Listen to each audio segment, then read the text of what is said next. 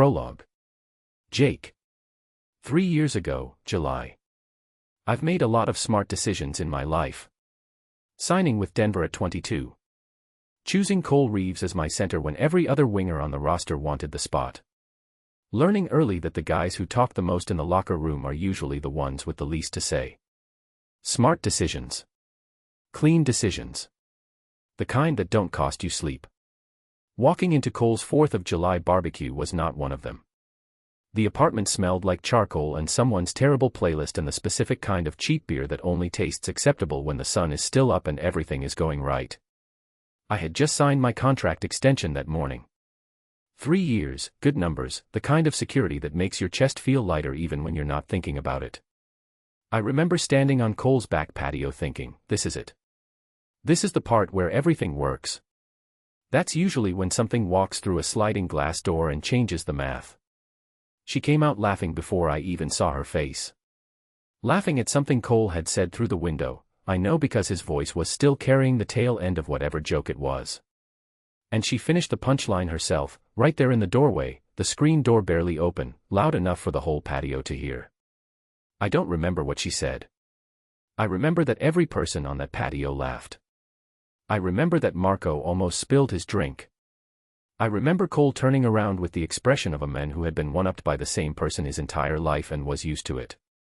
And I remember the exact second I looked at her and felt something I had no business feeling. It wasn't just the laugh. It was the way she stood, like she owned the 12 feet around her without trying to. Like she'd walked into a yard full of professional hockey players and had a single thought about it, and that thought was probably something sharp and dry and entirely correct. She had Cole's eyes. That was the first thing I clocked, before anything else. Dark, direct, the kind that find the thing you're trying to hide and look at it without making a scene about it. I looked away. Looked at Cole. Cole was already walking toward her, already saying her name, Mia, you finally made it, and she was saying something back about the parking and the heat and the fact that his directions were, apparently, a disaster. Mia. I filed it away the same way I filed things I wasn't going to touch. Clean. Practical. Done. The next 2 hours were fine. I was fine. Marco introduced himself, because Marco introduces himself to every woman within 30 feet as a matter of personal policy. A couple of the other guys drifted over. She held her own, not performing, not trying, just holding her own the way some people do without realizing it's something other people can't do. I stayed on my side of the patio. Cole found me by the cooler around the second hour, grabbed a beer, knocked his shoulder into mine the way he does when he wants to say something without making it a whole thing. She's something, right? I took a long drink. Who? He gave me the look. The one that said he knew I knew who. Mia. My sister. The one who just made Hendrix laugh so hard he choked. She's funny, I said. Don't, he said. Just that. One word. No heat behind it, no accusation. Just a line in the ground, drawn clean, the way Cole drew everything, clear enough that you could step around it without pretending you didn't see it. I looked at him. He looked at me. We'd been friends for 6 years by then. We didn't need whole sentences for most things. I'm not, I said. He nodded. Took a drink. Good. And that was it. That was the whole conversation. Because that's how Cole and I worked, efficient, honest, no performance. I told him I wasn't, I meant I wasn't, and that should have been that. I went back across the patio. Talked to Hendrix about the upcoming season. Ate 3 hot dogs. Did not look at Mia Reeves any more than I would look at any other person in the yard. I was very good at it. By the time the afternoon started cooling off, I had it handled. I had a whole taxonomy for it. She's Cole's sister, she lives in Portland, she exists in a completely separate part of the world from the part one occupy, end of story. Clean. Done. Smart. I was standing on the curb watching people leave when she came out the front of the building with her bag over one shoulder and her keys already in her hand. She said goodbye to someone behind her, I didn't catch who, and then she was walking to her car, which was parked across the street, and I was standing close enough that she passed within a few feet of me. She slowed. I don't know why she slowed. Maybe she was going to say something. Maybe she was just checking her phone. But she slowed and I looked over and for about 3 seconds we were just two people standing near each other in the early evening with the city going quiet around us. She had a small smudge of something, mustard, maybe, on the side of her hand. She didn't know it was there. "Good party," she said. Like she was filing a report. "Yeah," I said. "Cole throws a good one." She looked at me for 1 second longer than necessary. The direct look. The Cole look. And I had the specific feeling of someone reading a page in a book you thought was facing away from them. Then she smiled, small, quick, gone, and kept walking. I watched her get in the car. I watched her pull out. I watched the red lights at the end of the block, getting smaller, until they turned and disappeared. Good, I thought. Easier this way. I went back inside. Had another beer. Talked about nothing important with people I liked. Did not think about the smile that was there and gone before I could decide what to do with it. Did not think about it at all. I got very good at that too. 3 years later, she moved in next door. Chapter 1. New start, wrong building. MIA.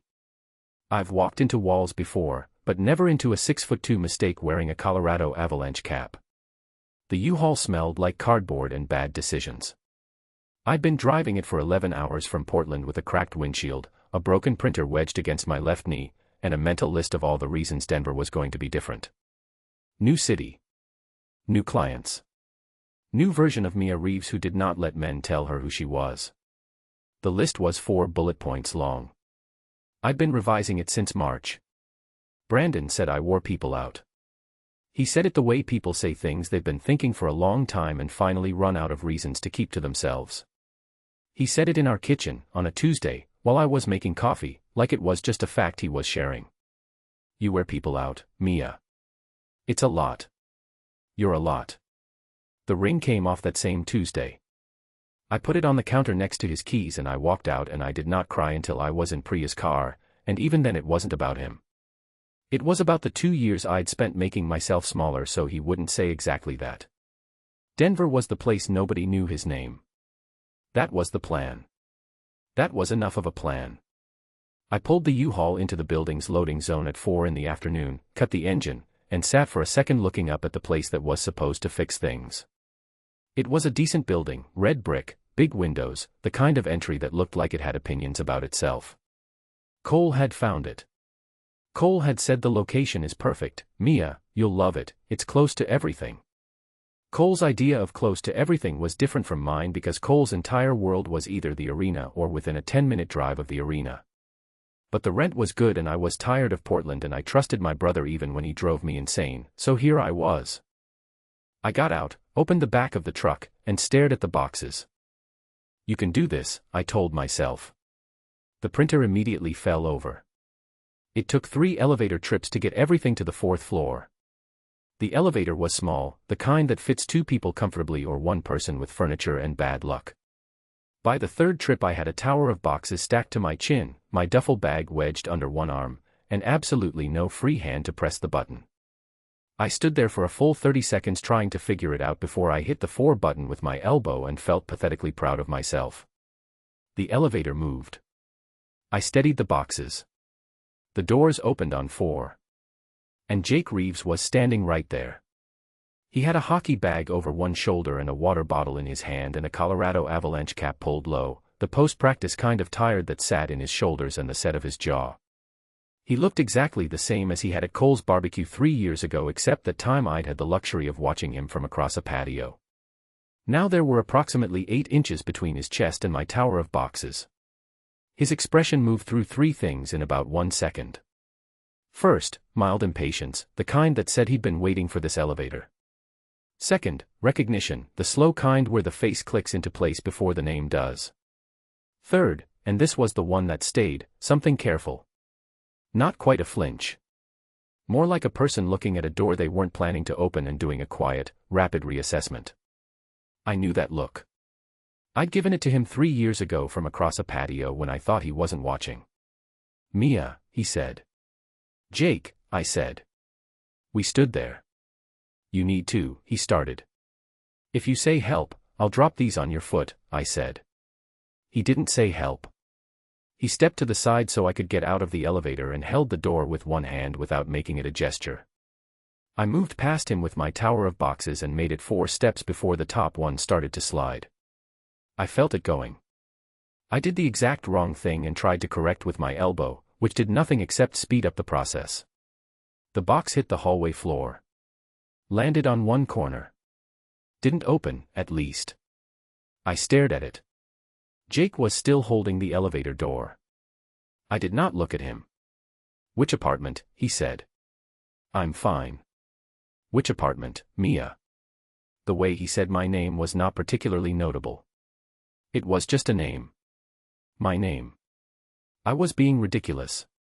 4B, I said. He let the elevator go, picked up the box that had fallen, and started walking down the hall like that was simply what was happening now. I followed. Because what else was I going to do? He set the box down outside 4B and turned around while I put my key in the lock. He didn't offer to take anything else. He didn't offer to help carry things up from the truck. He just stood there while I got the door open, and when I finally looked back at him he had that same look, careful, measured, like he was doing arithmetic in his head and had arrived at an answer he didn't love. "Cole, no, you're on this floor," he said. Cole found me the apartment. Something passed across his face. "Right. Do you live?" I started. 4C, he said. We both looked at the door marked 4C. It was literally next to mine. Not down the hall, not across from it, right there, 2 feet to the left, close enough that if we both opened our doors at the same time the handles would probably touch. "Of course," I said. He nodded once. Like, yeah, I know. Like he was also doing the math on what this meant and finding the same answer. "I'll stay out of your way," he said. I wasn't worried about that. Good. Good, I said. He went into 4C. The door closed. I stood in the hallway for 3 full seconds and then went into 4B and put my boxes down and thought very clearly, Cole. I am going to kill Cole. The apartment was actually nice. That was annoying, because I'd been ready to have something to complain about. Big windows facing the street, good light even at 4 in the afternoon, a kitchen that had actual counter space. The bathroom tiles were original and slightly strange but in a way that felt considered rather than neglected. I walked through it once, decided it would do, and started unpacking with the focused energy of someone who needed to not think. I unpacked 3 boxes of design work stuff. I set up my laptop on the kitchen table because my actual desk was still in the truck. I tried to turn on the broken printer out of habit and it made a sound like a small animal in distress. "Yeah," I told it. "Same." My phone buzzed. "Priya. Did you get there? Are you dead? What does the place look like?" I sent her a photo of the window with the city visible below it. She replied with 6 fire emojis and then, "When do I visit? Also, have you eaten? You forget to eat when you're in motion." I hadn't eaten since a gas station sandwich outside of Grand Junction. I went to look in the refrigerator that I had, obviously, not yet stocked. My phone buzzed again. This time Cole. "Hey, just remembered, Jake lives on your floor. 4th floor. Be nice to him." I stared at the text. Just remembered. My brother, who remembered every stat from every game he played in the last 4 years. Who reminded me about my own dentist appointments. Who could tell you what he'd eaten for breakfast on any given game day in the last 2 seasons. Just remembered. I looked up from my phone. Right at the wall that separated 4B from 4C. Then back at my screen. Then at the door labeled 4C in my head, which was apparently also the door labeled Cole's best friend since they were teenagers, off limits, not your problem, do not touch. I typed back, define be nice. Cole, Mia. Me, noted. I put my phone face down on the counter. Through the wall, I could hear the faint sound of something, a TV, maybe, or music, low and far away. Just enough to know the wall was thin. Just enough to know he was right there. Of course he is, I thought. I went to find a pizza place that delivered. Chapter 2. Rule number 1 has entered the building. Jake. I knew she was coming. That's the thing I keep coming back to. I had a full 3-week warning. Cole told me in the locker room after a practice in late September, Mia's moving to Denver, end of October, and I nodded and said, good for her, and went back to unlacing my skates. I handled it. I filed it. I was ready. And then the elevator opened on the 4th floor and she was standing there with a tower of boxes and the exact same direct look she'd had at that barbecue 3 years ago, and everything I'd filed came right back out. Here's what was true about that day before the elevator: I was tired. Not the tired that sleep fixes. The other kind, the kind that builds up over a season and lives in your joints and the back of your eyes. We'd had a hard practice. Coach had run us through line drills twice because he didn't like how the first pairing was reading each other, which meant I'd been out there longer than my knee wanted. I don't talk about the knee. Not to Coach, not to the team doctor, not to Cole. Especially not to Cole.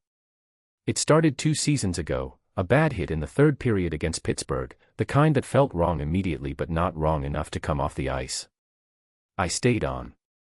We won. I convinced myself it was nothing and then I spent the next several months convincing myself harder. By the time it stopped being something I could argue with, I was too far into the season to stop and I was too scared of what the real answer looked like to go find it. So I iced it. Every practice, every game, in the dark of my apartment so nobody had to see me do it.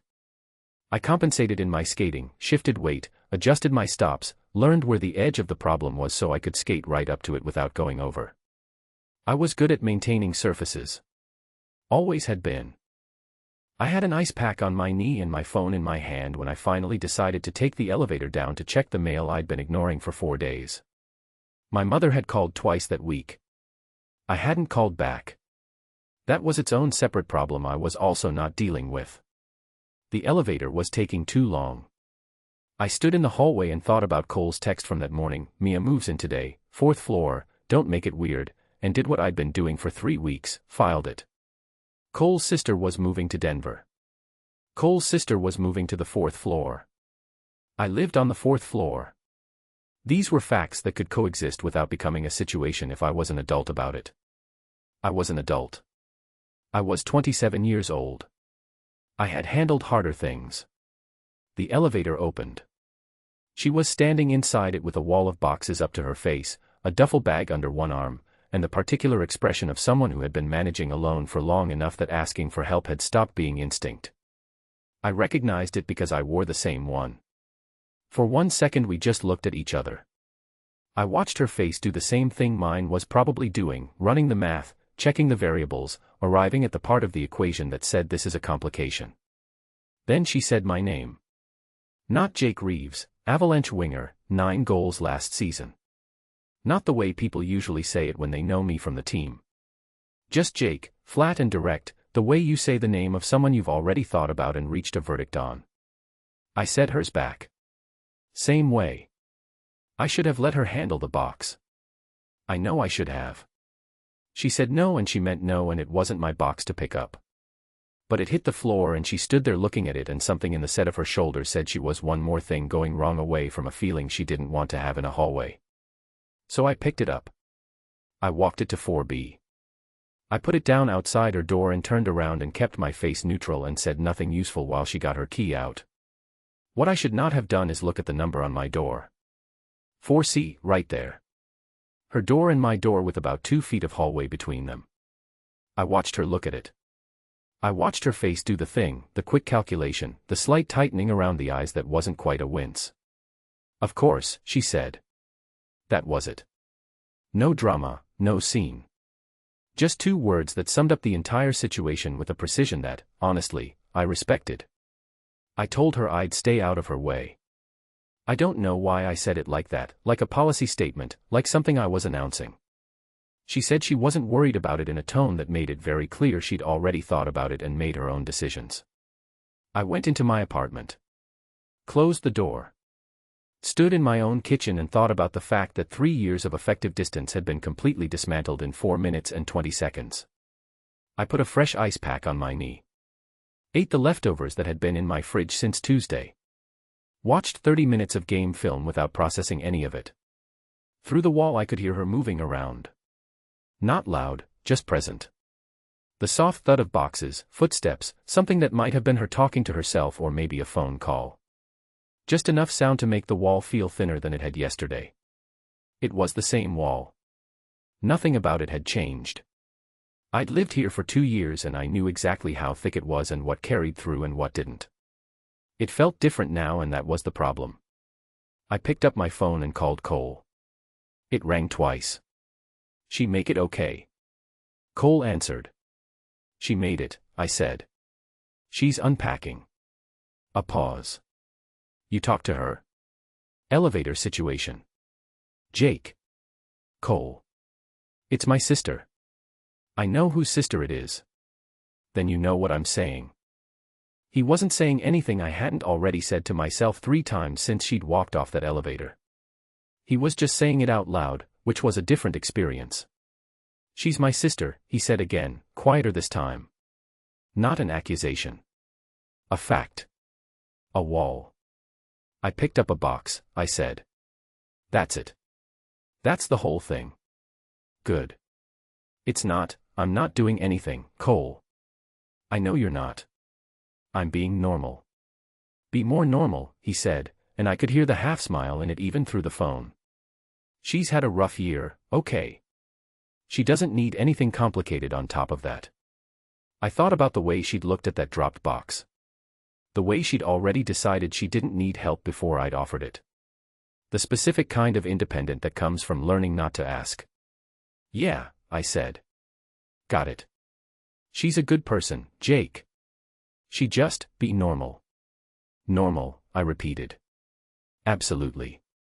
I'm normal." "Why do you sound like that when you say it?" "I don't sound like anything. I'm normal right now." Cole laughed. Easy, warm, the way he laughed when he was actually relaxed and not performing relaxed. I'd known that laugh for 10 years. I knew every version of it. "Tuesday practice, 7 a.m., he said. "Don't be late." "I'm never late." "You were late twice last month." "Twice doesn't count as never." "Good night, Jake." He hung up. I put my phone down on the counter and stood in my kitchen and looked at the wall. The wall that separated 4C from 4B. The wall that was, by any physical measurement, about 8 inches of drywall and insulation. Through it, I could hear music now. Low, something with feeling in it, not background noise, the kind you actually chose. The kind you put on when you were settling into a space and making it yours. I should not know that about her after 40 minutes of proximity. I should not be standing in my kitchen at 9 p.m. drawing conclusions about what kind of music a person puts on when they're alone. I went to bed.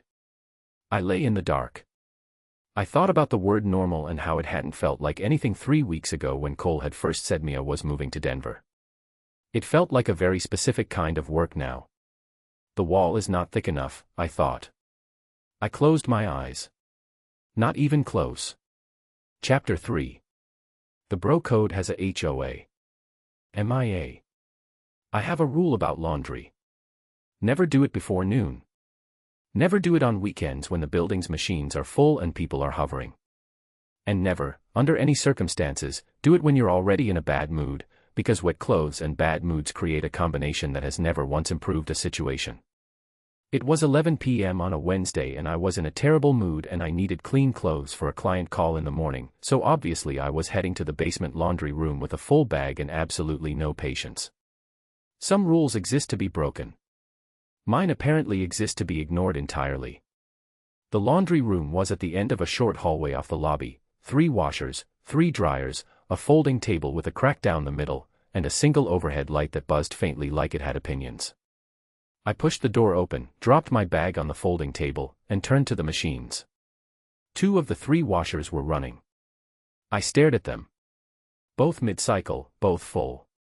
I pulled out my phone, checked the time like it was going to tell me something different, and stood there doing the math on whether I was willing to wait 40 minutes for a machine or go back upstairs and wear yesterday's jeans to my client call. Then I looked at the shelf above the machines. There was a hockey bag on it.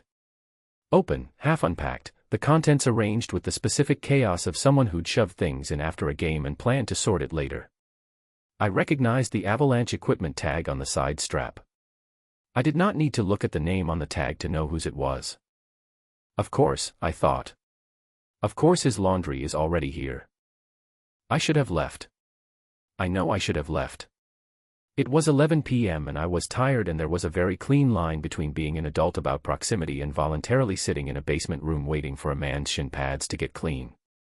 I had drawn that line myself, in my own head, in my own handwriting. I pulled a plastic chair up to the folding table, sat down, and opened my laptop. Because I'm an adult, and adults do their laundry regardless of whose hockey equipment is already occupying the machines. He came in 14 minutes later. I knew it was him before I looked up. The footsteps were the right weight, unhurried in that particular way, and then the door opened and there he was in gray sweatpants and a worn-out t-shirt with a small hole near the collar, carrying a fabric softener bottle like he'd picked it up at the last second on the way out of his apartment. He saw me. Something moved across his face, not quite surprise, more like the expression of a person who had specifically not planned for this and was now recalibrating. "You do laundry at 11 p.m., he said. Not a question. "You do laundry at 11 p.m., I said back. He looked at the two running machines. Then at the hockey bag on the shelf. Then at me. "I can come back," he said. "You don't have to." "I don't want to." "Jake. Sit down or stand up, it doesn't matter, I'm not leaving because your shin pads got here first." He looked at me for a second.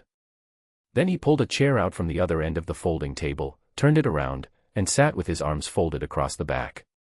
He put the fabric softener on the table between us like a small, domestic border marker. I went back to my laptop. He picked up his phone. We sat like that for about 4 minutes, which felt longer than it was. "The machine on the left runs long," he said. I looked up. "What?" "Whatever's in the left one, it runs about 8 minutes longer than the display says. Building never fixed it. If you put stuff in there thinking you have time to do something else, you don't." I looked at the left machine, which was currently churning his laundry. "Is your stuff in the left one?" "Yeah." "So you told me this, why?" "So you know for next time." I looked at him. He was looking at his phone again, fully focused on it, completely casual, like he hadn't just done something considerate without making it a production. I looked back at my laptop. "Good to know," I said. 3 more minutes of silence. The machines hummed. The overhead light buzzed. I was trying to focus on an invoice and not doing a particularly good job of it. "Does it do that thing," I said, "where it sounds like it's eating something?" "Which thing?" "Halfway through the cycle." "Like," I made a sound that was a fairly decent impression of a washing machine encountering something it fundamentally disagreed with. Jake looked up from his phone. Looked at me. Then at the machine. Then back at me. "Yeah," he said. "That's the shin pads. Every time. Every single time. And you keep putting them in there. The right machine is always taken. So the machine is eating your shin pads on a weekly basis and your solution is to just keep feeding them to it." He opened his mouth. Closed it. Looked at me with the expression of a person who had just heard their own logic described back to them and found it wanting. "It hasn't eaten them yet," he said. "That's not a strategy, Jake. That's denial." And then he laughed. Not a polite laugh, not the social kind. A real one, short, caught off guard, like it got out before he decided whether to let it. He pressed his mouth together after, like he was trying to put it back, but it was already gone and the room was different for it. Something shifted. Not dramatically. Just, the quality of the air between us changed, the way a room changes when someone finally opens a window. I looked back at my laptop. My invoice was still unfinished. I typed 3 words that were probably wrong. "The machine has a name," he said. I looked up. "Sorry. The building super calls it Gerald. The left machine. He told me when I moved in." He paused. He said Gerald has never lost anything permanently. Just holds things hostage for a while. "Gerald," I repeated. "Gerald." I stared at the machine, which was currently making a sound that I now absolutely understood was the shin pad hostage situation beginning. "I feel like Gerald and I are going to have a complicated relationship," I said. Jake looked at the machine.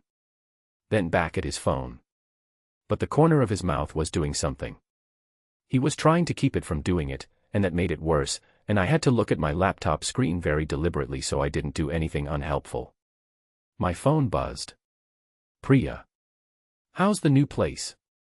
Have you met any cute neighbors yet? Ask me how I know to ask that. I turned the phone slightly away from Jake and typed, I met my brother's best friend. He lives next door. It's fine. Everything is fine. Priya's response took 11 seconds. I counted. Jake Reeves. Cole's Jake. Mia. Mia. Stop typing in all caps. I am Googling him right now, do not tell me to stop. I put my phone face down. Good news or bad news, Jake said, not looking up from his own phone. What? Whatever that face was. I don't have a face. You had a face. It was a neutral expression. It was a, my friend just said something I can't respond to in present company, expression. Those are different. I picked up my phone. Flipped it over. Priya had sent 4 more messages. The last one said, oh. Oh. Mia. He is not normal. This is not a drill. My friend is being dramatic, I said. What did she say? Nothing relevant. He went back to his phone. I went back to Priya, who was now apparently deep in what I could only assume was an image search, because the next message was just a series of increasingly unhinged punctuation marks. I typed, he's my brother's best friend and my next-door neighbor. There is nothing happening. Priya, there will be. Me, good night, Priya. Priya, I'm just saying. That jawline is a hazard. I locked my phone. Put it in my bag. Focused aggressively on the invoice. The washing machines hummed. Gerald made another sound. Jake reached over without looking and turned the dial on the left machine by a quarter turn, apparently from memory, and the sound stopped. Does that work every time? I said. 80% of the time. That's not a very good percentage. It's better than 0. I thought about that for a second. That's also not a very high bar. No, he agreed. It's not. He said it quietly, like it meant something slightly different than washing machines, and then he went back to his phone and I went back to my invoice and we stayed like that until both our cycles finished. We moved our laundry to dryers side by side, mine to the right, his to the left, because Gerald was apparently going to be a fixture, and sat back down without deciding to. At 12:30 I had clean laundry, a finished invoice, and a very specific awareness that talking to Jake Reeves in a basement laundry room at midnight was much easier than it should have been. Which was exactly the problem. I transferred my laundry to my bag, said goodnight without making it anything, and went upstairs. I put my clothes away. I made tea I didn't drink. I sat on my bed and thought about the laugh, the real one, the surprised one, and told myself it was nothing. It was the kind of nothing that you have to tell yourself about twice. I was on the edge of sleep when my phone lit up. Priya, final message of the night, I'm just going to leave this here and let you sit with it, neighbor. Next door. Brother's best friend. The universe is writing something and I think you should read it. I turned my phone over and went to sleep. I did not think about the laugh again. Not more than twice. The next morning I opened my front door at 9 a.m. to grab the Thai food I'd ordered, extra basil, which Priya always said was a character flaw and I said was a character strength, and Jake was standing in the hallway. He was already dressed, jacket on, keys in hand, clearly on his way out. He was also holding my takeout bag. We both stood still. Delivery guy knocked on my door, he said. I think he saw the 4 and stopped. I looked at the bag. It had my order printed on the receipt taped to the front, my name, my address, and yes, the extra basil specification listed in the special instructions. Jake held it out. Extra basil, he said. The guy said it was important. It is, I said. He was looking at me in that careful, measured way. Not smiling. Not smiling. Just looking, with the same steady attention he'd given the washing machine the night before when he decided to turn the dial instead of wait. I took the bag. Neither of us moved for just a second too long. Then he said, "Have a good day," and walked to the elevator, and I went back inside and closed my door. I stood in my kitchen and held my Thai food and thought, this is going to be a problem. I opened the bag. Extra basil. Perfect. A significant problem, I thought. I sat down to eat it anyway. Chapter 4. Everything Cole has ever trusted me with. Jake. Hockey practice at 7 a.m. is its own kind of honest. There's no performance at 7 a.m. The ice doesn't care what you did last night or what's sitting in the back of your head. You're either moving right or you're not. You're either reading the play or you're a second slow and the whole line feels it. The ice is the one place I've always been able to stop thinking about everything else and just be the thing I'm best at. That morning I was half a second slow through every drill, and coach noticed by the third one. Reeves. Again. I reset. Ran the drill. Better, not perfect. Beside me on the left, Marco Diaz came through clean and fast, the way he always did, like skating was just his natural state of being and the ice was doing him a favor by being there. You good? Marco said it quietly, shoulder to shoulder as we skated back to the line. Fine. You're compensating on the right side again. I'm not. You are. Left hip too far back, like you're protecting something. He said it without any edge, just observation. Marco was good at observation and worse at pretending he hadn't made it. The knee. Drop it. He dropped it. That was the thing about Marco, he knew when to push and when to file something away for later. He filed it. I could feel him filing it. I reset my weight. Ran the next drill with my form correct and my knee screaming quietly in the way it always did when I told it to cooperate on demand. It cooperated. It always did, right up until the point where it decided it wouldn't, and I'd gotten very good at finding where that line was and stopping before I crossed it. It was fine. Everything was fine. Coach ran us hard for 2 hours. Afterward, in the locker room, the noise level came back up the way it always did after ice, everyone louder, looser, the practice tension releasing into talk and music and the specific smell of 20 men who had just done something physical and were very comfortable with each other about it. Marco took the spot next to mine on the bench and started unlacing his skates. Across the room, Hendricks was arguing with our goalie, Torres, about something involving a movie none of us had seen. Somebody had music going from a phone in the corner. And then Derek Walsh sat down 3 spots down and started talking. Derek Walsh had been with the team for 2 seasons.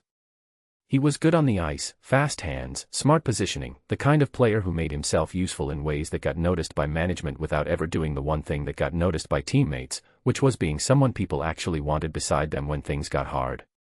He was smooth in the way that had no texture to it. Friendly the way a surface is friendly, easy to move across, nothing underneath. Good practice, Derek said to the room, not to anyone. Line drills were rough. Line drills are always rough, Hendricks said. Reeves was off today, Derek said. Still to the room. Still not to anyone. First half, anyway. I kept unlacing my skates. I did not look up. Reeves is fine, Marco said. Flat, clean, no warmth in it. I know. Just saying. Derek smiled the smile that meant nothing. We all have off days. He went back to his phone. I went back to my skates. Marco looked at me once, sideways, and I shook my head slightly. Not worth it. Never worth it with Derek. He wasn't doing anything wrong, that was the thing about him. He never did anything you could point at. He just put things in the air and walked away from them. I let it go. I was good at letting things go. Cole found me in the hallway outside the equipment room, already in his street clothes, waiting with the specific patience of a man who had something he wanted to say and was working out how to say it. Hey, he said. Hey. He fell into step beside me. We walked toward the exit without either of us deciding to. It was our standard move. Cole and I had been having important conversations during walks since we were 19 and had figured out that face-to-face felt like too much pressure for both of us. Mia called me this morning, he said. Yeah. Said the apartment's good. She likes the windows. He paused. Said she ran into you in the laundry room last night. Machines were full. Right. Another pause. The automatic doors opened and we walked out into the cold morning, breath clouding in front of us. She doing okay? Settling in? Seemed like it. She have everything she needs up there. Cole. I talked to her for 20 minutes over a washing machine. I don't know her inventory. He almost smiled. Not quite. She had a rough year, Jake. I'd heard this before, the general shape of it. Brandon. The engagement. Mia moving back from Portland. Cole had never given me details and I hadn't asked for them because they were not mine to ask for. She seems good, I said. She's good at seeming good. He said it quietly, looking ahead. That's the thing with her. She handles everything on her own because she thinks asking for help means she's failing at something. He was quiet for a second. She's been through enough. She doesn't need complicated. I heard every word he said. I also heard the words he didn't say. Cole and I had been best friends for a decade. I knew what he meant when he said complicated. He meant me. My reputation, which was not entirely unearned, I had a history of short timelines, easy beginnings, easier endings. I had never done anything cruel, never made promises I knew were false, but I had also never stayed long enough for any of it to become real. Cole knew this. Cole had watched it happen with women over the years with the particular expression of a man keeping count. He had never once said anything about it except this, she doesn't need complicated, and he was saying it now, walking out of our team's practice facility, and it landed exactly where he intended it to. I know, I said. Good. I picked up a box, Cole. I know you did. And we were both in the laundry room. I know that too. So what are we? I'm not accusing you of anything, he said. Steady, straightforward. I'm just telling you where we are. She's my sister, and she's had enough. That's all. He stopped at his car. Unlocked it. Looked at me over the roof. Tuesday game, he said. You buying the first round after? When don't I? He got in. Drove away. I stood in the parking lot and thought about every version of myself Cole had already accounted for before this conversation. The short timeline version. The easy exit version. The version that was genuinely good at being Cole's best friend and genuinely bad at everything that required him to stay. He wasn't wrong about any of it.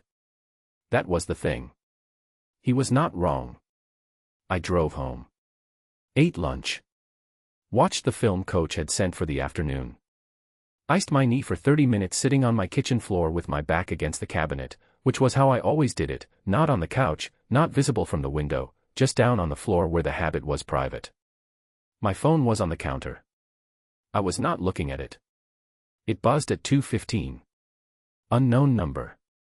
Then, is the hot water in 4C also broken or just mine? I stared at it. It was a text about hot water. That was what it was. A practical question from the person next door about a building maintenance issue, sent to a number she'd presumably gotten from her brother for emergencies. Hot water was an emergency. This was fine. I typed, it's fine in mine.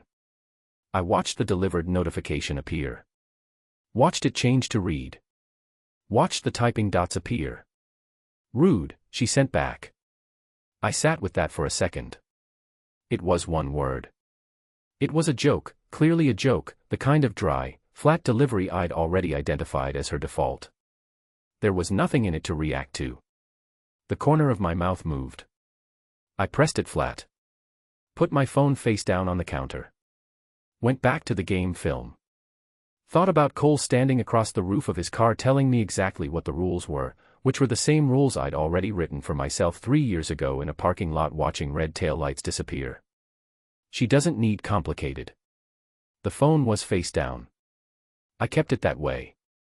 I almost smiled and I did not allow myself to, which was the first time in a while that not doing something required actual effort.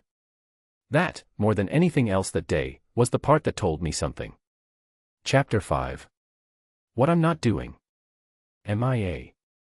I was not thinking about him. Let me be very clear about that. I had a life. I had clients, I had deadlines, I had a morning run routine I'd been building since Portland and was not going to let collapse just because I'd moved cities. I had a brother who texted me every morning to ask if I'd eaten, which was infuriating and also the most consistent form of love I'd ever received.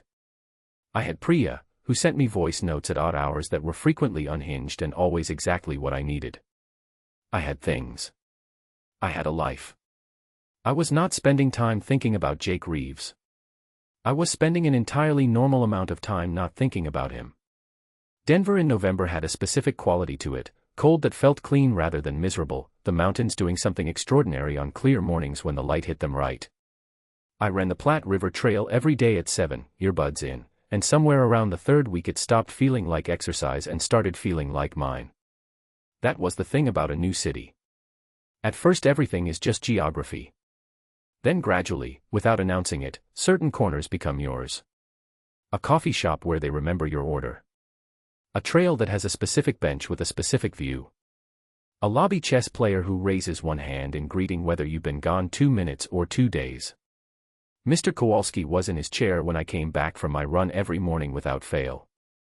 He was somewhere between 70 and ancient, with white hair and a chessboard that was always mid-game against an opponent I never saw. "You run the same route," he said on the 4th morning, without looking up from his board. "I like the same route." "Creatures of habit," he said. "This is not a criticism." He moved a piece. I stood there in my running clothes, slightly out of breath, watching him study the board. "Who are you playing against?" I asked. "Myself." He looked up. "I play both sides. It is the only way to understand what the other person is thinking." I thought about that for a second. "Does it work?" "Sometimes." He went back to the board. "Sometimes you understand the other person perfectly and you still make the wrong move. This is also useful information." I went upstairs. I thought about that more than I probably should have for the rest of the day. Priya came on a Friday. She arrived with a weekend bag, strong opinions about my furniture arrangement, and the specific energy of someone who had been waiting for permission to interrogate me in person for 3 weeks. She walked through the apartment, nodded at the windows, said "good light" in the tone of someone checking items off a list, and then turned to me. "Where is he?" "He's at practice." "You know his schedule?" "I know when hockey practice is, Priya. Cole plays for the same team. It's not surveillance." She sat on my couch and looked at me with the expression she used when she thought I was lying to myself. She used it a lot. "Have you talked to him since the laundry room?" "We text sometimes." "About?" "Plumbing. Mostly plumbing." She blinked. "You're flirting through the building's infrastructure." "We are absolutely not flirting." I asked about the hot water. "What did he say?" "That his was fine." And then I said that was rude." Priya looked at me for a long moment. "And then what did he say?" "Nothing." "He didn't reply." "He didn't reply," she repeated, like this was information she was filing under a specific category. "He went quiet after you called him rude." "Yes." "Mia. That man is working very hard not to talk to you. Or he's just a person who doesn't reply to every text. People who don't care don't go quiet on purpose. They just don't reply." She pulled her knees up onto my couch. "People who are managing something go quiet on purpose. Those are different." I handed her a coffee and sat in the chair across from her and refused to have any feelings about this analysis. "Are you going to be like this the whole weekend?" "Yes," she said cheerfully. "Also Cole got us tickets to tomorrow's game and I already said yes before I told you." "Priya. It was a good opportunity." "You said yes to my brother without asking me." "I said yes to free hockey tickets, which is a different transaction." She drank her coffee. "You can be annoyed about it or you can come watch your brother play hockey and tell me you feel nothing." I looked at her. "Fine," I said. She smiled into her mug. "I know. The Avalanche Arena was the kind of loud that lives in your chest. I'd been to games as a kid when Cole first got called up, sat in whatever seats the team gave family and watched my brother on ice and felt the specific pride that was different from watching someone you loved just be successful. It was watching someone be exactly the thing they were made for. Different feeling entirely. I hadn't been to a game since I'd moved to Denver. Sitting in the stands with Priya, I remembered why. It did something to me, watching Cole play. Still did. He was one of the best defensemen in the league, and I was biased, but I was also right, and there was something about watching him move on ice that made the sibling pride in my chest physically uncomfortable in the best way. That was what I told myself I was watching. Then Jake came on for his line and I stopped telling myself anything because the argument became more complicated. He moved differently than Cole. Cole was controlled, every motion deliberate, a defenseman's economy. Jake was something else. Not reckless, but forward. Like he was always arriving at the place the puck was going to be rather than the place it was, and the ice between here and there was just a detail.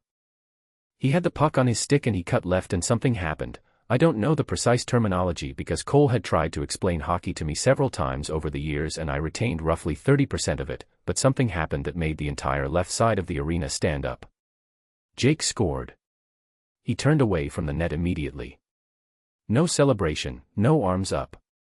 He looked straight to the bench, found Cole, and Cole tapped his stick on the ice twice. I watched it happen. I watched the two of them across all that ice, the small, private language of it, the years of shorthand between them, and I thought about how much of Jake's world was built around my brother and how much of Cole's world was built around Jake and how completely I lived outside the perimeter of both. I looked at the bench instead of the ice. Professional distance. The family waiting area after the game had a specific energy, relief, mostly, cut with the particular awkwardness of people who love the players trying to act normal in a room together. Cole emerged first, still damp from the shower, face lit up the way it always was on a win. "You came," he said, like he was genuinely surprised, which he was not. Priya said yes before I knew she'd been asked. Cole grinned and hugged me. "What did you think?" "You were good. The whole team was good." The winger on Jake's. Cole. He stopped. Looked at me. The grin shifted to something more careful, and he let it go. "Come meet some of the guys." He steered me toward a cluster of teammates, names I half knew, faces I vaguely recognized from the games Cole had dragged me to over the years. Priya materialized at my elbow with 2 drinks from somewhere, handed one to me, and looked around the room with the bright-eyed focus of a woman cataloging everything for later. Then someone stepped in beside me and I knew it wasn't Cole because Cole was 6 feet away and the presence beside me was different, more deliberate, more smooth. "You must be Cole's sister." He was tall, dark hair still damp, good-looking in a way that was immediately apparent and almost immediately uninteresting. The smile was wide and held a second too long. "Derek Walsh. Left wing." "Mia Reeves," I said. "I know." He said it like it was a compliment. "Cole talks about you. You just moved to Denver, right?" "A few weeks ago." "How are you finding it?" He touched my elbow when he asked. Light, brief, the kind of touch that was technically nothing but functioned as a claim. I took a small step to the right to create space without making it a statement. "It's good," I said. Cole was 3 feet away and I could feel him monitoring the conversation without looking directly at it. That was Cole's superpower, peripheral management. Then the room shifted slightly, the way rooms do when someone new enters, and I looked up and Jake was coming out of the locker room hallway. He was in his street clothes already, dark jacket, the kind of tired that a good game leaves you with, which was different from the bad kind. He scanned the room the way he always seemed to, quick and efficient. He found Derek first. Then me. Something moved across his face that I couldn't name from this distance. He looked at Derek's position relative to mine. He looked at my position relative to Derek. It took about 2 seconds and then it was gone, the expression, whatever it was, replaced by the neutral surface he kept up like a habit. He said something to Marco, who had appeared beside him. He did not come toward me. He shook a few hands, said something to Cole that made Cole laugh, and then he was near the exit. He glanced over once. I was already looking somewhere else. Mostly. He left. The lift home smelled like pine air freshener and Priya's presence, which was to say it smelled like impending conversation I wasn't ready for. She waited until we were 3 blocks from the arena. Then, the winger looked at you the entire second period. He was watching the crowd. That's what players do during. Mia. Priya. She turned in her seat to face me properly. He was watching you watch the ice. That's not a thing. It is absolutely a thing, and I watched it happen for 20 minutes from 3 seats away. She paused. The other guy, the one who touched your elbow. Derek Walsh. Walsh. Jake saw that. Jake and I are neighbors. He's Cole's best friend. He wasn't. He left right after, Priya said. He was talking to people, he was fine, and then Derek touched your elbow and he said 2 more things and left. The lift moved through the city. I looked out the window. The streets were bright with the kind of cold night clarity that made everything look more significant than it was. It doesn't matter, I said. Mia. He's Cole's best friend. My voice came out more flat than I intended. Cole made himself very clear on that subject, and Jake has done nothing, not one single thing, to suggest he's anything other than my neighbor who gave me building maintenance tips. I looked at her.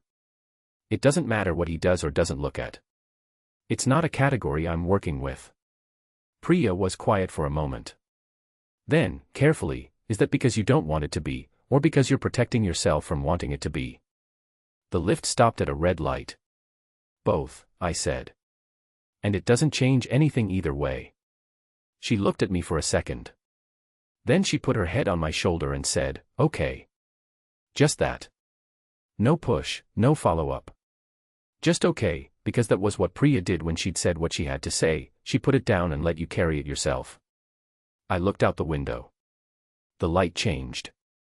I thought about his face in that room, the 2 seconds before it went neutral again, and then I stopped thinking about it and kept my eyes on the city instead. I was very good at that by now. I was getting better at it every day. Chapter 6. What I shouldn't have noticed. Jake.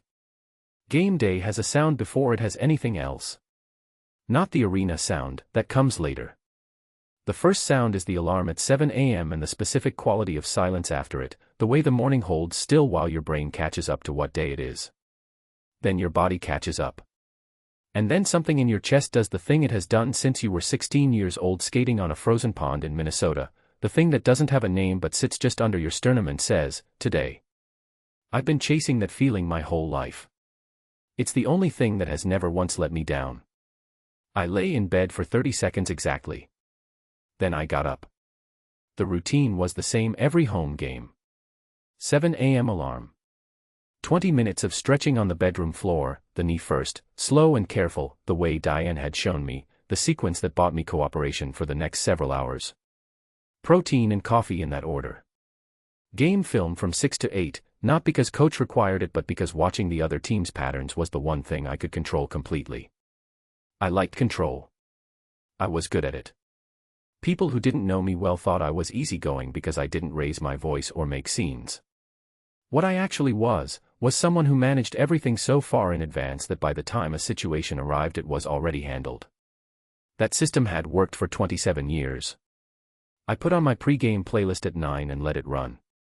The same list, always the same list, never shuffled. Marco had given me grief about it last season. You've had the same song since 2019, Jake, nothing new has been made. And I'd told him the list worked and I didn't change things that worked. He'd looked at me with the expression he used when he thought I was missing a larger point and said nothing else about it. The point was, routine kept things clean. Routine meant you didn't have to think. You just moved through the sequence and trusted what the sequence built, which was the mental quiet you needed to play a good game. I didn't think about the 4th floor at all during the pregame routine. Not once. The arena was loud by the time warm-up started, the specific crowd-building energy that started low and filled upward, and I could feel it even in the tunnel before we went out. That was the thing about the Pepsi Center, it held sound differently than other buildings. It stacked it. By puck drop it would be a physical thing, sitting on your shoulders, pushing back against every movement.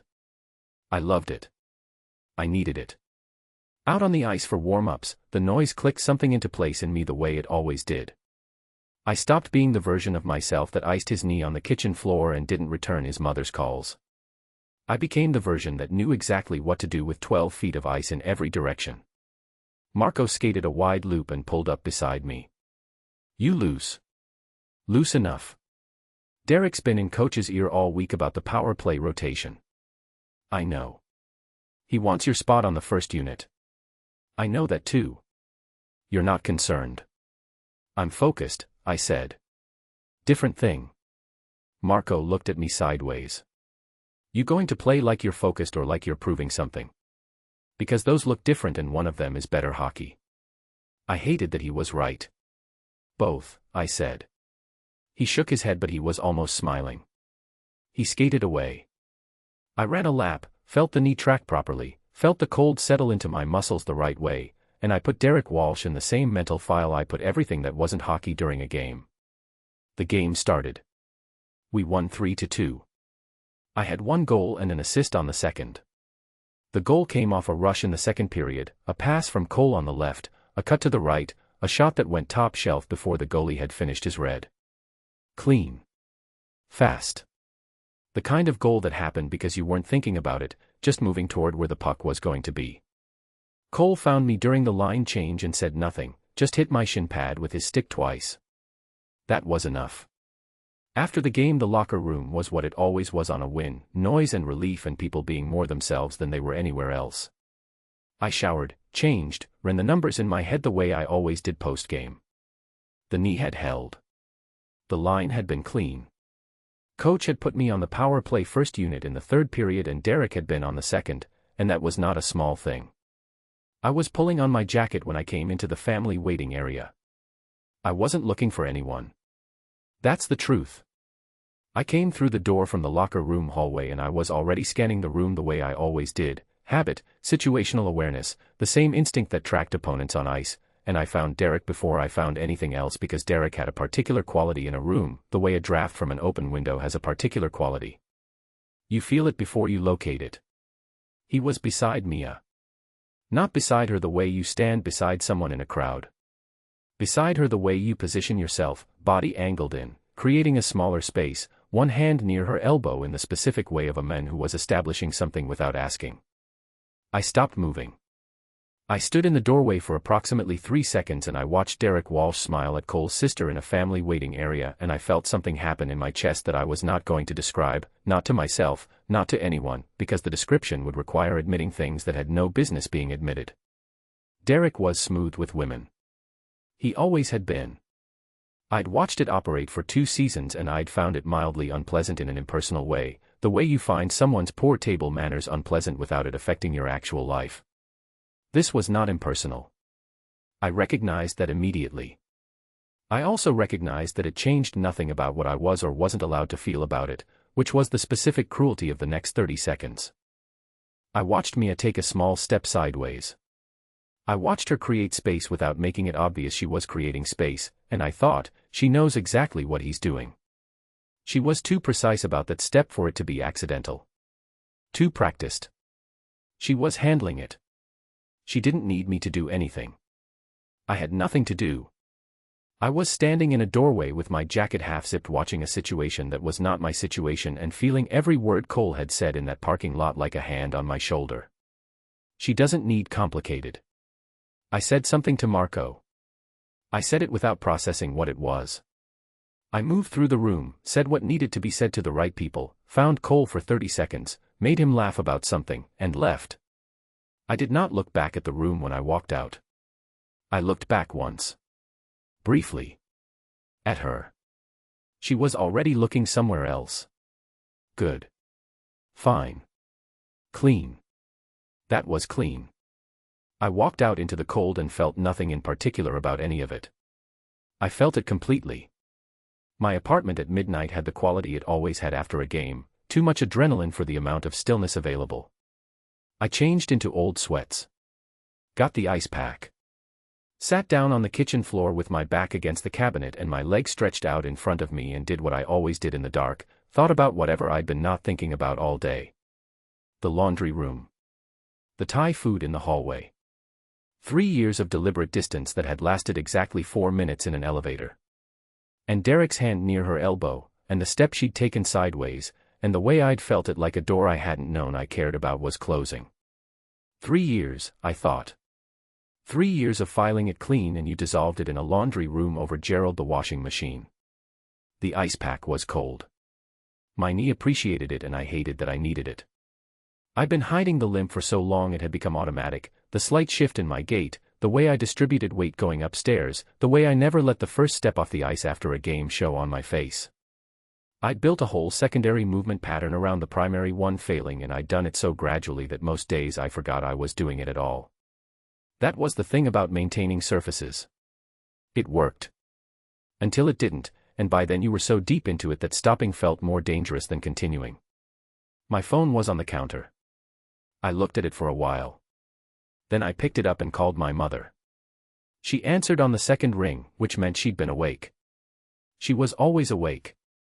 My mother operated on the same internal schedule she'd run since we were kids, up before 6, asleep by 11, everything in its place and time. The schedule had survived my father leaving in 2 moves and the particular quiet of a house after her sons grew up and went somewhere else. Jake. Her voice had that specific warmth that had nothing to perform for it. Just warmth. I saw the game. Yeah. What did you think? I think you look thinner. Are you eating? Ma. It's a real question. You look like you're running on coffee and willpower. I had a whole pregame meal. At 7 a.m. What about the rest of the day? I thought about what I'd eaten. It was not a list that was going to satisfy her. I'll eat tomorrow, I said. She made the sound she'd been making my entire life when she thought I was being an idiot about something important. Then, the knee looked stiff in the third period. I went still. My knee was fine. Jake. Ma. My knee was fine. She was quiet for a moment. The silence had a texture to it, not angry, not pushing, just open the way she'd always been open.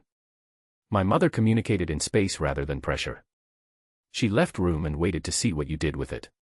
Cole called me last week, she said. I know. He worries about you. Cole worries about everything. It's how he's built. He says you're good. A pause. He also said his sister just moved to Denver. I waited to see where this was going. She didn't go anywhere with it. Just let it sit there. Is she nice? Yeah. She's good people. I knew that I'd been hearing that for 27 years.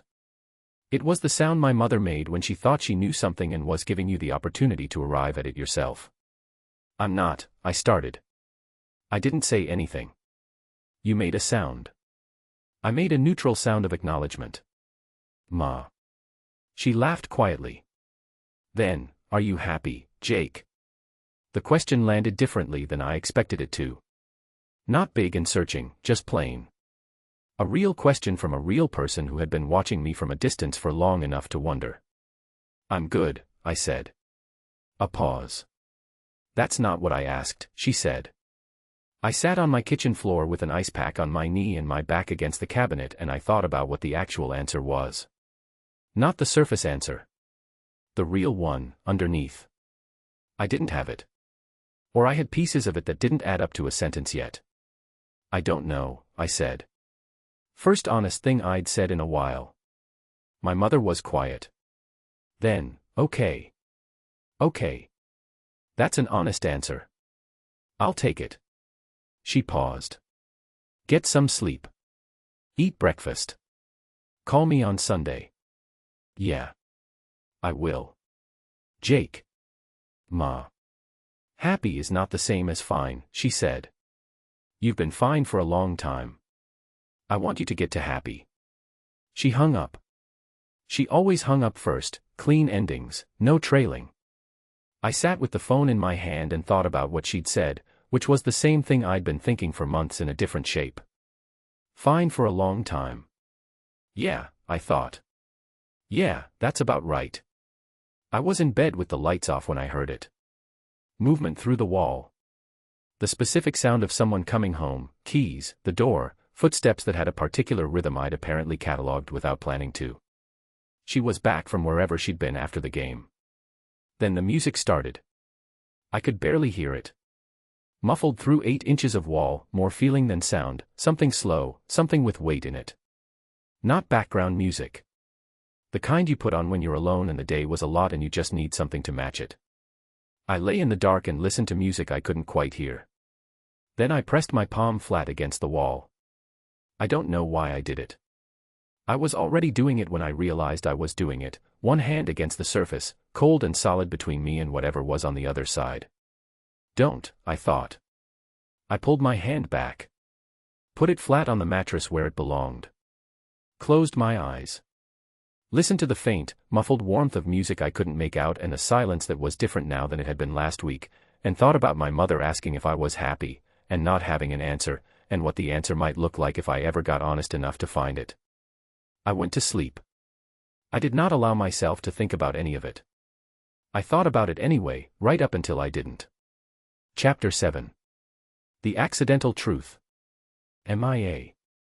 I heard it through the wall and I knew immediately it was wrong. Not a loud sound. That was the thing. It wasn't a crash or a shout or anything that announced itself. It was one dull thud, the kind a body makes when it meets a floor it wasn't planning on, and then silence. The kind of silence that has a quality to it. Too complete. Too held. I sat at my kitchen table with a half-finished logo file on my screen and I waited for the follow-up sound. Footsteps, or a door, or the TV, or anything that said the silence was nothing. The silence stayed. I closed my laptop. Pulled on my hoodie. Knocked on 4C. It took him 20 seconds to open the door, which was also wrong. Jake Reeves opened doors the way he did everything else, without hesitation, already in motion. 20 seconds meant he was getting there from somewhere he hadn't planned to be. He answered with one hand braced against the frame and his jaw set in the specific way of someone managing a significant amount of pain by not giving it any face to live in.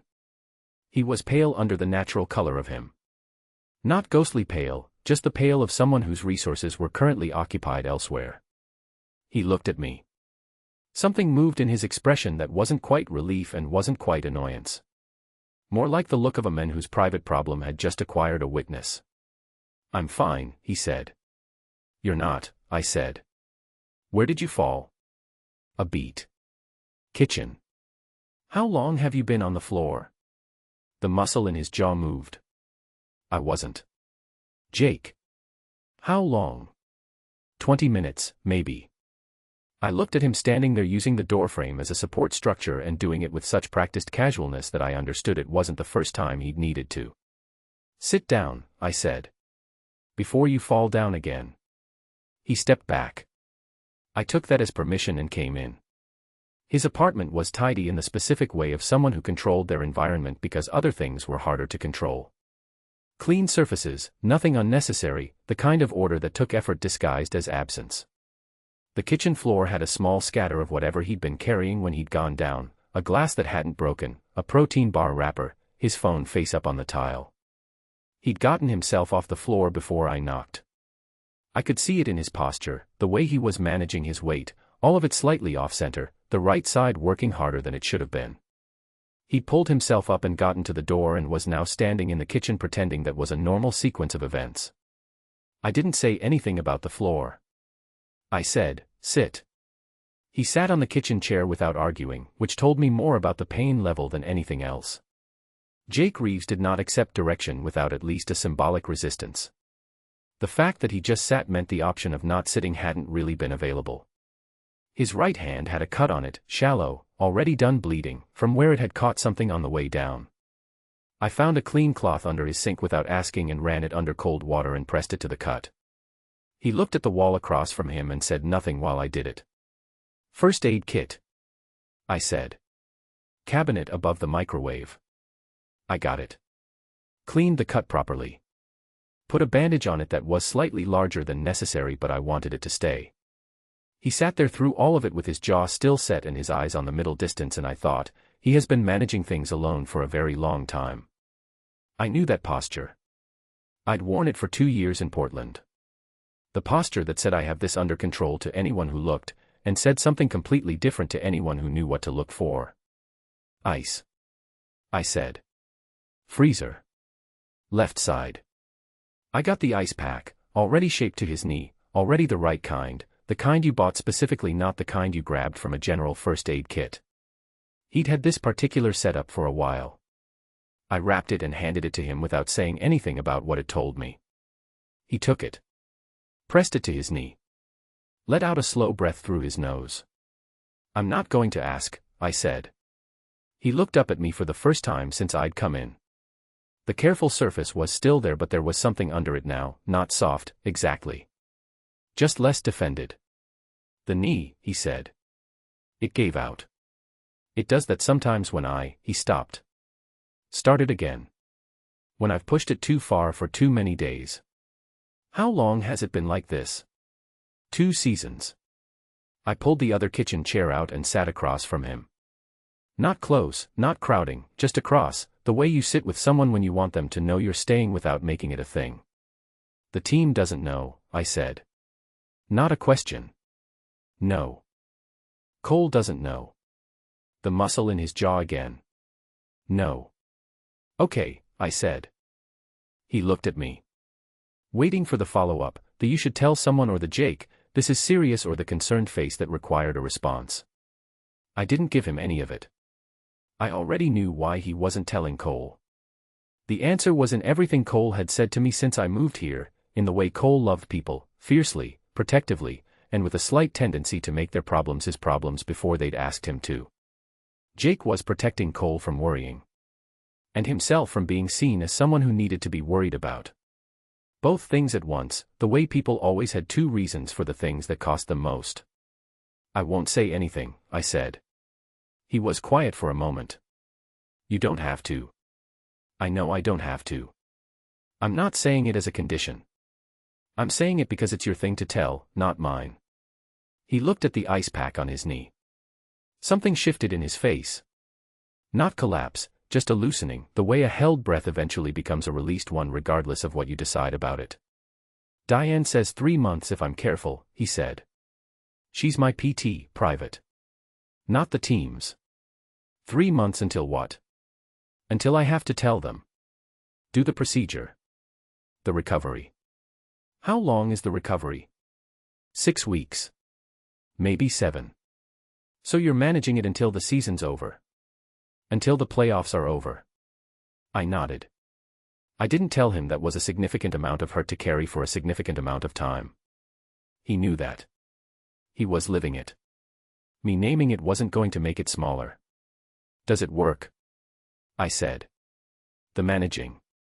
Most days. Today wasn't most days. Today was the kitchen floor, he said. Yeah. We sat there for a moment. The ice pack hummed with cold. His kitchen clock ticked. Rain that had been threatening all day started in quietly against the window. What were you working on? He said. I blinked. What? Before you knocked. I heard you through the wall earlier. Laptop keys. A logo, I said. New client. Tech startup that wants to look like it has a soul. Something in his expression loosened further. Do they? Debatable. They keep saying words like human-centered in emails and I keep trying to figure out if that's aspiration or description. What's the difference? Aspiration means they want to be better. Description means they think they already are. I looked at him. Description is worse. You can't improve something you think is already finished. He considered that. That's a good way to think about it. It's why I ask a lot of annoying questions in the first meeting. You can tell pretty quickly which one you're dealing with. What questions? So I told him. And somehow that turned into the first design project I'd ever killed because the client was definitely in the description category, which turned into the worst client I'd ever had, a furniture company in Portland that changed the brief 6 times in 3 weeks, which turned into Jake telling me about the worst road trip he'd ever been on, which turned out to be a November stint in the Eastern Conference where 3 different hotels lost their reservations, 2 buses broke down, and Marco had brought an extremely aggressive emotional support pet that was technically a bird but behaved more like a warning. A bird, I said. He said it reduced his anxiety. Did it? His anxiety, yes. Everyone else's, absolutely not. What was the bird's name? Gerald, he said, completely straight-faced. I looked at him. You named the laundry machine after Marco's bird. I didn't name the laundry machine. The super named the laundry machine. He paused. The timing is probably a coincidence. I laughed. He did too, almost at the same time, and for a few seconds the rain and the kitchen clock and the sound of us laughing at Marco Diaz's anxiety bird filled the apartment, and it was easy in a way that I hadn't expected anything to be easy for a long time. I stayed an hour. I should have left after 30 minutes, the reasonable, sensible timeline for patching up a neighbor's hand and providing a social buffer while they iced a bad knee. I stayed an hour because the conversation kept going and I kept letting it, and because the rain was coming down harder outside and neither of us mentioned the time. When I finally stood up to leave, he stood too, carefully, his weight distributed right, the practiced compensation that I now understood the architecture of. He walked me to his door. 3 meters. He held the door. "Thank you," he said. He gestured at his hand. "For not asking. Thank you for opening the door. You knocked pretty loud." "I knocked normally." "You just weren't going to open it." He looked at me steadily. He didn't deny it. "Good night, Jake," I said. "Night, Mia." I walked to 4B. I went inside. I put my back against my closed door and stood in my own kitchen in the quiet and thought about the way he'd looked when I told him I wasn't going to say anything, not grateful, exactly. More like a man who'd been braced for a particular impact and had to recalibrate when it didn't come. I thought about the hour of conversation that had happened around the actual thing, the easy orbit of 2 people who had apparently found a way to talk to each other that neither of us had been planning on. I thought, knowledge compounds. I picked up my phone and texted Priya before I could think about it too long. "I think I'm in trouble." The response came in 4 seconds. All caps. I knew it.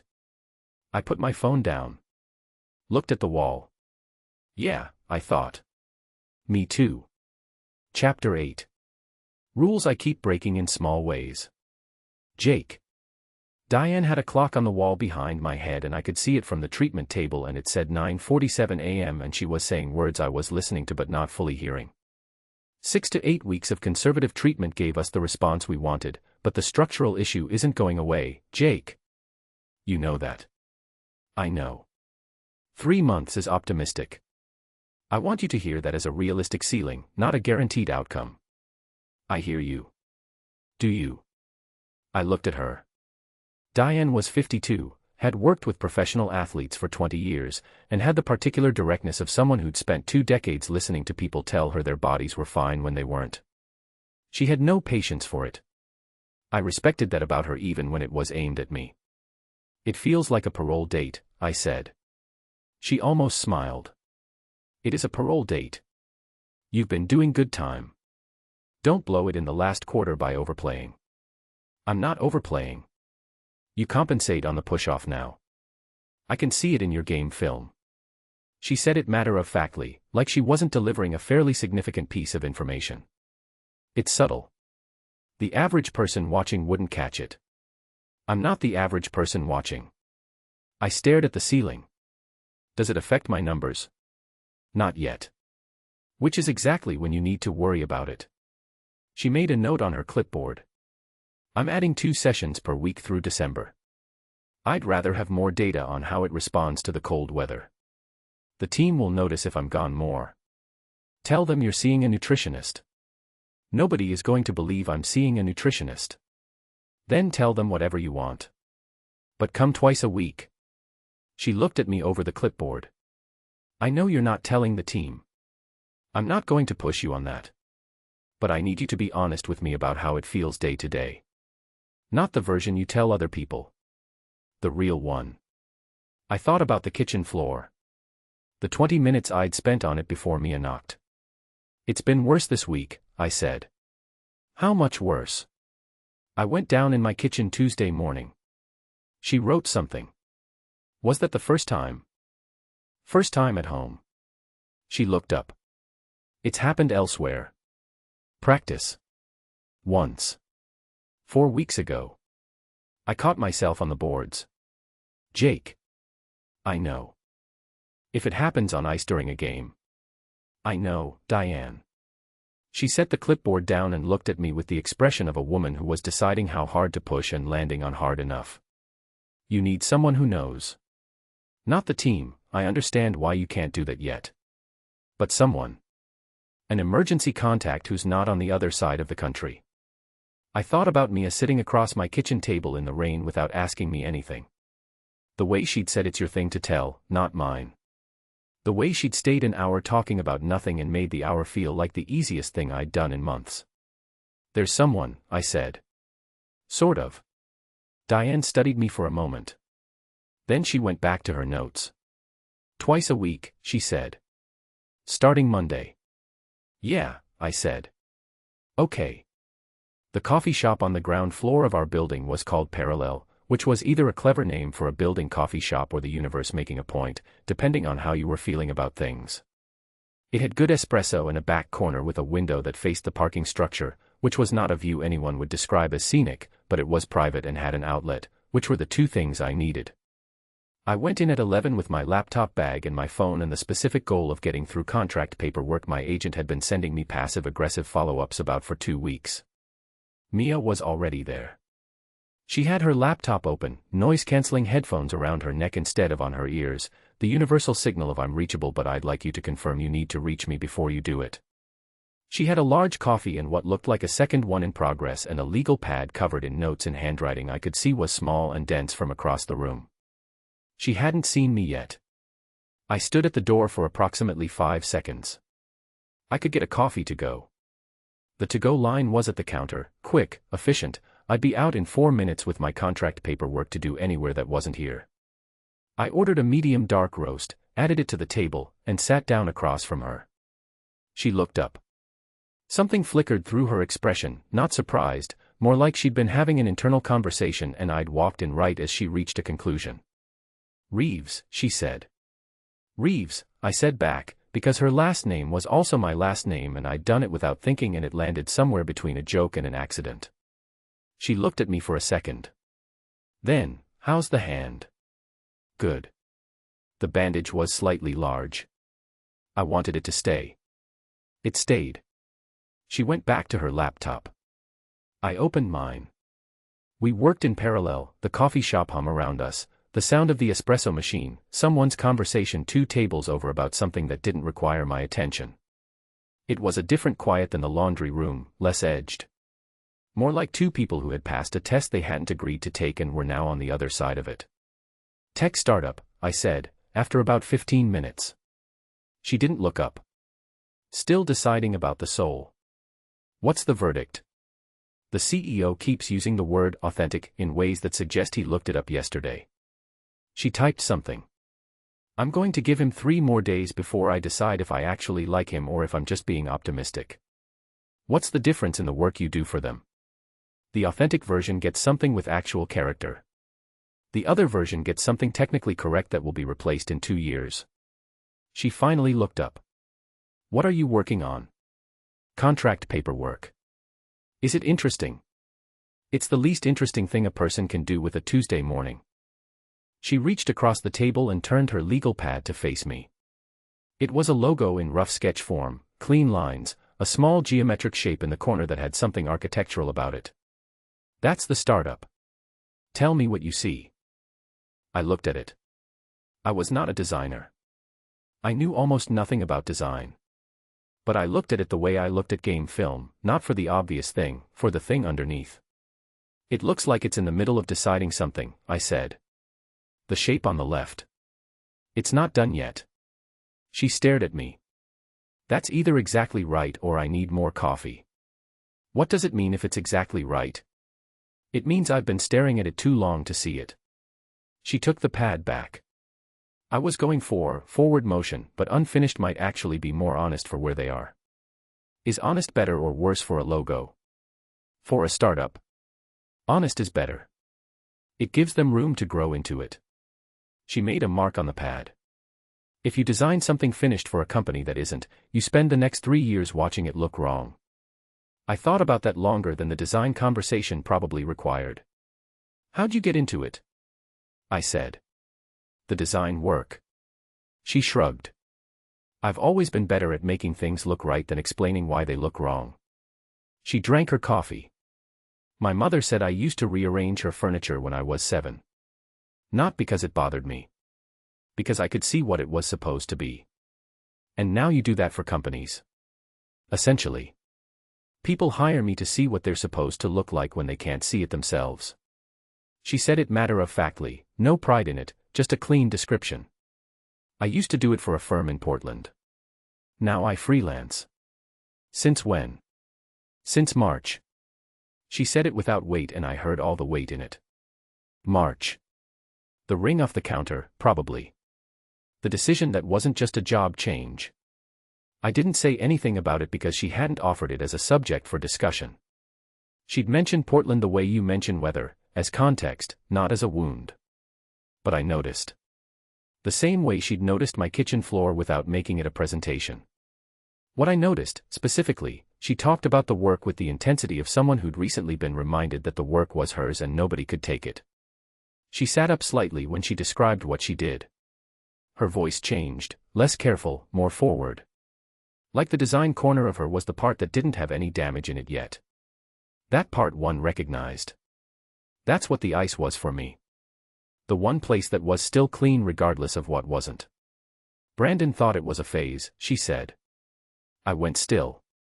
She was looking at her laptop, not at me, and she said it the way people say things they hadn't planned to say out loud, forward momentum of the sentence taking them further than they'd mapped. The freelancing, she said. He thought it was a phase I was going through before I found something stable. He kept sending me job listings for in-house positions. She clicked something on her screen. He used the word real job once and then looked at my face and tried to take it back. Did you let him? No. Good. She looked up at that. Brief, direct. A small thing passed between us, not a whole conversation, just an acknowledgement. Then she went back to her screen. He wasn't malicious about it. He just had a specific picture in his head and I didn't fit it and he spent 2 years trying to adjust the picture rather than look at me. I thought about all the things I could say. I said none of them because none of them were mine to say and she hadn't asked for any of it. The work is real, I said. Anyone can see that. She was quiet for a second. Then, yeah. A breath. Yeah, it is. She made another mark on her legal pad. I went back to the contract paperwork that was somehow less interesting than it had been before. We worked for another 30 minutes before her phone buzzed and she said it was a client call, and I said I needed to get back anyway, and we packed up with the comfortable, unannounced coordination of 2 people who'd been sharing a space without negotiating it. We walked back to the building together. Cold outside, the November sky doing what Denver skies did in November, flat and gray and low, like it was thinking about snow but hadn't committed yet. Neither of us filled the silence. I'd noticed that about her, she was one of those people who didn't feel the need to manage quiet. Most people I knew talked into silence because they were uncomfortable with it. She walked through it the same way she walked through everything else. Like it was just more space. In the lobby, Mr. Kowalski raised a hand from his chess table without looking up. Mia said, "Afternoon, Mr. K," without stopping. I nodded at him. He studied his board. At the elevator, Mia pressed 4. I pressed 4. We both looked at the matching buttons and she made a sound that was almost a laugh, small, through her nose, the sound of someone finding something funny before they decided whether to let it show. I didn't look away fast enough. She didn't either. The elevator opened on 4. We walked to our doors. I got my key out, and I don't know what made me say it, the conversation, the 2 hours, the way she talked about Brandon with the careful flatness of someone who'd been working through something for months, but I said it before I thought about whether I should. "Hey, Mia." She turned. Keys in hand, already half facing her door. The gray light from the hallway window caught the side of her face and she looked at me with that direct look, the one that found the thing you were trying to hide and looked at it without making a scene. "The extra basil matters," I said. She blinked. Once. I watched her run it, the Thai food, the morning in the hallway, the thing I'd noticed and remembered and was now telling her I'd noticed and remembered. I watched her arrive at what it meant. "Good to know you have taste, Reeves," she said. Her voice was steady and her face was almost neutral and I caught the very edges of something that wasn't quite a smile before she turned and went inside. Her door closed. I stood in the hallway. 1 second. 2. 3. I am absolutely in trouble, I thought. I went into my apartment and closed my own door and stood in my own kitchen and thought about the way she'd said my last name. The way it sounded different when she said it, like the same word in a different language that happened to look the same but meant something else entirely. 3 years. I'd lasted 3 years. And she'd been here 3 weeks. I looked at the wall between 4C and 4B.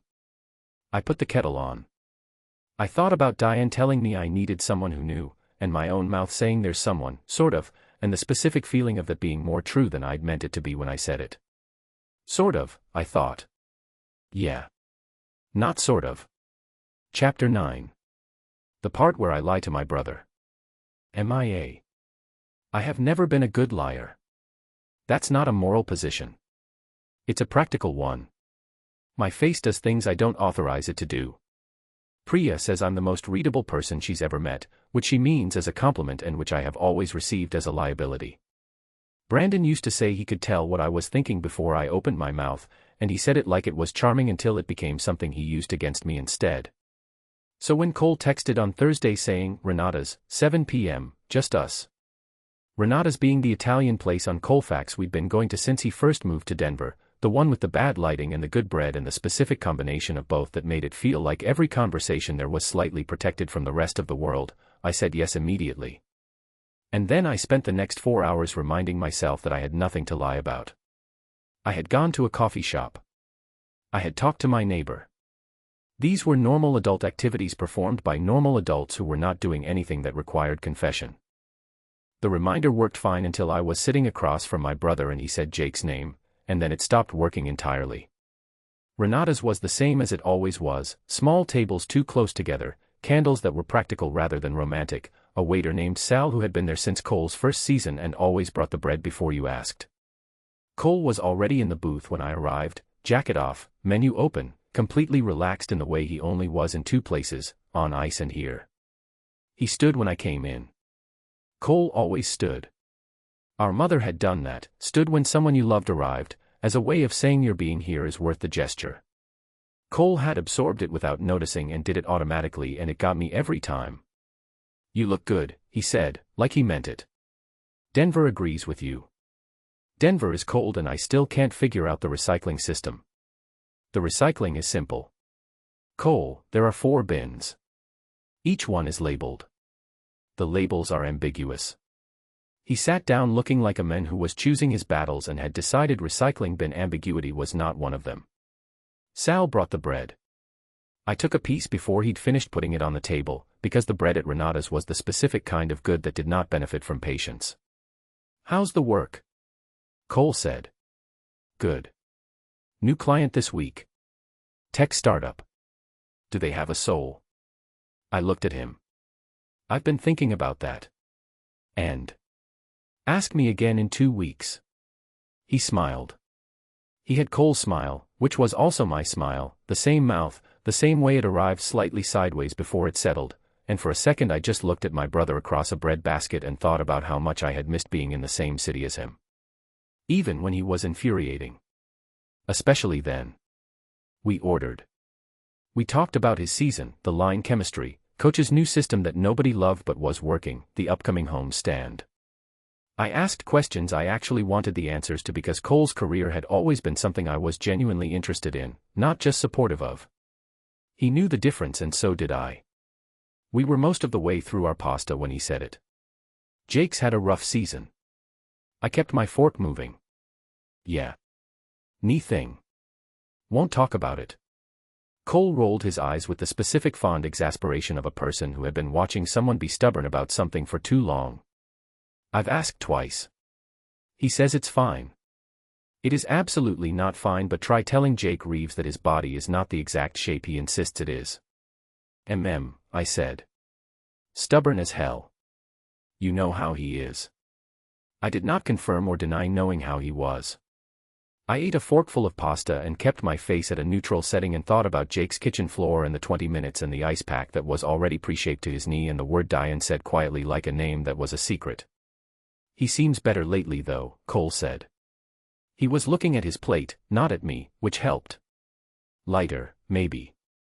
I don't know. Something's different. He shrugged. Probably just the season picking up. He always plays better in November. Right, I said. You've seen him around the building. A few times. We shared the laundry room once. And nothing. We did laundry. Cole nodded. Normal nod. No subtext in it. He believed me completely because what I had said was technically true, and also because Cole's brain did not naturally move toward the scenario that would make it complicated, because that scenario involved his sister and his best friend, and Cole's brain was extremely good at not housing scenarios it didn't want to house. I drank my wine. Actually, Cole said, with the specific tone of a man transitioning to a subject he'd prepared, Derek mentioned meeting you at the game last week. I looked up. Did he? Said you seemed great. Cole broke off a piece of bread. He asked about you. Cole. I'm just telling you what happened. You're telling me in a way that has a point at the end of it. He looked at me with the expression he used when he was trying to seem like he wasn't doing the thing he was doing. It didn't work on me. It had never worked on me. We were 2 years apart and I had been watching his tells since we were children. He's a good guy, Cole said. Carefully. Measured. Like he'd chosen the words in advance. Stable. Good career. Not as complicated as some of the other guys on the team. He was not describing Derek.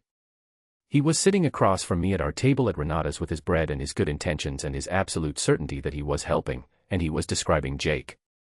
He was telling me what Jake was not, using Derek's name as the frame, and he was doing it with love, genuine, protective, the particular love of a big brother who had watched his sister come out of something hard and did not want to watch her go into something harder. I understood all of it. Every part of it. And I still felt it land somewhere solid in my chest. I'm not looking for anything, I said. Steady. True, also. I'm not saying you are. I'm just. Cole. Saying that if you were, Derek's not a bad option too. Cole. He stopped. Looked at me. The carefully encouraging expression held for a second and then shifted into something more honest, something that was less strategy and more brother. I just want you to be okay, he said. That's all it is. I know that. After Brandon. I know. You do this thing where you think you're fine and then you're not, and by the time I find out the not fine part has been going on for months. He wasn't accusing me. His voice was too quiet for accusation. I missed it last time. I don't want to miss it again. I thought about Portland. The way I described everything as fine in phone calls with Cole for a year and a half because I didn't want him to worry, and the fine had been technically accurate in the way that surfaces are technically accurate, smooth on top, structural damage underneath. I'm actually okay, I said. Not performing okay. Actually okay. He studied me. Cole was good at studying, it was in his skill set, reading what was real in a situation versus what was presented. He did it on ice 50 times a game, and he did it with me at dinner tables, and the fact that he was doing it right now and not finding what he was afraid of finding meant I was either actually telling the truth or I had gotten significantly better at surfaces. I was telling the truth. Mostly. I was okay. The Denver version of me was more okay than the Portland version had been in 2 years. That part was completely real.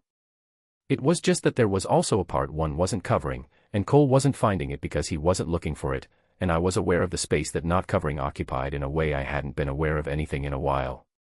Okay, he said. He believed me. Good. Sal brought the dessert menu. We shared the tiramisu the way we always did and talked about our mother's upcoming Christmas visit and the terrible movie Cole had watched on the team plane and the graphic design work Cole thought I should pitch to the team's marketing department. Normal things. Good things. The space I wasn't covering sat quietly the entire time and did not announce itself. At the door, in the cold, Cole hugged me the way he always hugged me, one arm, solid, the kind of hug that was more about presence than performance. I just want you settled, he said. After everything with Brandon. You deserve steady. I know, I said, into his jacket. He let go. Looked at me once more with the checking look.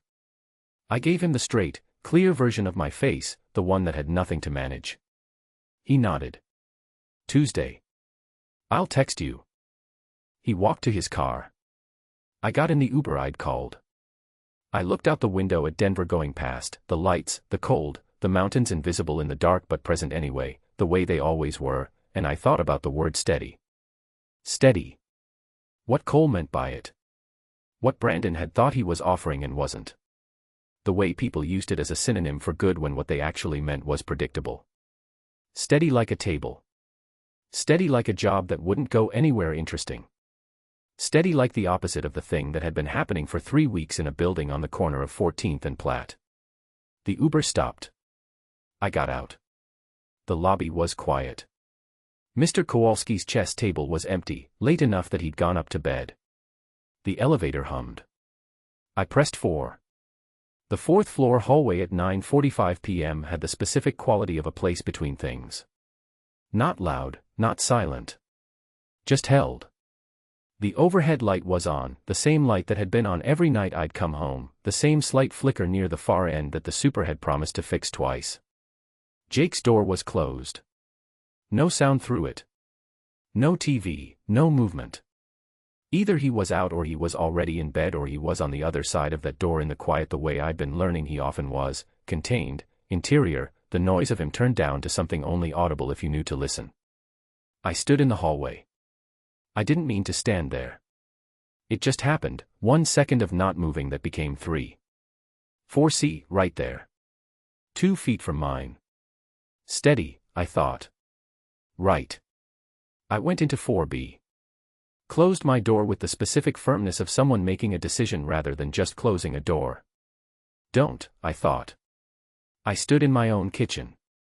Got a glass of water. Drank it. Looked at the wall. The wall did not offer any useful perspective. I went to bed and thought about the word steady until it stopped meaning anything at all, which took longer than I wanted it to. Chapter 10. The one where I make it worse. Jake. The first text was about nothing. That's the part one want to be clear about. I did not sit in a Calgary hotel room at 9 p.m. and make a deliberate decision to text Cole's sister. I picked up my phone to check the game stats from the East Coast matchup and somehow arrived at her name in my contacts, Mia, 4B, because I had labeled her that when she first texted about the plumbing, a self-preserving gesture that I now understood had been completely ineffective, and I sent one line. Does Gerald make that sound on the rinse cycle too or just the wash? I sent it and put my phone down and told myself it was a building maintenance follow-up. Normal neighbor communication. Fine. She replied at 9:47, he's an equal opportunity offender. All cycles. Also I think he ate one of my socks. I wrote back. She wrote back. An hour disappeared. Calgary in November has a quality to it that I'd describe as committed.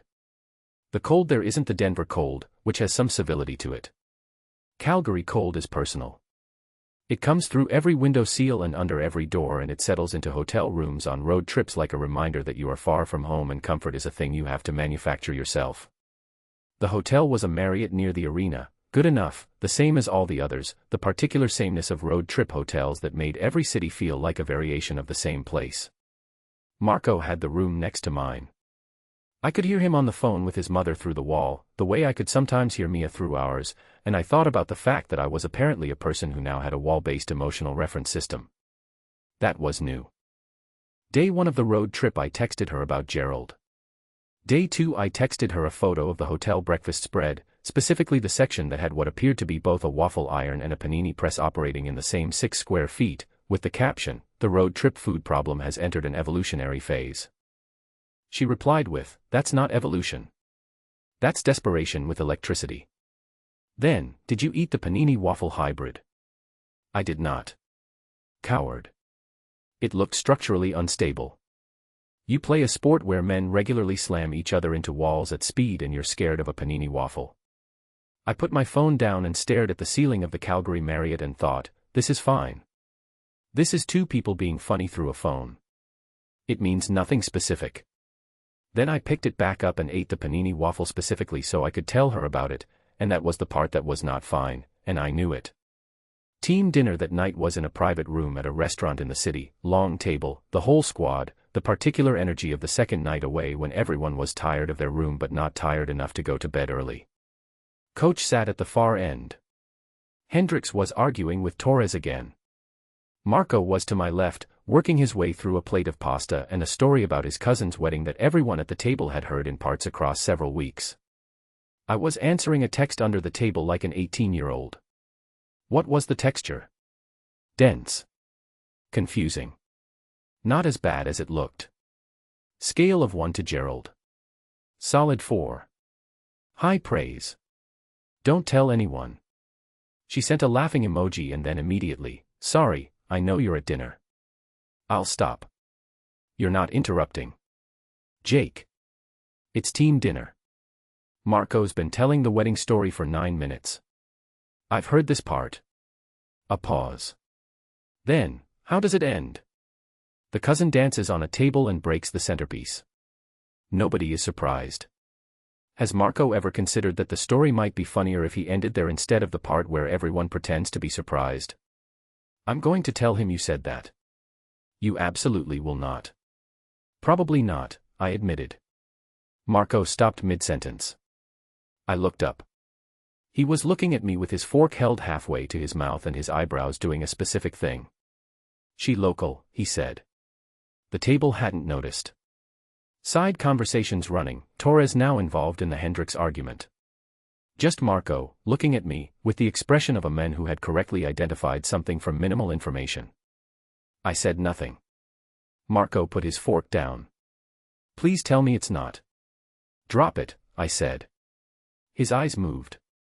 I watched him do the math, the she I hadn't confirmed, the phone under the table, the way I'd gone slightly still when he asked.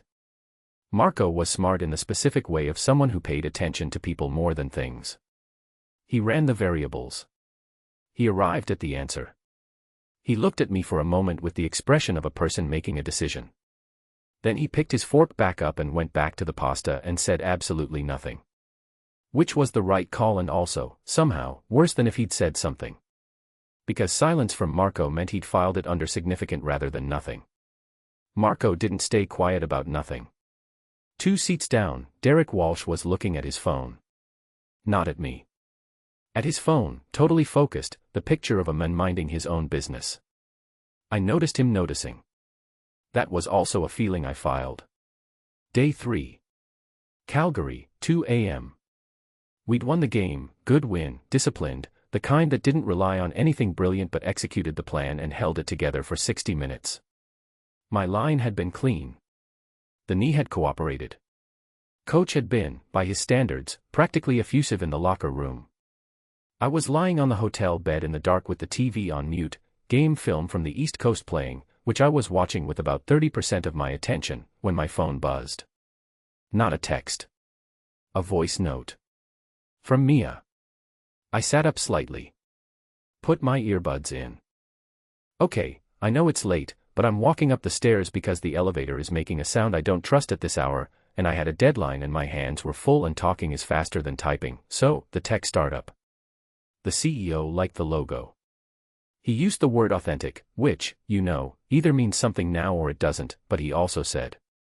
There was a sound, the stairwell door, probably, the specific echo of it, and her voice went slightly breathless, the kind that came from moving while talking.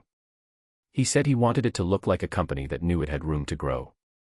And I was thinking about what you said, about it looking like it was in the middle of deciding something, and I think you were right. I think that's what I was trying to do and couldn't name it. So. That's it. That's the whole message. I just wanted to say that. A pause. I could hear her footsteps on the stairs, slower now. Also, Gerald absolutely has my sock.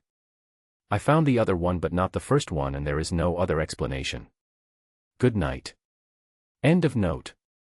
53 seconds. I lay in the dark of a Calgary hotel room and listened to her voice, the breathless from the stairs quality, the direct warmth of it, the way she'd said I think you were right without making it anything bigger than what it was, and I felt the 53 seconds settle somewhere specific in my chest. I played it again. Not because I hadn't heard it. Because the first time I was busy registering the sound of it, and the second time I could actually listen to what she said. And again. The third time I was not examining anything. I knew exactly what I was doing and exactly what it meant, and I lay in the dark of a Marriott hotel room in Calgary with the game film playing silent on the muted TV, and I did not make any decisions about any of it. I just listened to her voice tell me I'd been right about something. 53 seconds. I was in significant trouble. I already knew that. Knowing it didn't change what the 53 seconds felt like. I put my phone on the nightstand. Closed my eyes. Thought about the road home, which was 9 hours by flight and 1 elevator ride and 1 hallway and a wall, and felt the specific weight of a distance that was both very long and not long enough. You know exactly what this means, I thought. Yeah. I did. I went to sleep. Chapter 11. When it stops being theoretical. MIA. The mail thing had been going on for 2 weeks.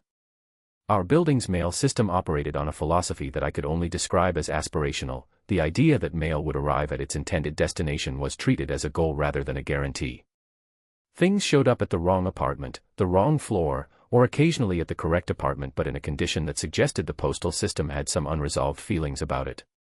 Jake's mail had ended up in my box 3 times. Mine in his once.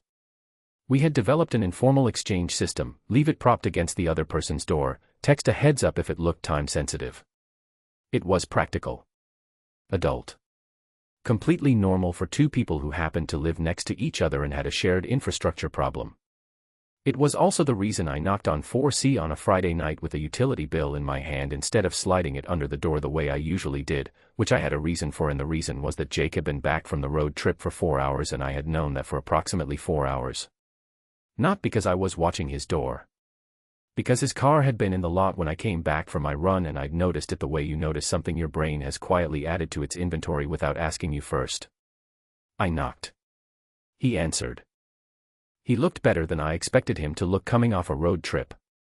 That was my first involuntary thought, which I recognized as data I hadn't requested. He was in jeans and a plain gray t-shirt with bare feet, hair still damp from a shower, and he had the specific quality of a person who had recently put down something heavy, not tired, exactly, but settled. Back in his own space. Whatever the road trip had been, being home from it had given him something back. Your mail again, I said. Held up the utility bill. He looked at it. Then at me. You could have slid it under. It looked time sensitive. He took the envelope. Looked at the date on it. It's not due until the 14th. I didn't want to read the whole thing. That felt invasive.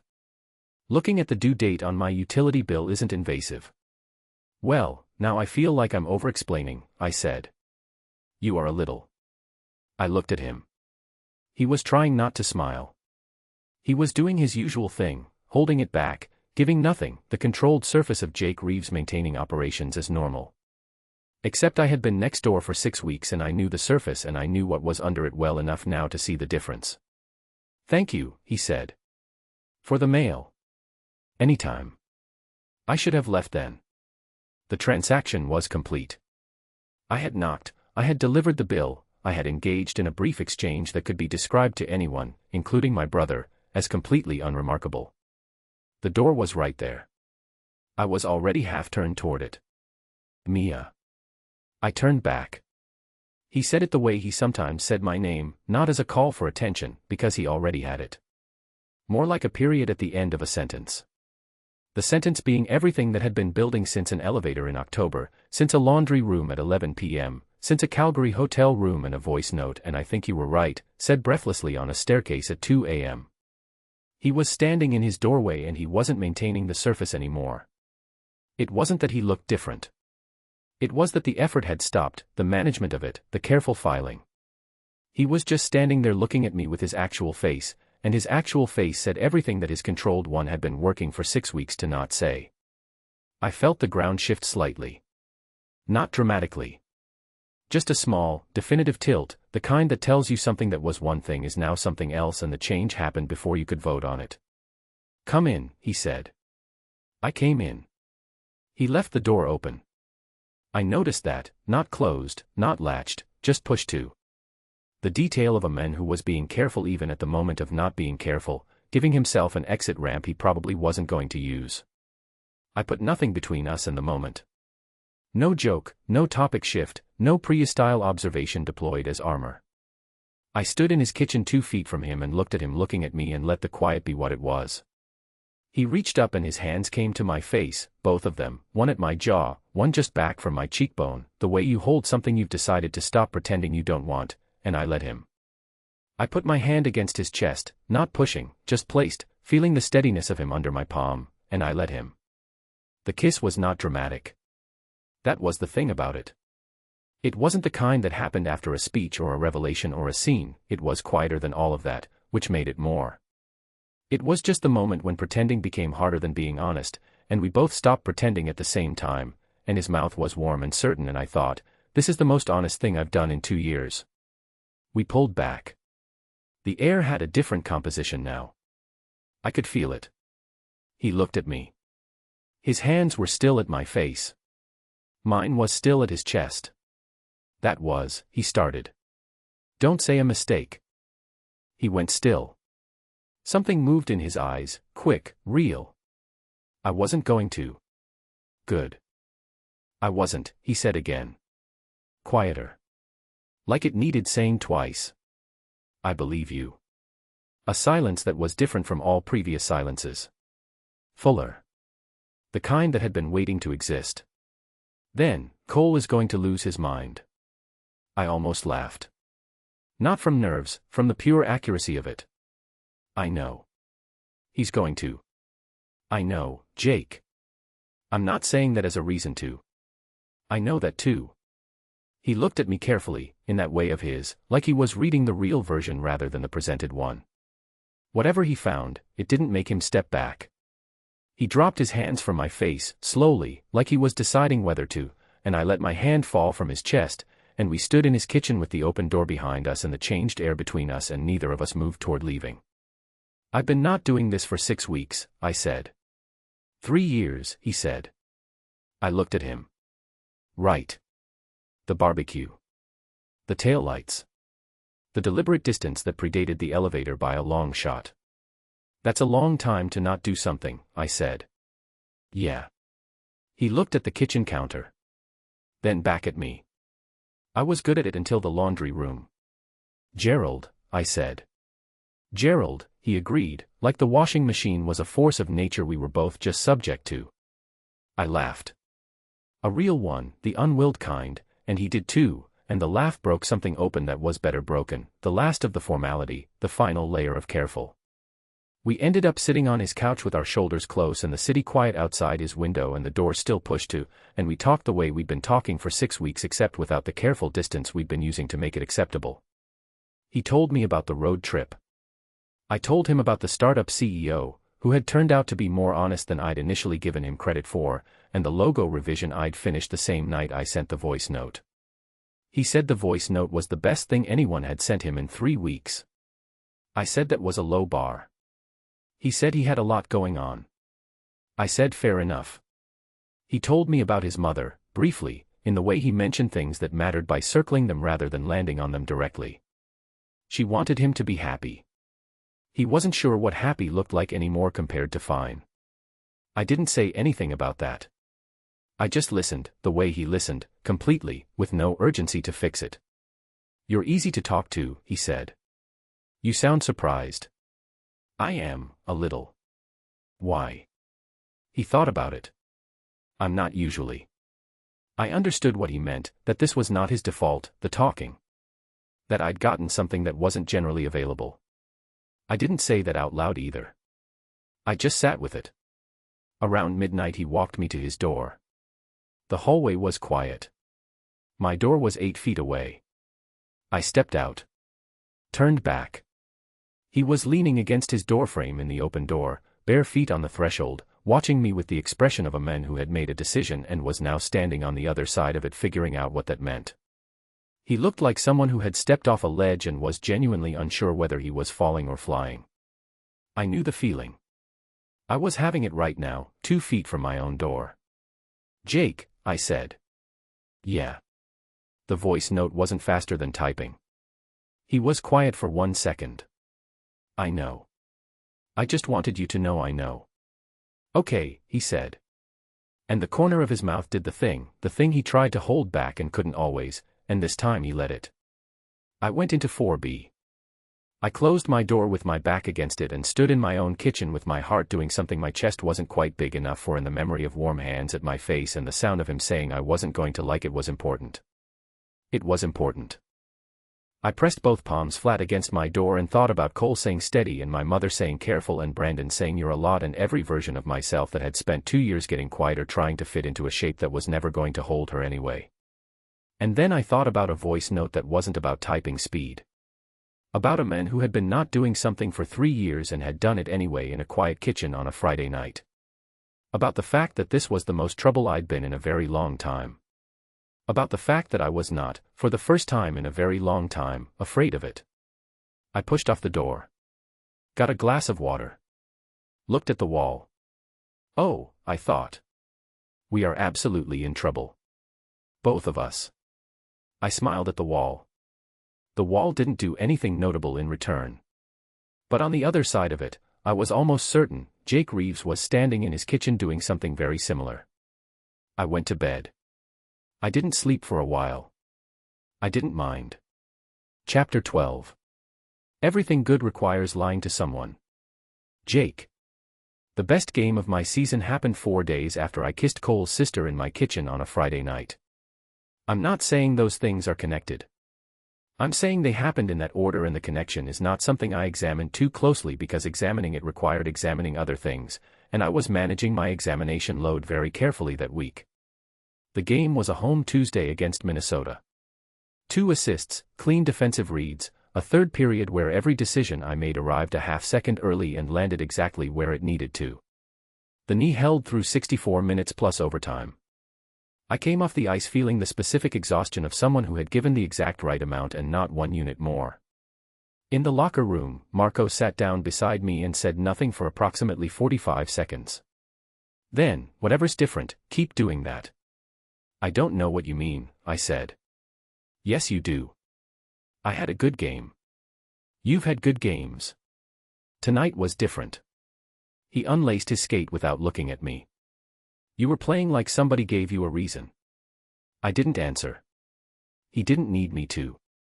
Marco was good at saying exactly the true thing and then leaving it alone, which was both his best quality and the one I found most inconvenient. I showered. Drove home. Knocked on 4B instead of going into 4C.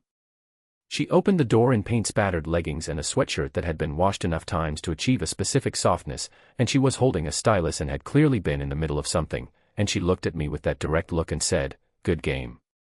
You watched. I watched the second period. Cole texted me to turn it on.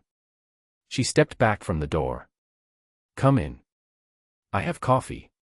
I came in. She had coffee.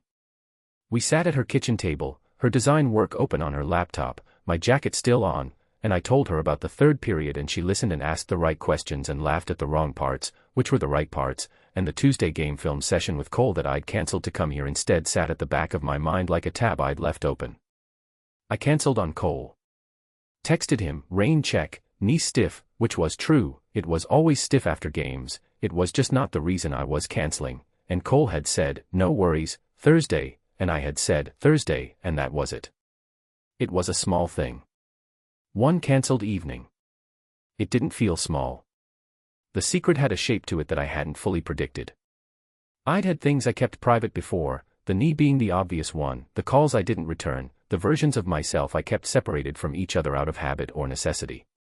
Privacy was something I understood. Privacy was practical. This was different.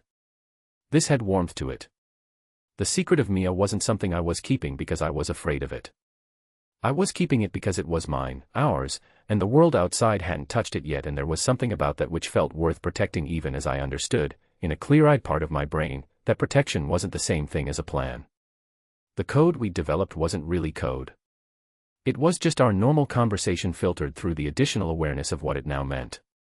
She'd text about Gerald and I'd know she was asking if I was home. I'd text about coffee and she'd know I meant come over. We were two adults behaving like teenagers who'd discovered a language no one else spoke, and we both knew that was what we were doing, and we kept doing it anyway. Cole called on Wednesday. I answered on the second ring, which was my normal pattern, nothing changed. Thursday still good. Thursday's good. Mia said you played well Tuesday. Something stopped in me for a second. She said that. Yeah, she texted me after. Said the third period was impressive. A pause. Since when does she watch hockey voluntarily?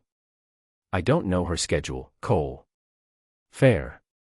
He sounded pleased, not suspicious, just pleased, the way he sounded when the two people he cared about were getting along the way he wanted them to.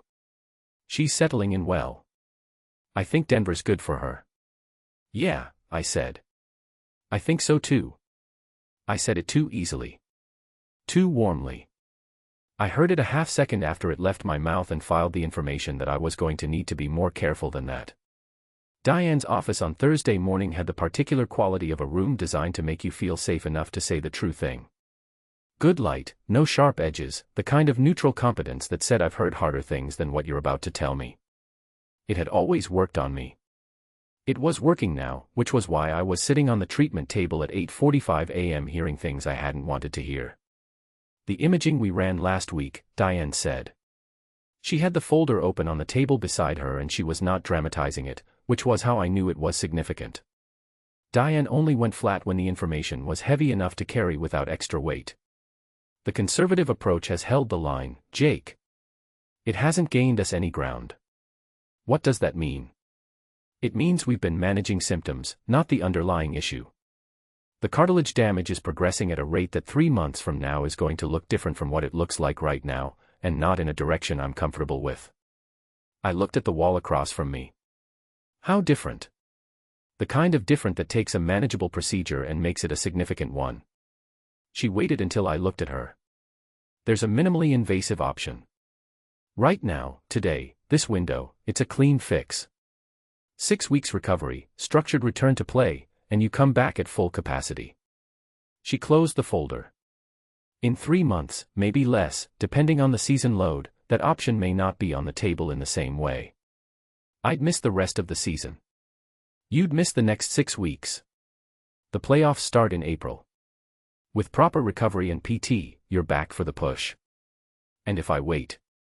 Diane looked at me with the expression of a woman who had answered this question from athletes many times before and found it as frustrating each time. If you wait and the deterioration continues on its current track, you're looking at a more extensive procedure with a longer recovery window. Potentially missing next season. Not this one, next one. I sat with that. I need time to think, I said. Jake. A few days. I need to. You don't have much of it, she said. I want the answer by Friday. I nodded. I got off the table. I pulled my jacket on and walked out into the November cold and stood on the pavement outside Diane's office and thought about 6 weeks. About telling the team. About the conversation with Cole that had been sitting on a shelf for 2 months getting heavier. About Mia's text from this morning. Gerald made a new sound. Ominous. Prepare yourself. I drove home. Went to 4C. Stood in my own kitchen for 5 minutes. Then I knocked on 4B. She opened the door immediately, which meant she'd been nearby. She looked at my face, one look, quick, the way she read everything, and stepped back. Come in. I came in. She closed the door. She didn't ask what was wrong. She went to the kitchen, got 2 glasses of water, put one in front of me, and sat across the table. Then she waited. I told her. Not the managed version, not the everything's fine surface account I'd given myself for 2 months. The whole thing, the original injury, Pittsburgh, the 2 seasons of compensation, the private PT, the imaging from last week, the word deterioration, the procedure, the 6 weeks, the conversation I hadn't had with the team that I was now definitely having with Cole's sister before I'd had it with Cole. She listened the whole way through without expression. Not blank, present, completely present, but she wasn't giving me anything to react to and I understood by now that was deliberate. She did that when something mattered.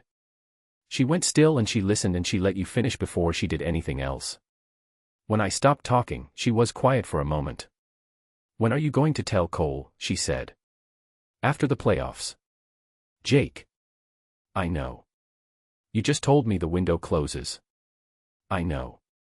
Then why are you? Because once I tell Cole, Cole tells Coach. Once Coach knows, it's on record and the decision stops being mine. I looked at the table. Right now it's mine. I need it to be mine for a little longer. She was quiet.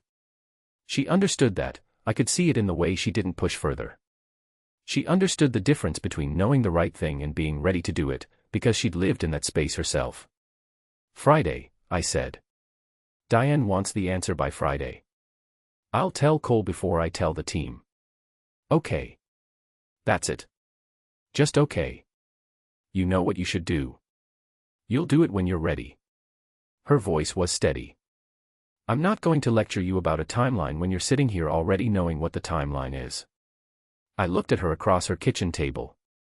This person who had been next door for 6 weeks and had somehow become the place I put the things I didn't put anywhere else. I didn't know when that had happened exactly.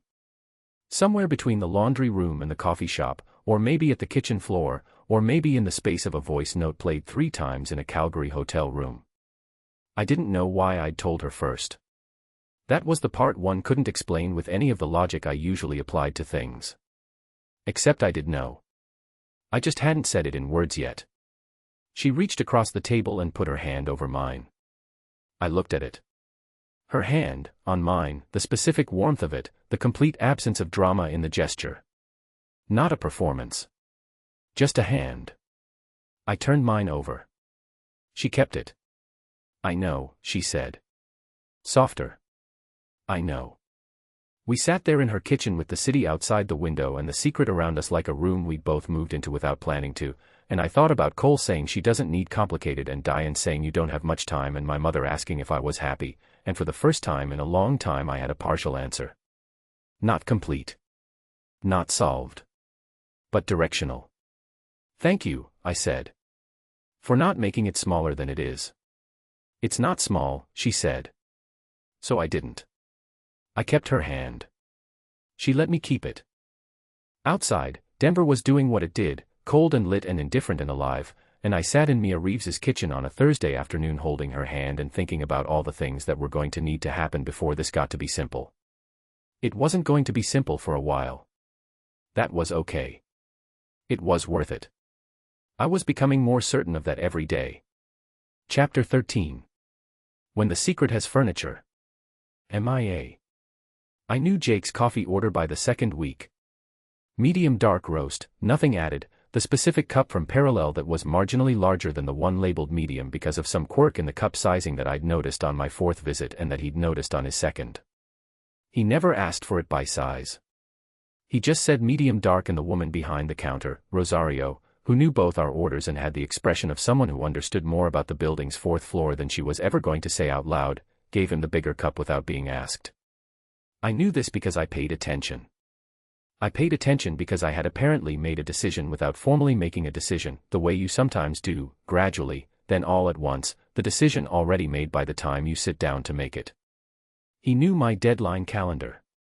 Not because I told him, but because I'd mentioned a Friday client call once and he'd checked in Thursday night, not are you ready but do you need food or should I leave you alone, and after that it had just been part of the texture of things. He knew which weeks were light and which ones had me at my laptop past midnight. He brought coffee when the tight weeks started and didn't knock when they finished. We had a Sunday morning thing that neither of us had named. My music through the wall, his game film on his side of it. Sometimes I knocked, sometimes he did, sometimes neither of us did, and we just existed parallel to each other through 8 inches of drywall, and that was its own kind of thing. I had not told Cole any of this. I had not told Cole any of this, and I was sitting with that fact every day in a way that was getting harder to sit comfortably with. Mr. Kowalski saw us on a Wednesday. We'd come down together in the elevator. I'd knocked because I was going to Parallel and asked if he wanted anything, and he'd said he'd come down, and we'd ridden the elevator to the lobby in the comfortable quiet we'd developed and walked out together with 3 inches of space between us, which was approximately the distance 2 people who were trying to maintain plausible deniability kept between them in a lobby with good lighting and an observant chess player. Mr. Kowalski looked up from his board. He looked at Jake. He looked at me. He looked at the 3 inches. Checking the mail. Jake said. Of course, said Mr. Kowalski. He moved a chess piece without looking at the board. The mail is very important. He went back to his game. I walked to parallel without looking at Jake. Jake walked beside me without looking at me. We got to the door and I pushed it open and he held it from behind me, and Rosario looked up and looked at us and also said nothing, but her nothing had a quality to it. "Everyone in this building knows," I said quietly, at the counter. "They don't know anything specific. They know something. People suspect things they don't know. Different category." "Jake." "Mia." I ordered. He ordered. Rosario handed us the cups, mine, then his, the big medium, with the expression of a woman who was keeping information organized and would continue to do so indefinitely. We took our coffees to the corner table by the parking structure window. "We're not very subtle," I said. "We've been subtle. Mr. Kowalski is not fooled. Mr. Kowalski plays both sides of a chess game. He's watching everyone. It's not personal." I thought about what Mr. Kowalski had told me that first week, that sometimes you understand the other person perfectly and still make the wrong move. I had been thinking about that more than was probably productive. "Cole comes over Thursday," Jake said. "I know. I'll keep my door closed." "I know that too." We both looked at our coffees. The parking structure view was as scenic as it had never been. Someone reversed badly into a space outside and we both watched it happen with the focused attention of two people who were thinking about something else entirely. "Is it?" I started, then stopped. He looked at me. "What?" "Nothing." That wasn't nothing. I turned the coffee cup in my hands. "Is it strange for you?" "The keeping it from Cole part." He was quiet for a moment, in the way that meant he was answering honestly rather than quickly. "Every day," he said.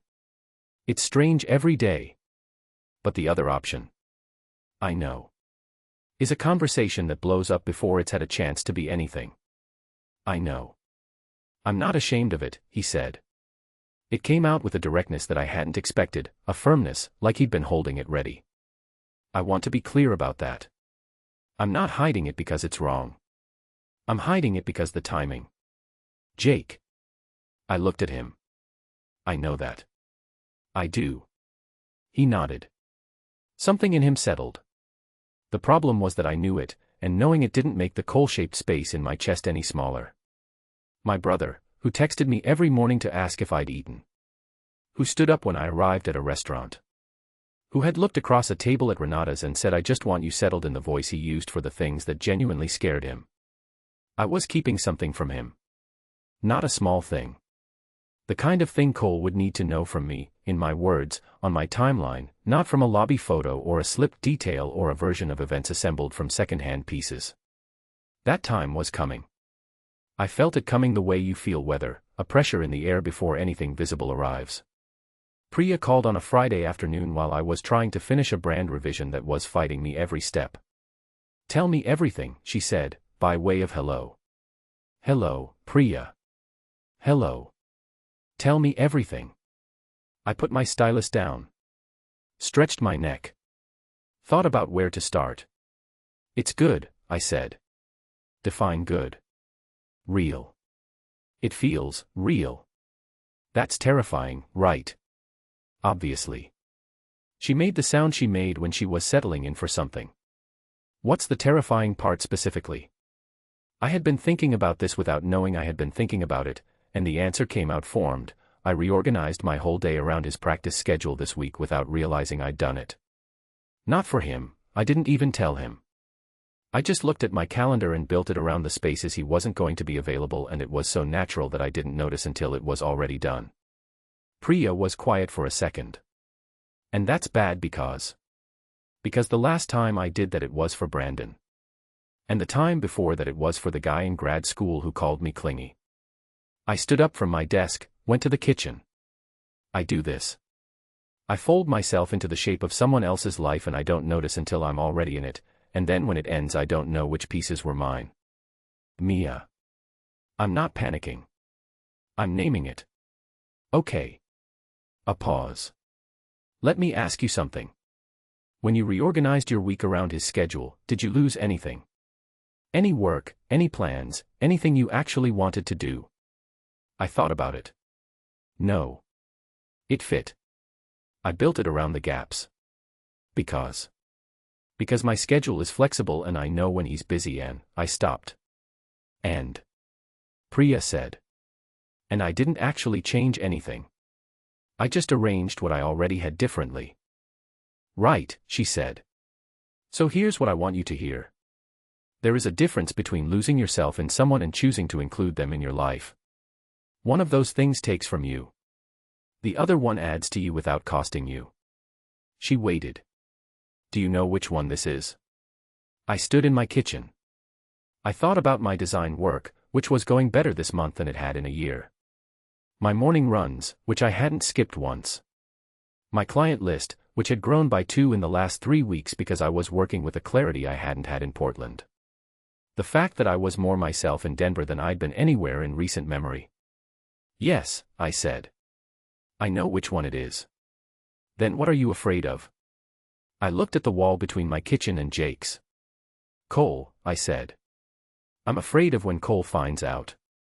Not because I think he'll take it away, but because until he knows, this thing doesn't exist outside of us, and once he knows it has to survive contact with the real world and I don't know yet if it can.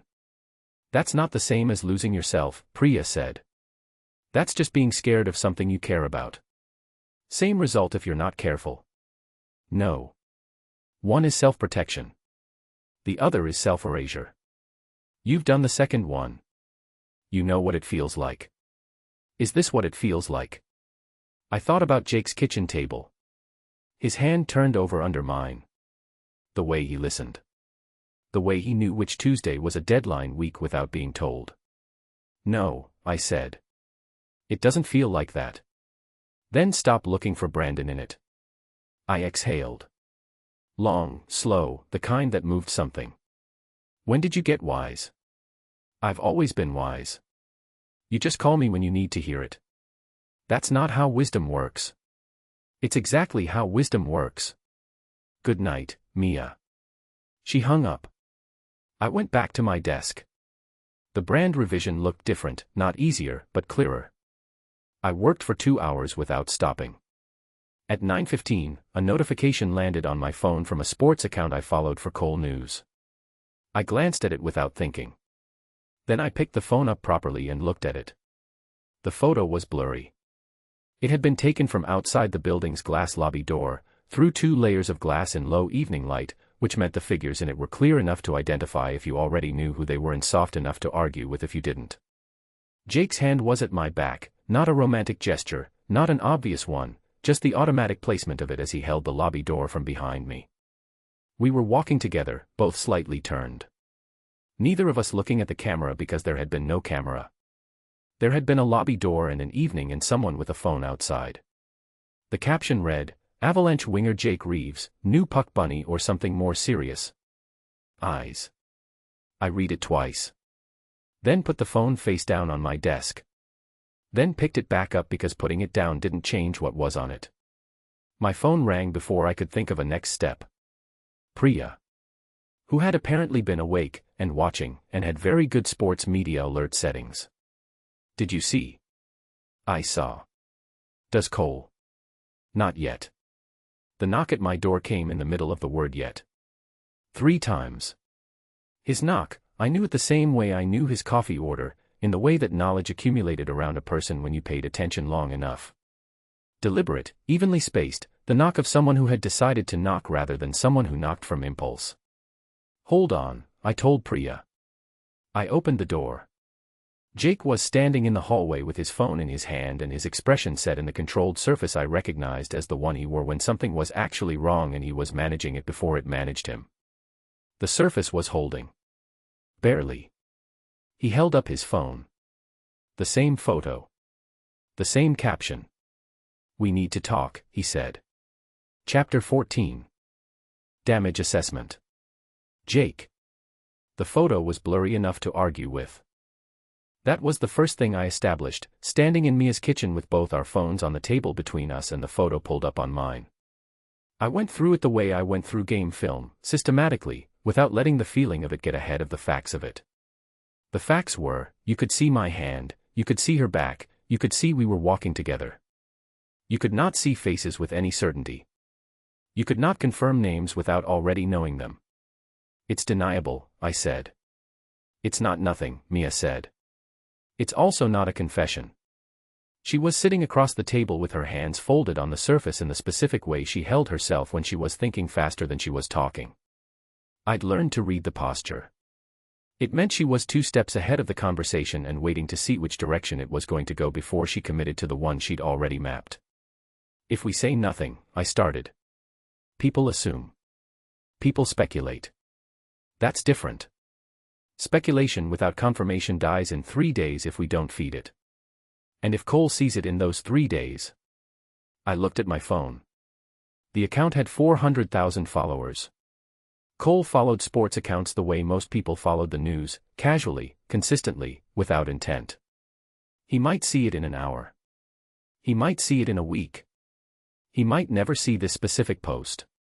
We let it breathe, I said. Say nothing. Do nothing. See if it fades. She looked at me. The 2 steps ahead look. That's not a plan. That's hoping. Sometimes hoping buys time. And sometimes time runs out. We both knew it was the wrong call. I could see in her face that she knew it, and she could see in mine that I knew it, and we made it anyway because the right call required a conversation that was going to cost both of us something and neither of us was ready to pay it tonight. She nodded. Once. Okay. Okay. 3 days, she said. If it doesn't fade. Then we figure out the next thing. She picked up her phone. Presumably to call Priya back. I picked up mine. There was a message on the team's internal communication app. Not my personal number, the team system, the one we used for schedules and logistics and the occasional group argument about restaurant choices on road trips. One message. From Derek Walsh. Nice photo. Cole seen it yet? I read it twice. 3 times. I felt the way you feel when something you already knew was going to happen happens, not surprised, just the grim confirmation of your own prior assessment. Derek Walsh did not send messages like this out of concern. He sent them because he was building something, or protecting something, or both. He had been watching since the team dinner in Calgary and I had filed it and now here was the file opened. I did not reply. I took a screenshot. Sent it to my own email. Put my phone back on the table. What? Mia said. She was reading my face. Derek. Her expression went still. The thinking fast stillness. He messaged you. Team app, nice photo. Cole seen it yet? She looked at her hands on the table. When she looked up, her face had done the thing it did when she was past the feeling of something and into the problem of it. Brandon had called it cold. I knew now that it wasn't cold, it was precise. It was what she looked like when she trusted her own brain more than her gut and decided to think. He's going to use it, she said. Only if we give him a reason to. He already has a reason. The photo exists. She leaned forward slightly. He doesn't need our permission. He's going to use it when it benefits him most, which means when it causes the most damage. She looked at me. Which is not now. Now is a warning shot. It's information management, he's telling you he has the gun so you know to act accordingly. Act accordingly meaning. Fall in line. Keep your head down. Give him whatever professional space he wants or he points this at Cole and lets the fallout do the work. I sat with that. It was clean and accurate and exactly the kind of move Derek would make, which was the thing that made him functional as an opponent and exhausting as a teammate. He didn't do anything dramatic. He just positioned himself and waited. And if Cole sees the photo first, she said. Before we've said anything. The actual question. The one under all the other ones. I know, I said. Jake. I know, Mia. I know what happens if Cole finds out from a gossip account instead of from me.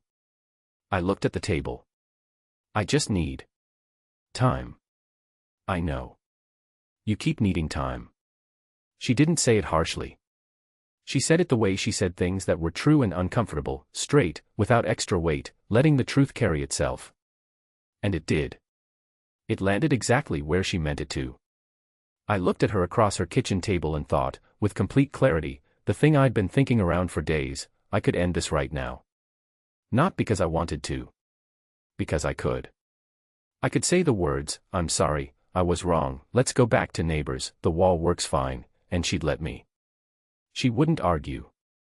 She wasn't built for begging, and she'd never ask me to stay if I decided to go. She had too much self-respect and too much recent experience of what it felt like to be told she was too much, and she would let me walk back to 4C and close the door, and we would be civil and careful, and the secret would stop being a problem because it would stop existing. I sat across from her and ran that whole scenario out to its end. Then I looked at the picture on my phone. Her back, my hand, the two of us walking out into the world like people who existed in the same space and had stopped pretending they didn't. "I'm not ending this," I said. She looked at me. She'd been watching me run the scenario. I could tell by the way she'd gone still, by the slight readiness in her posture, the braced quality of someone waiting for a blow that might or might not come. It went out of her. The braced thing. "Okay," she said. "I'm telling Cole. Not tonight, not because of the photo. But soon. Before someone else does. Okay. I mean it." "I know you do," she said. And she did know. That was the thing about us now, she knew when I meant something, the same way I knew when she was 2 steps ahead. She walked me to her door. I went to 4C. Changed. Put the remaining ice time on my knee on autopilot and thought about everything that was still unhandled and how much longer I could hold the plate in the air before something fell.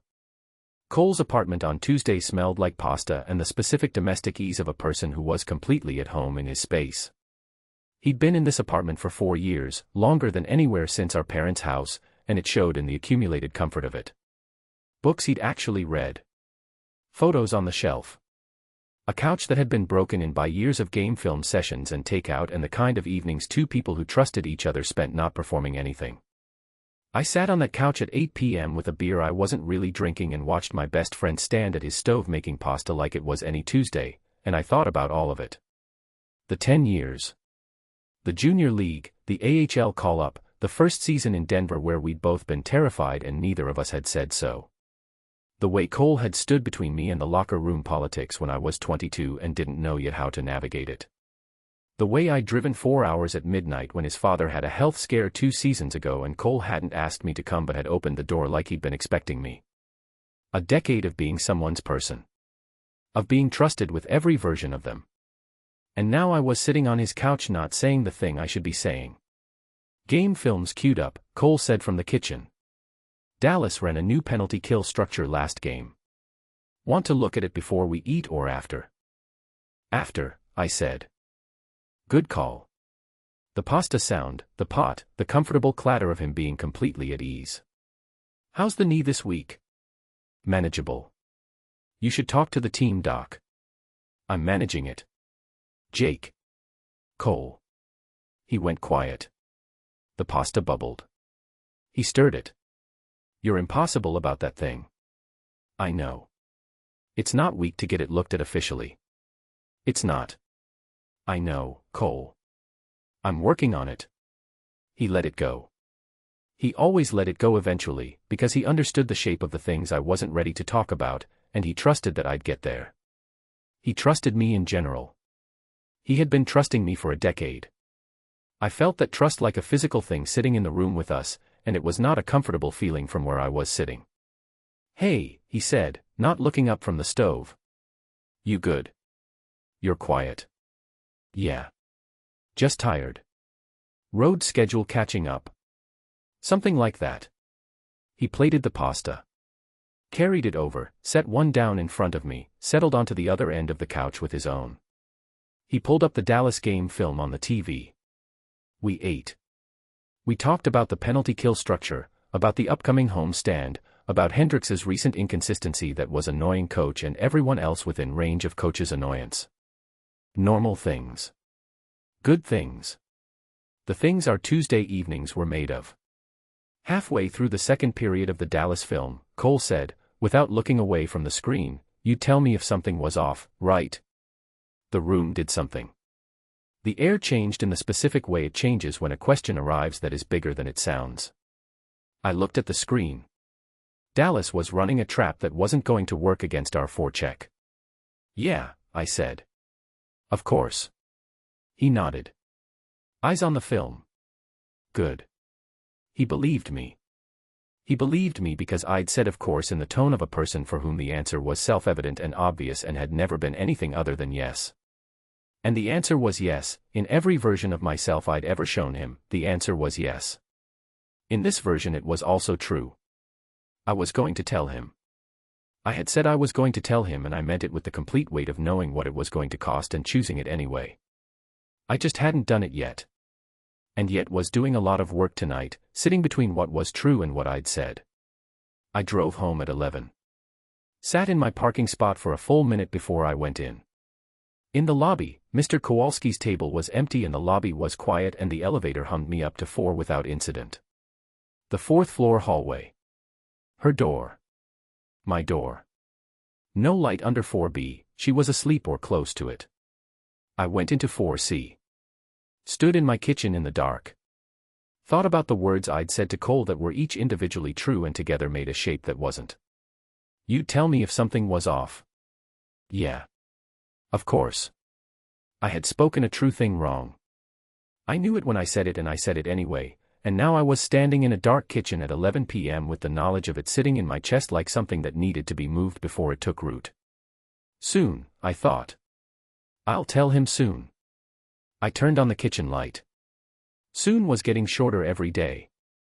I could feel the walls of it closing in from both sides, Derek on one end, the photo on another, the knee and Diane's deadline pressing from a third direction, and Cole's voice on the phone asking if I was happy and my mother asking the same question in different words.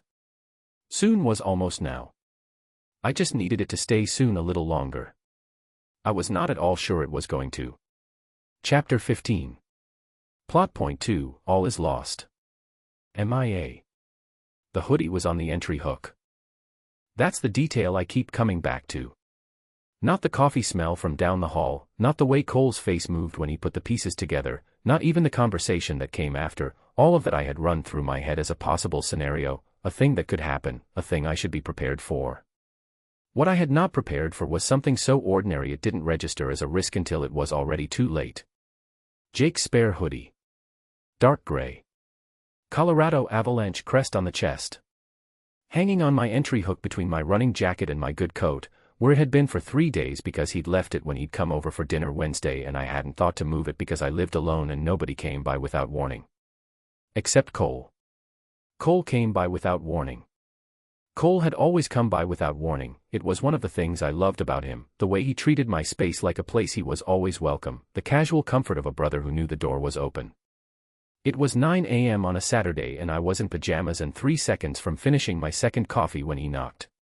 I opened the door smiling. Cole's expression was already doing something by the time I registered the smile wasn't landing right. He was looking past me, just a fraction, just the shift of a man whose eyes had caught something and were running it through a very fast assessment, and then he looked back at me. The hallway behind him had the faint smell of Jake's coffee drifting from the direction of 4C. Not strong. Just present. The way things that are already in your awareness announce themselves when the context changes around them. Cole looked at the hook. I did not follow his gaze because I knew exactly what was on it. 3 seconds of silence. 3 seconds where I watched my brother stand in my doorway and put together a picture from 2 data points the same way he read a play, pattern recognition, fast and accurate, the trained reflex of a man who had spent a decade predicting what was going to happen next from what was happening now. He looked at me. How long, he said. Not a question. The tone was wrong for a question. It was the tone of a man confirming something he'd already concluded. Cole. How long, Mia? I stepped back from the door. He came in. He did not sit down. He stood in my entry with his jacket still on and his hands not in his pockets, not aggressive, just very still, the stillness of a person managing something large by not moving, and he waited. I told him. The truth, the real shape of it, the elevator, the laundry room, the coffee shop, the Friday night 3 weeks ago when it stopped being theoretical. I gave him the timeline in plain words without dressing it up and without making it smaller than it was. I told him because he was my brother and he was standing in my kitchen and I had been not telling him for 3 weeks and I was done carrying the weight of it. What I didn't tell him was the knee. That was Jake's thing, not mine, and I had promised. What I didn't tell him was the full extent of it, the Sunday mornings, the voice notes, the way I had reorganized my world without noticing because it fit. Some things were mine to keep. Cole stood through all of it. His face did a series of things I couldn't track in real time, not anger, not exactly, though anger was in it. Something older than anger. Something more like a man watching a thing he'd been afraid of happening confirmed that he'd been right to be afraid. When I finished, the apartment was quiet. "Does Jake know I'm here?" he said. Not does Jake know about this conversation. Not does Jake know what you just told me.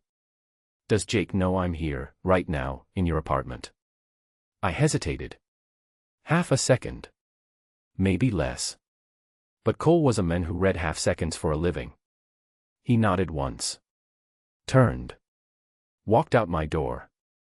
I heard his footsteps in the hallway, measured, not rushing, and then the 3 knocks on 4C that I felt in my sternum. I stood in my kitchen and did not move and listened to Jake's door open. I couldn't hear the words. The walls were not that thin. I could hear the quality of it, low, controlled, the specific register of 2 people who were not shouting because they were both too serious for shouting, too aware of what was at stake to let it get loud. Quiet arguments between people who loved each other were always worse than loud ones. Loud ones spent energy. Quiet ones just cut. I sat down at my kitchen table. Got up. Went to the window. Came back to the table. Made a coffee I didn't drink. 8 minutes. Then Cole's footsteps again in the hallway. Not toward the elevator, toward my door. He knocked. I opened it. He came in and sat at my kitchen table. I sat across from him. He had the expression he wore after hard losses, not devastated, but depleted, like something had been taken from him that he hadn't finished using yet. "I need you to stop," he said. "Cole. This isn't about Jake." He looked at me directly. Not angry at me, something more complicated than anger. "It's about you. You always do this. You go all in, every time, and then it falls apart and I have to watch." He set his hands flat on the table. "I had to watch what Brandon did to you. I watched it for a year before you told me how bad it was. I watched you put yourself back together in Portland and then I watched you do it again after he left." His voice stayed even and that was somehow the worst part of it. "I can't watch it again." I kept my voice steady because I had learned a long time ago that matching Cole's emotion got us nowhere and what Cole needed from me right now was the truth delivered the same way he was delivering his. "That's about Brandon," I said. "This isn't Brandon." "How would you know?" "It's been a month." "Because I know Jake." "You've known him for 6 weeks. I've known of him for 3 years. I've known him for 6 weeks and it's enough." I held his eyes. "He's not Brandon. Brandon needed me smaller." "Jake," I stopped. Chose the words. "Jake didn't make me smaller. That's the whole difference." Cole looked at the table. Something moved through him that wasn't going to be argued with, some deep, private protective thing that had been running in him since we were children and I had always loved and occasionally resented. "He's my best friend," he said. "I know. If this goes wrong, it might go wrong. Things do." I leaned forward slightly. "But you trust him on the ice with your life. You've told me that. You've said there's nobody you trust more in a game situation than Jake Reeves." I waited. "Maybe think about what it means that you trust him that much. Maybe think about whether the person you trust with your life is also capable of being careful with mine." Cole said nothing. "I'm not asking for your blessing," I said. "I'm asking you to think before you decide." He stood up. Jacket still on, the whole time. He looked at me once more from the doorway, long, searching, the way he looked at things he was still deciding about, and then he went. His footsteps down the hall. The elevator. Gone. I closed my door. I stood in the entry and looked at Jake's hoodie on the hook and thought about all the ways I could feel what I was currently feeling and landed, precisely, on none of them. Not sad, the sadness would come later, in waves, in the specific aftermath of hard things. Not angry, not yet. Just very awake. Very present in the specific way you became present when something important had just happened and the shape of what came next was not yet visible. I sat down on my kitchen floor. Not dramatically, it was just the nearest flat surface that wasn't a chair, and sitting on a chair felt like a performance right now. My back against the cabinet. The linoleum cool under my palms. The apartment very quiet. I did not cry. That was the strange part. Every version of myself I'd been prior to this year would have cried, from the tension release of it, from the particular awful quality of someone you loved looking at you with worry instead of anger, from the feeling of something you'd been protecting coming into contact with the world outside it. I didn't cry. I sat on my kitchen floor and I thought about Jake in 4C, and Cole in the elevator going down, and the fact that I had said exactly what I meant and meant every word of it, and the floor was cool and the apartment was quiet and I was still here. Still here. Still myself. Still in possession of the things I'd come to Denver to find. That was something. That was, actually, everything that mattered. I pressed both palms flat on the floor and breathed. Outside, Denver went on without knowing anything had happened. The city didn't care. The mountains didn't shift. The sun came through my window at the usual angle and lit the usual corner of my kitchen the usual way. I sat on the floor and waited to find out what came next. Chapter 16. The space between loyalty and love. Jake.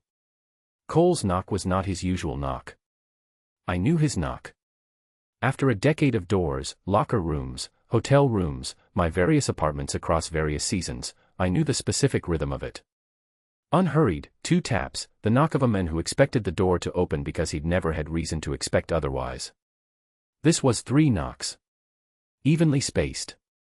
Deliberate. I opened the door. Cole's face told me everything before either of us said a word. Not red, not twisted, just set. Stripped of the easy warmth it usually carried. The face he wore in the third period when the game was tight and the stakes were real and he decided to spend whatever it cost. He came in. I stepped back. I didn't try to start anywhere except the beginning. Cole. How long?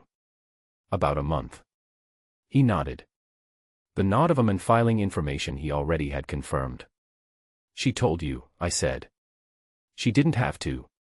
He stood in my kitchen, hands at his sides, and looked at me with the look that had always meant he was doing the work of not saying the first thing that came to him, which was never the useful thing. Cole was good at that, better than me.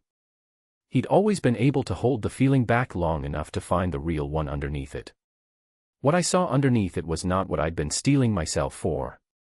I'd prepared for anger, the full version, the 10 years of friendship version, the how could you volume. What I was seeing was quieter and in some ways harder. It was hurt. Real, personal, the kind you only felt from someone you trusted. You should have told me, he said. I know.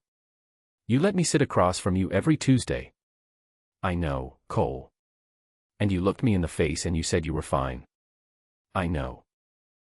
He stopped. Started again. You want to talk about betrayal, Jake? That's what that is. Not the thing with Mia. You sitting in my kitchen lying to my face. That's what this is. The word landed.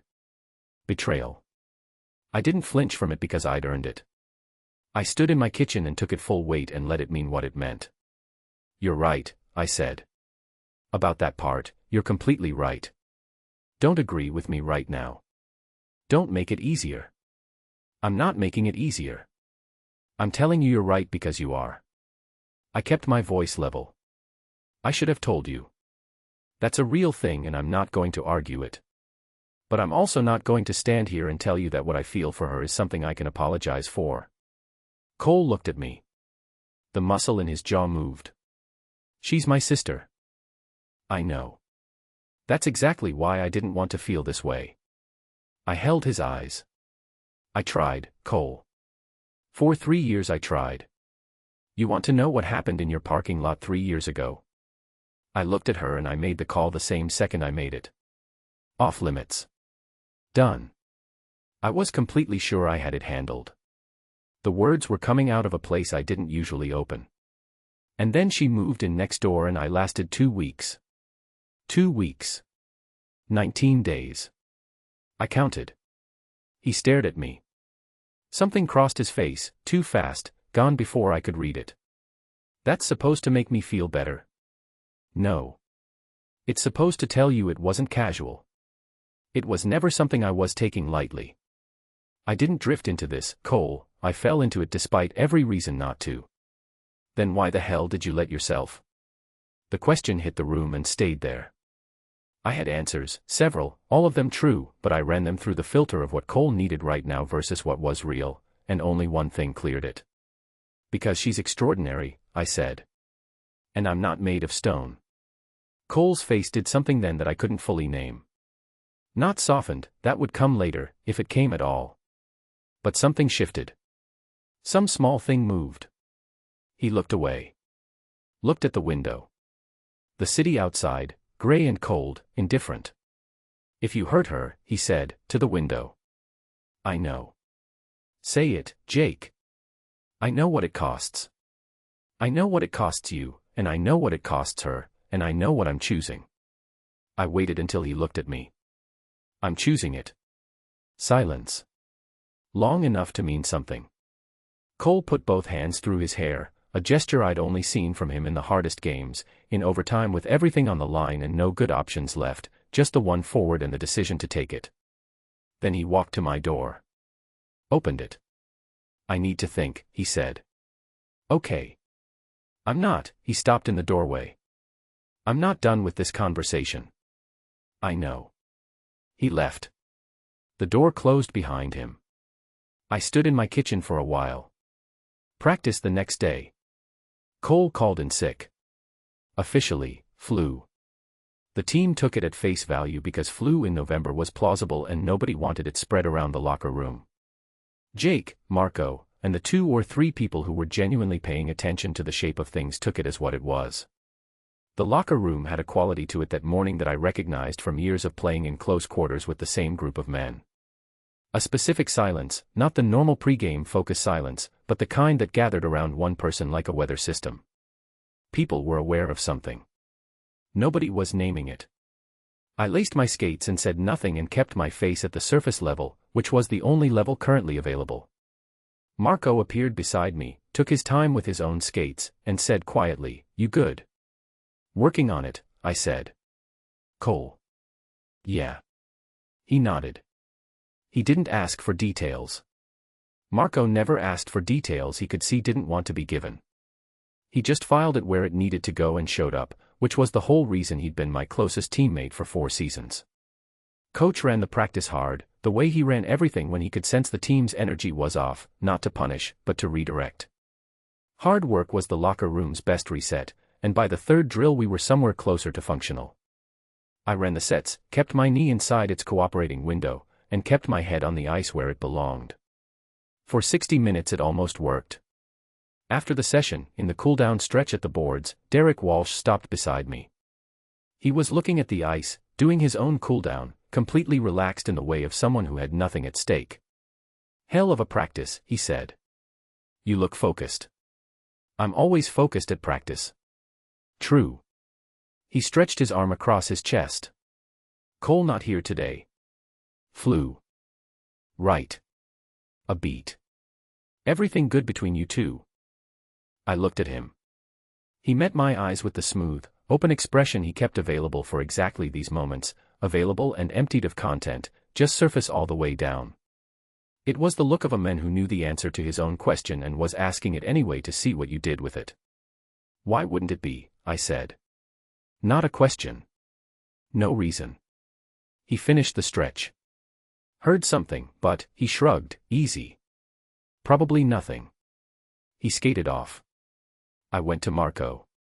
"Derek knows." Marco looked across the ice at Derek's retreating back. "He's been moving around the room differently since Tuesday." I noticed it. He looked at me. "He's going to take it to management. Frame it as team chemistry." I know. He doesn't need proof, Jake. He needs the question mark. Management starts asking questions about the line, about Cole and your dynamic, about whether there's a distraction affecting performance. I know, Marco. He doesn't have to blow it up himself. He just has to light the edge and let it. I know. I said it firmly enough to land. Marco stopped. I know exactly what he's doing. I've been watching it since Calgary. I pulled my gloves off. He's been patient because he's smart. He waited for the other thing to create the opening. Marco was quiet for a second. What are you going to do? The only thing that cuts the play off at the source. I looked at the ice. Tell the truth first. Cole. Cole. The team. All of it. Marco looked at me with the expression he used when he was deciding whether a thing he was hearing was brave or reckless or both. He decided. When? Soon. He nodded. Didn't push further. That was the thing about Marco, he gave you the timeline you named and trusted you to mean it. I meant it. Mia's door. Evening. I knocked. She opened it and looked at me with the careful, neutral look she used when she was managing something rather than feeling it freely, her managing look, the one I could read now the way I read Cole's tells. How was practice? She said. Fine. I leaned against her doorframe. Can I come in? She stepped back. I came in. Her apartment had the quiet of someone who'd been alone with their thoughts all day and had done the work of it, something settled in the air, not heavy, just resolved. She sat. I sat across from her. I had thought about this on the drive home, on the ice, in the shower, in the 20 minutes I'd spent staring at my ceiling before I knocked. I had thought about the options the way I thought about options on the ice, running the play forward to its end, identifying the risk, finding the line that gave me the best chance of the right outcome. This is what I had decided. I think we should pause, I said. She looked at me. Not end, I said, quickly, which was the wrong way to say it. Just, until after the playoff push. Until Cole has more time with it. Until the Derek situation is managed and there's less pressure coming from every direction at once. I kept my voice even, clinical, the way I'd rehearsed it. It's just timing. It's not. That's not what you mean, she said. It is. I mean exactly. Jake. She said it the way she said things she was certain of, no heat, no edge, just flat and clear. You mean you want a reason that isn't ending it but functions as ending it. You want the version that lets you say you didn't quit while you were quitting. The words landed with the precision of someone who had spent time with them. It's complicated, I said. No, she leaned forward slightly. It's only complicated if we make it complicated. Cole finding out was always going to happen. Derek was always going to be a problem. The knee, all of it. These things were always there. She held my eyes. The only question was whether we were going to face them or run from them. That's not complicated, Jake. That's just a choice. I'm not running. Tell me what you actually want. I opened my mouth. The answer was there, completely formed, completely real. I knew exactly what I wanted. I had known it since I stood in a parking lot 3 years ago watching taillights disappear and decided the wrong thing, but it was sitting behind every habit of silence I'd ever built, and the habits were strong and the moment was hard and I couldn't find my way through it in time. I said nothing. She watched me not say it. Okay, she said. Quiet. Something going out of her, not defeat, something more controlled than defeat. A decision. She stood up. I'm not a pause, Jake.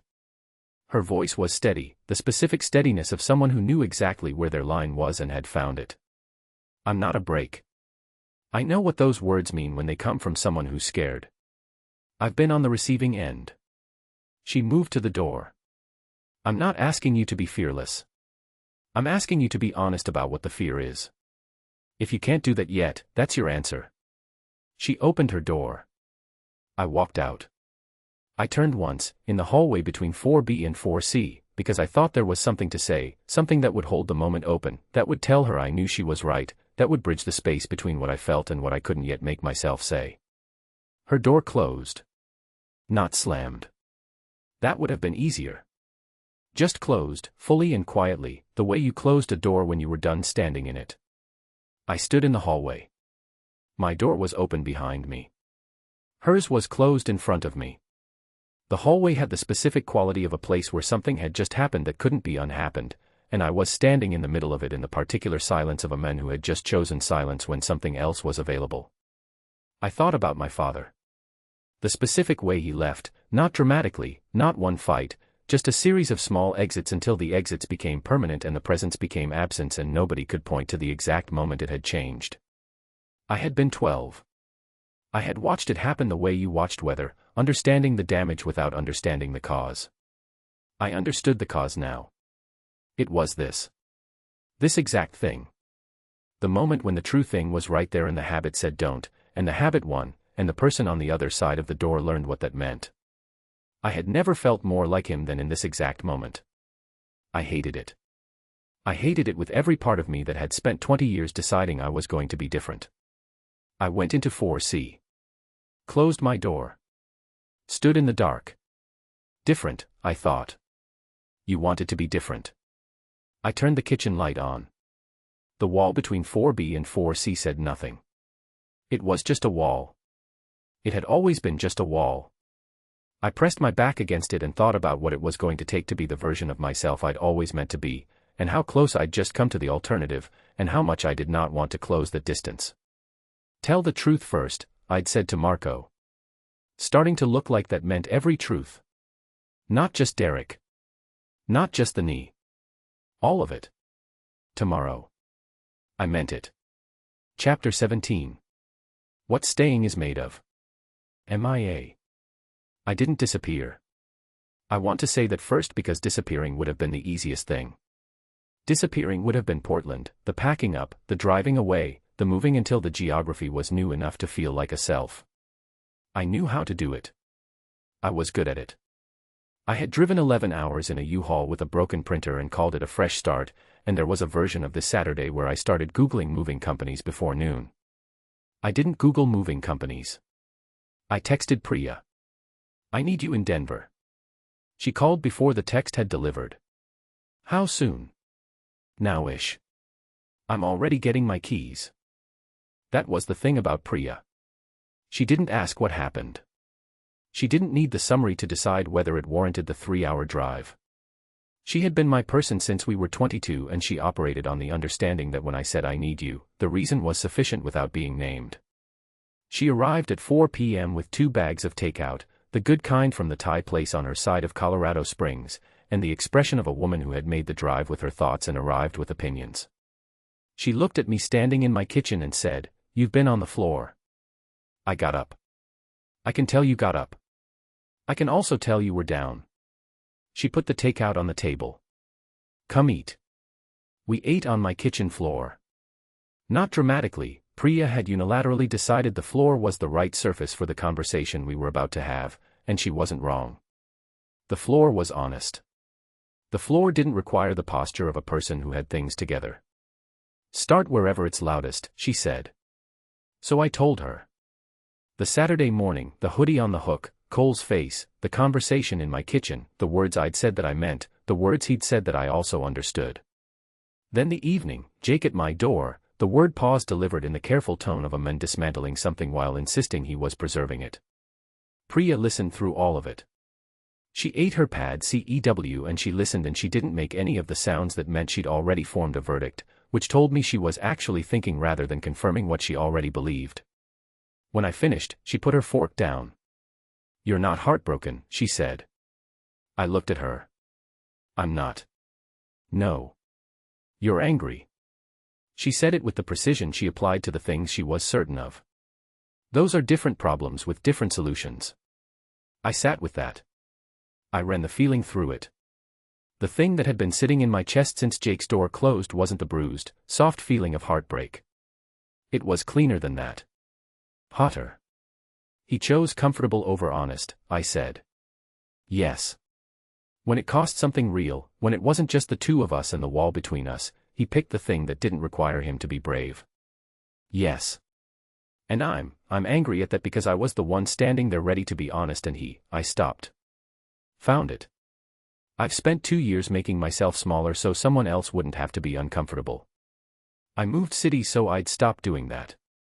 And now I'm sitting in a kitchen in Denver furious because a man I care about did the same thing Brandon did and I refused to. I stopped. Breathed. I refused to do the smaller version again. Good, Priya said. Clean and certain. So what do I do with the angry? You let it be what it is. It's information. It's telling you that you know what you want and you know what you're worth. She picked her fork back up. You're not confused, Mia. You're just waiting to see if he catches up. And if he doesn't, give him until the end of the week. She met my eyes.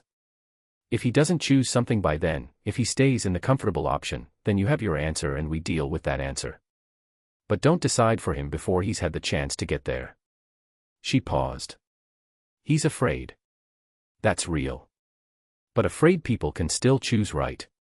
The question is whether he's the kind of afraid that moves or the kind that stays stuck. I thought about the hallway. The way he'd stood there after I closed the door. I hadn't heard him go into 4C immediately. I'd stood on my side of the door for 30 seconds before I heard his door, which meant he'd stood in the hallway too. Afraid people who were going to stay stuck didn't stand in hallways. The week, I said. The week, she confirmed. Now eat. You never eat when you're in motion. Sunday morning. Priya left at 9 after coffee and a long hug in the lobby and a final, you're already past the hard part. You know what you want. The rest is just waiting for everyone else to catch up. I went upstairs. Changed. Went back down to the lobby. Mr. Kowalski was at his chess table. The board was mid-game, as always. He was considering a move with the unhurried patience of a man who understood that good decisions took the time they took. I sat in the chair across from his board. Not his opponent's chair, the one beside the table, the visitor's chair, which he kept available with the deliberate hospitality of someone who welcomed company without requiring it. He let me sit. He didn't look up. He moved a piece, considered the consequences, seemed satisfied. You had a hard day yesterday, he said. Not a question. How do you know? The lobby sees everything. He studied the board. I was here when the brother came. I was here when he left. I could tell the difference. He moved another piece. How are you now? Clearer, I said. Still angry, but clear. Angry is useful. It tells you what matters. He sat back. Sad is where things go blurry. Angry is where things go sharp. I looked at the chessboard. The pieces were positioned in a way I couldn't fully interpret but felt significant, one side in a strong central position, the other pushed to the edges but not finished, still with pieces available, still with moves to make. Can I ask you something? I said. You can always ask. I thought about how to say it. Your wife. You said it took you 2 years to decide to be brave. He looked up from the board for the first time since I'd sat down. His face had the quality of very old photographs, everything important present, everything unnecessary worn away. Alina. Yes. How was she? What was she like? He smiled. Small, private, the smile of a man visiting somewhere he'd been 10,000 times and still loved. Complicated. Strong opinions about everything from soup to politics. She was never wrong, which was both wonderful and exhausting. He looked at the board. She wanted things clearly. She did not negotiate on that. If you were in her life, you were in her life, she did not do halfway. And you were an idiot about it for 2 years. A complete idiot. I kept finding reasons the timing was wrong. Work. Distance. Things that were real but not the real reason. He moved a piece. The real reason was that she was asking for everything. Not because she was demanding, but because she didn't know how to be anything else, and being with her was going to require the same. What changed? He was quiet for a moment. One day I looked at the alternative. Not in a general way, specifically. I looked at my life without her in it and I saw exactly what it looked like, in detail, all the way to the end. He glanced at me. It was unbearable. Not sad. Unbearable. There's a difference. What's the difference? Sad you can live with. Sad is just a feeling. He picked up his coffee cup. Unbearable means you found the one thing you cannot actually do without and have been calling it optional. I looked at the board. The pieces in the middle, holding ground. The pieces at the edge, not defeated, repositioned. How did you know when to be brave? I said. He set down his cup. When the alternative became unbearable. He met my eyes. Not before. Not from logic or advice or the right conditions.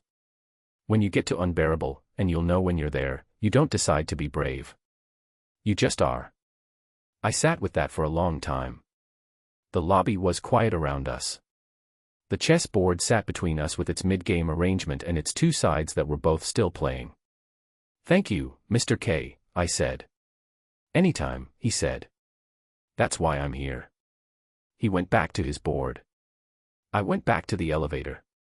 Floor 4. The hallway. I stood outside 4C for 5 seconds. Then I knocked. Jake opened the door.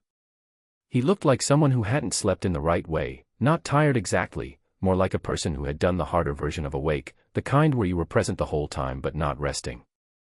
His hair was not together. His expression was open in a way it usually wasn't before he decided to open it. I looked at him. He looked at me. "I'm not asking for forever," I said. "I'm not asking for guarantees or perfect timing or a version of this that doesn't cost anything. I know what this costs." I held his eyes. "I'm asking for now. But now has to be honest. No more comfortable. No more pause. Just the real thing, whatever the real thing is." He was quiet. 1 second. 2. 3. 4. 5. "Cole's coming over tomorrow," he said. I waited.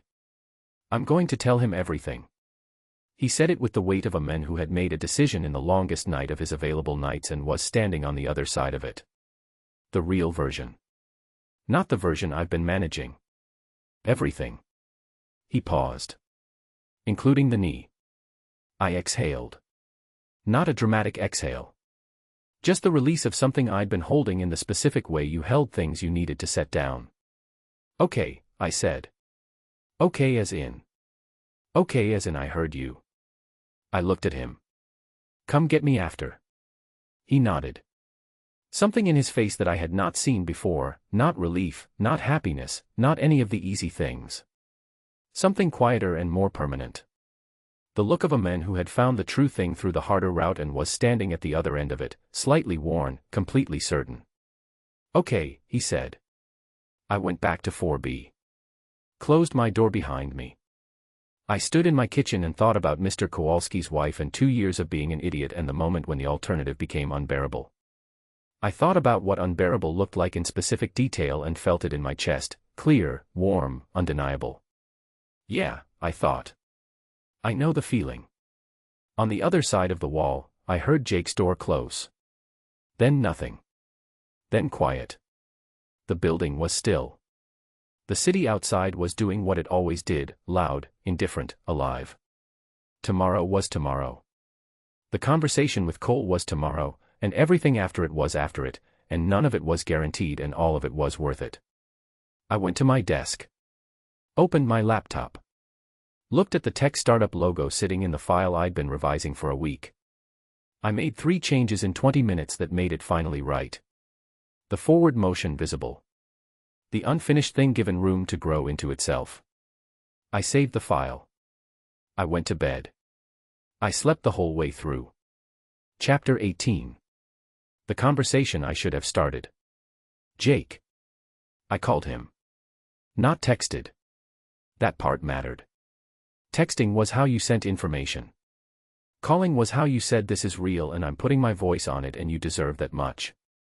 Cole had always been a phone call person for the things that counted. I knew that about him, had known it for a decade, and the fact that I'd been texting around this for weeks instead of calling was its own kind of answer about what I'd been doing. He picked up after 3 rings. I could hear it in the half-second before he spoke, the particular quality of someone who had been waiting for a call while simultaneously deciding they weren't going to be the one to make it first.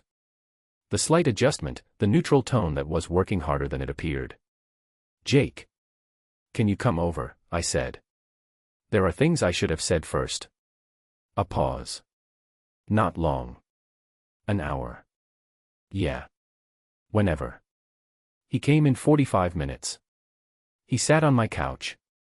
Jacket off, which meant something. Cole kept his jacket on when he was managing distance. Jacket off meant he decided to be present for whatever this was going to be. I didn't sit. I stood at the far end of the living room with my hands not in my pockets, because pockets were for people who needed something to do with their discomfort, and I was going to stand here and feel it and talk through it without making it smaller by managing my hands. I'm going to say all of it, I said. In order. And I need you to let me finish before you respond, because if I stop I'm going to find a way to manage it and then it won't come out right. Cole looked at me. His face was the careful neutral he'd maintained since Saturday, not cold, not open, just held in reserve, waiting to see what the real thing was before he spent anything on it. Go, he said. So I went. I started at the barbecue 3 years ago. I told him about the decision I'd made in the parking lot, the specific, deliberate, eyes-open choice to stay away, and why I'd made it, and what it had cost in the years between then and now. I told him about the elevator in October, the laundry room, the coffee shop, the Friday night that stopped being theoretical and became real. I told him about the voice notes from Calgary. I told him about the way it had accumulated, not carelessly, not casually, but with the weight of something both of us had tried to resist long enough to know we couldn't. Then I told him about the knee. I told him the whole thing, Pittsburgh, 2 seasons ago, the immediate knowledge that something was wrong and the decision to keep playing anyway. The private PT, the imaging, Diane's office on Thursday mornings, the procedure she'd been recommending for 2 months that I'd been putting off because putting it on record meant it became real in a different way. The compensation pattern Marco had noticed. The kitchen floor. Cole's face moved when I said the kitchen floor. Something passed through it, fast, complicated, and then it was still again. I told him about Diane's Friday deadline. I told him about the fear that Cole was right, that I would hurt Mia without meaning to, that my history of short timelines wasn't invented, that the version of myself Cole had watched operate for a decade was not an argument in my favor. I told him I understood every reason he had for drawing the line where he'd drawn it and I was choosing to walk across it anyway. I talked for 15 minutes. He didn't interrupt once. When I stopped, the apartment was quiet.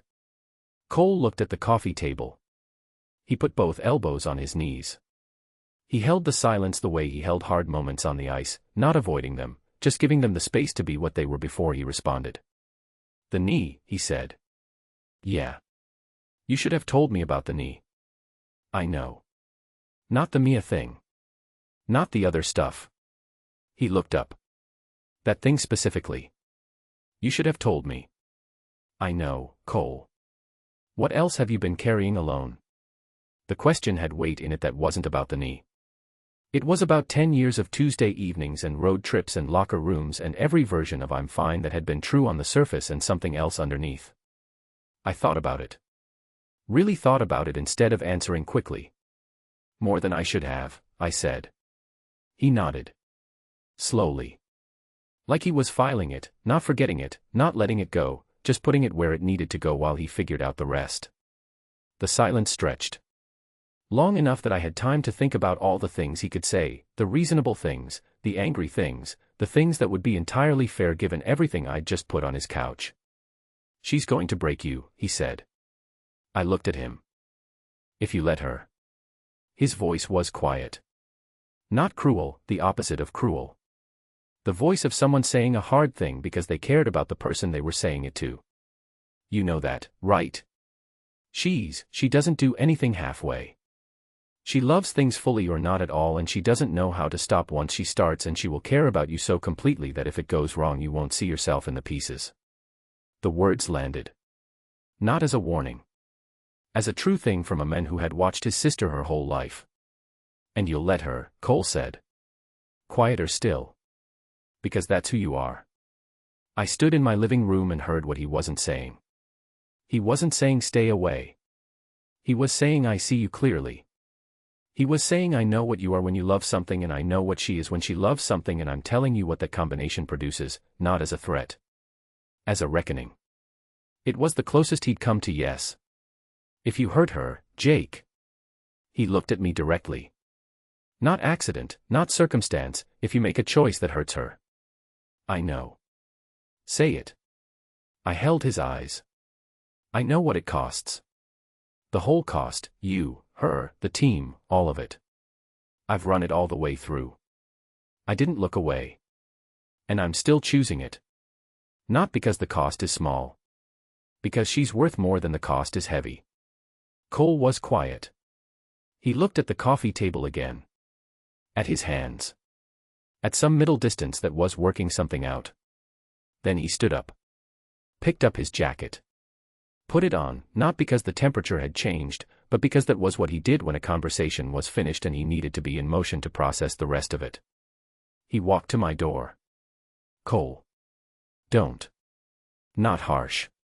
Just final. I need to, I'll call you. Okay. He had his hand on the door.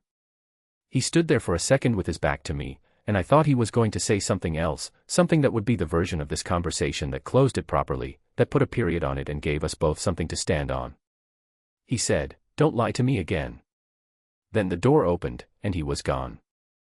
I stood in the middle of my apartment in the specific silence of a room that had just held something significant and was now just a room again. The couch where he'd sat. The space where I'd stood for 15 minutes saying the true things in order. I picked up my phone. Typed one word. Sent it to Mia. Done. I looked at my door. 30 seconds. I counted. Then 3 knocks, her knock, the one I knew by rhythm now the same way I knew everything about the person next door. I opened the door wide. She was in the hallway in socks and the paint-stained leggings that meant she'd been working, and she was looking at me with the expression that was past assessment and already somewhere warmer. She had been in the hallway. I didn't need to ask. She had waited close enough to come immediately, far enough to give it the space it needed. I stood back. She came in. I closed the door behind her. Neither of us said anything for a moment. The apartment was quiet around us in the way that rooms were quiet after hard things, clean and still. She looked at me. "How are you?" "Like I just put something down that was heavy," I said. She nodded. She understood that. She crossed the room and sat on my couch and tucked her feet up and looked at me with the full, present attention that was one of the specific things about her I'd stopped being able to think around. "Come sit," she said. I went and sat beside her. Not performing, just sat, close enough that the warmth of her was a real physical thing. Outside, Denver was dark and lit and going on without us. The city didn't know anything had changed. The 4th floor of our building was the same as it had always been. It didn't feel the same. "Thank you," she said. Quietly. "For what?" "For doing it the hard way instead of the easy one." I thought about the alternative. The pause that wasn't a pause, the exit that didn't call itself an exit. I thought about my father. I thought about 12 years old watching a man choose the habit of leaving over the harder thing. "I didn't want the easy one," I said. "I know." Her shoulder was against mine. "I know that now." We sat in the quiet, and the quiet was different from every previous quiet, no management in it, no surface being maintained, no pretending in either direction. Just 2 people on the other side of something, figuring out what the other side looked like. It looked, I thought, exactly like this. Chapter 19. After the quiet. MIA. The secret had been doing more structural work than either of us had realized. That was the first thing I noticed in the days after Cole's visit. When you removed the thing that had been holding a shape in place, the shape didn't automatically maintain itself, it needed to be rebuilt with something real, something that could hold its own weight without the pressure of a secret keeping it compact. We had to figure out what we actually were when nobody was watching and there was nothing to hide. Turns out, exactly this. Which was either the simplest answer or the most complicated one, depending on how you looked at it. Monday morning, Jake's apartment, 9 a.m. He was on the couch with his legs stretched out, the post-hard conversation day, the kind where the body chose rest because the brain had used everything, and I was at his kitchen table with my laptop because the light was better from his east-facing window and I had client work due by noon. We had been in the same room for an hour without talking, which was not nothing. Silence between 2 people had a quality to it that told you everything about where they actually stood. This one had the ease of it, the kind that didn't require filling, that didn't have any tension waiting underneath it. He had coffee. I had coffee. Rosario downstairs had handed us both our cups this morning with the expression of someone who felt personally vindicated, and neither of us had made any comment about that. "Can I ask you something?" he said, from the couch. I looked up from my screen. "Probably." "Brandon." I put my stylus down. Waited to see what the question actually was. You don't have to, he said. I'm not asking because I want to compare or, I just want to understand what it was. What it actually was. I looked at him. He was looking at me with the full attention that I had noticed on the first real day we'd talked, the complete kind, no agenda in it, just genuine want to know. He didn't ask questions he was going to half listen to. When Jake asked something, he was ready to hold the whole answer. We were together for 2 years, I said. Engaged for the last 6 months of that. I turned my coffee cup in my hands. It was good at the start.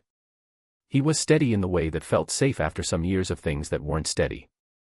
He had opinions about things and they were usually thoughtful opinions. I paused. The problem wasn't that he was a bad person. The problem was that he had a very specific idea of who I was supposed to be and it was slightly smaller than who I actually was, and he kept trying to adjust the gap. Jake said nothing. Listening. He'd suggest things. Small things, at first, the way I dressed for his work events, the clients I took on, the hours I kept. He'd frame it as preference, as what worked for the two of us, as a reasonable thing partners did. I looked at my hands. And I kept thinking he had a point. He usually framed it so it sounded like he had a point. So I'd adjust. And then the gap would be different, and he'd find the new edge of it and suggest again. Did you know what was happening? Not until close to the end. I knew I was tired. I knew I was working harder than it should have taken to be a person in my own life. I looked up. He said I wore people out. He said it like it was a fact about me, like a characteristic, something I'd been doing wrong.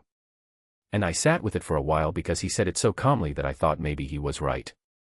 He wasn't right, Jake said. Flat. No decoration. I know that now. He was describing himself. Someone who gets worn out by a person who has opinions and cares about things that's not the person's problem. That's the someone's problem. I looked at him.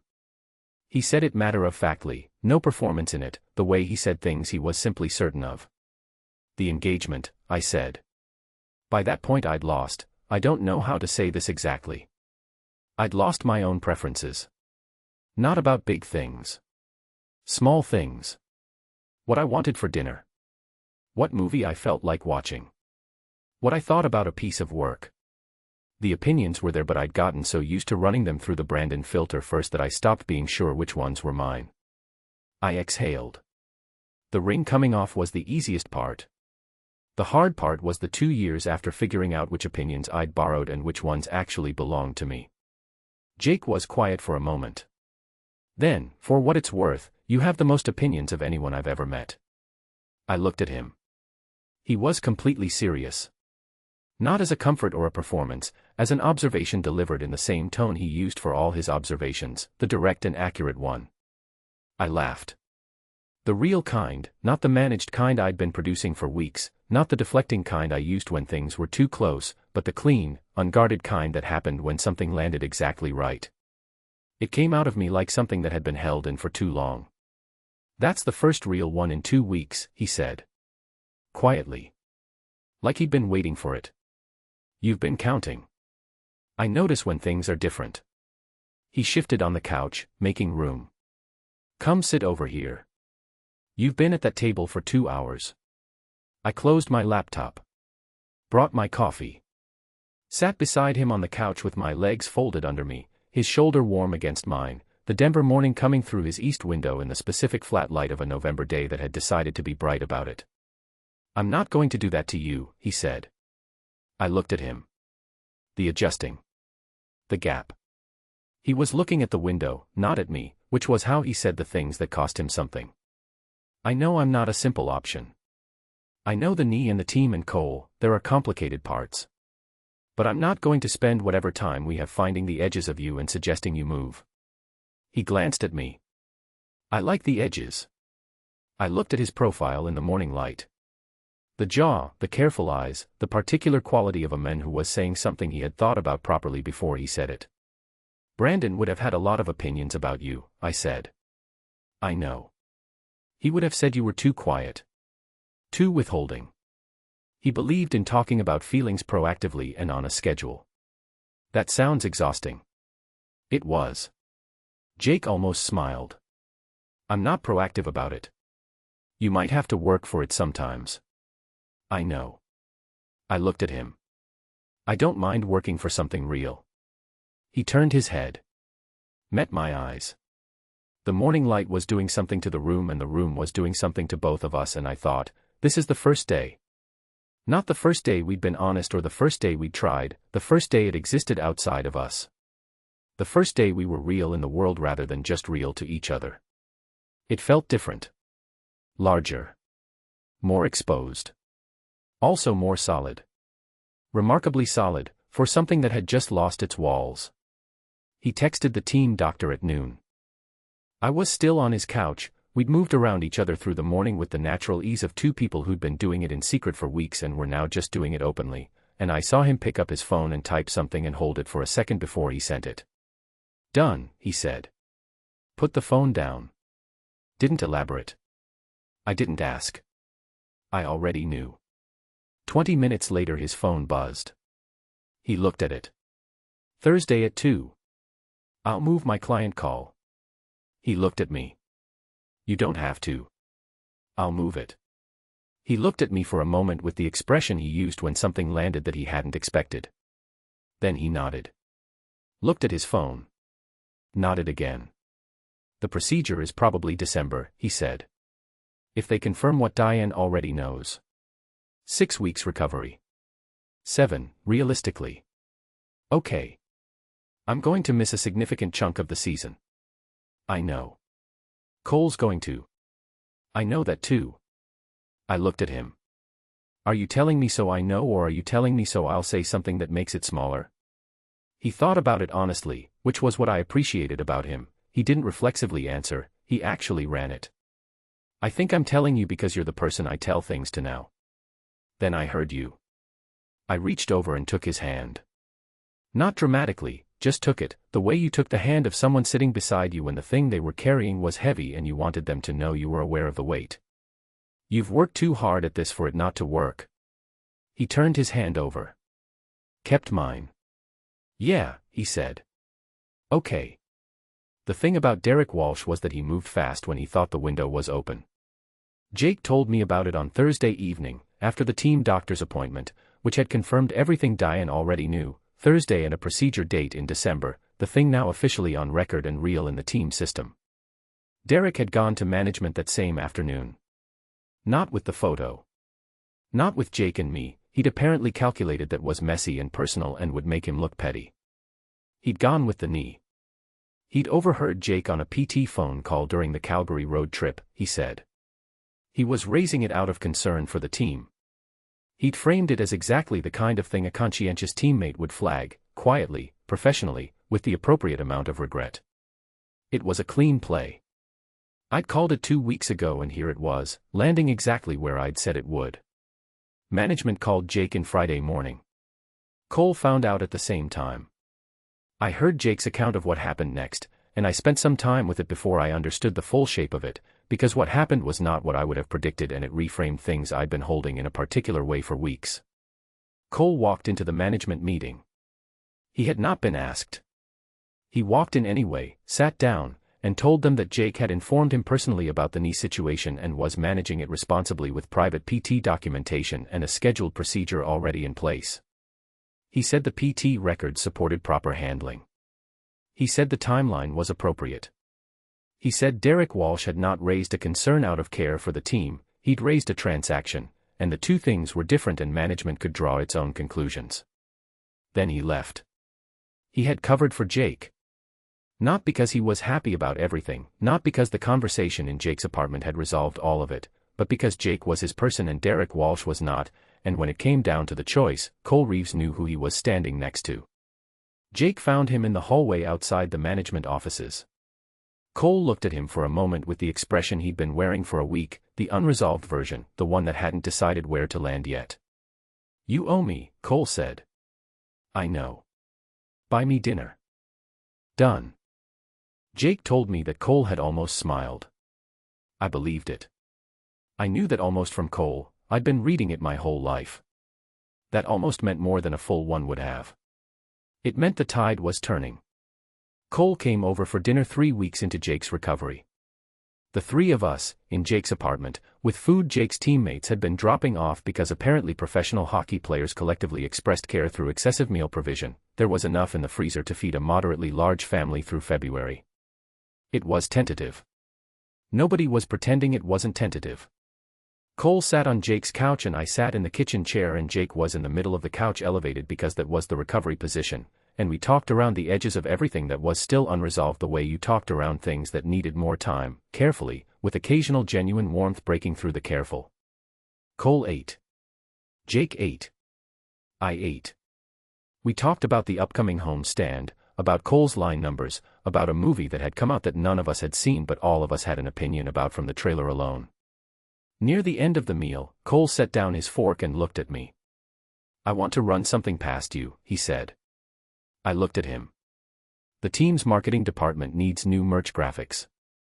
The current stuff is," he made a face. "It's bad. I told management my sister is a graphic designer and they asked if I could make an introduction." Jake, beside him, went still in the specific way of someone who was watching a significant thing happen and choosing not to comment on it. I looked at Cole. He looked back at me with the expression that was past tentative, something more considered than that, something that had been thought about properly before it was offered. He was giving me something. Not an apology. Cole didn't apologize through transactions. He was connecting two things he'd been keeping separate. He was saying, in the clearest language available to him at this stage of this particular conversation, "I see you. In his world and in mine. Send me what they're working with," I said. "I'll take a look." Cole nodded. Picked up his fork. "You'll fix it." "It's a disaster." Cole. "It's genuinely bad, Mia. There's a gradient involved." "Nobody asked for the gradient." "Nobody ever asks for the gradient," I agreed. Jake looked between us. He opened his mouth. Closed it. Decided, apparently, that the right call was to stay out of this one and let it be what it was. That was, I thought, excellent judgment on his part. After Cole left, the apartment had a different quality to it. Not light exactly, but less weighted. The specific relief of a thing that has been carried at an angle being set down properly. Jake was on the couch with his knee up and his head back against the cushions, the particular exhaustion of someone whose recovery was going well but was still going, and I was at his kitchen table with my laptop because I'd started thinking about the merch project and ideas didn't wait for convenient timing. "Cole," Jake said, "to the ceiling." "Yeah." He stopped. Found the right word. He covered for me. I know. I didn't ask him to. That's the point. I looked up from my laptop. That's what Cole does. He decides where he's standing and then he stands there. You knew that. I know. He looked at the ceiling. It's different when it's directed at you. Are you surprised? He thought about it honestly, the way he thought about everything. No, he said. Which I think is the most Cole thing about this whole situation. I knew who he was. That's part of why I was so scared to tell him. I went back to my screen. Opened a new file. Started sketching the rough shape of what merch graphics could look like when they didn't have an unsolicited gradient. Mia. Thank you. For what you said to him. That day in your kitchen. I looked up. He was watching me from the couch, the full, unhurried attention that I had stopped being surprised by but had not stopped noticing. He said thank you the way he said everything, genuine, straight, without decoration, like the thing itself was sufficient. I meant it, I said. I know. He trusts you with his life. It seemed relevant. It was relevant. He held my eyes for a moment. You were the first person to say it out loud in a way that made him hear it. I thought about Cole's face in my kitchen that Saturday morning.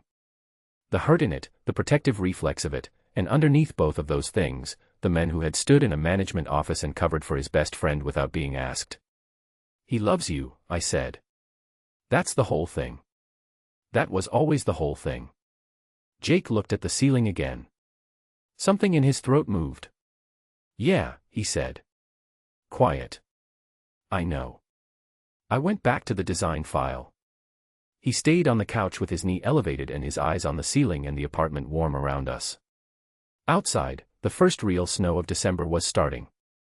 I could see it through his east window, small, light, the kind that didn't commit to anything yet. Just fell.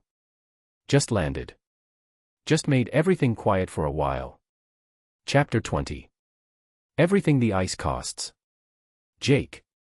The hardest part of recovery was not the pain. I'd expected the pain. I'd been managing pain for 2 seasons, which made me a fair judge of its varieties and exactly how much it was going to cost on any given day. The procedure was clean, Dr. Hassan had said so, and I trusted Dr. Hassan the way I trusted people who said exactly what was true and stopped there. The recovery pain was specific and trackable, the kind that told you it was working rather than telling you something was wrong. I could deal with it. The hardest part was the stillness. I was not built for stillness. I was built for forward motion, for the ice and the play unfolding ahead of me and the specific clarity that came from moving toward where the puck was going to be. Take that away and put me on a couch with an elevated leg and a PT schedule and 6 weeks of not going anywhere fast, and what you got was a man who'd been using motion to avoid thinking for long enough that the thinking, when it arrived, was comprehensive and unavoidable and required sitting through. I sat through it. I didn't have a choice. Mia helped. Not by managing it for me, she wasn't built for that and she knew it and I was grateful. She helped by being there in the specific way that didn't require performance or maintenance, the way she'd always been there since the laundry room, just present, fully, without making her presence a thing I had to respond to.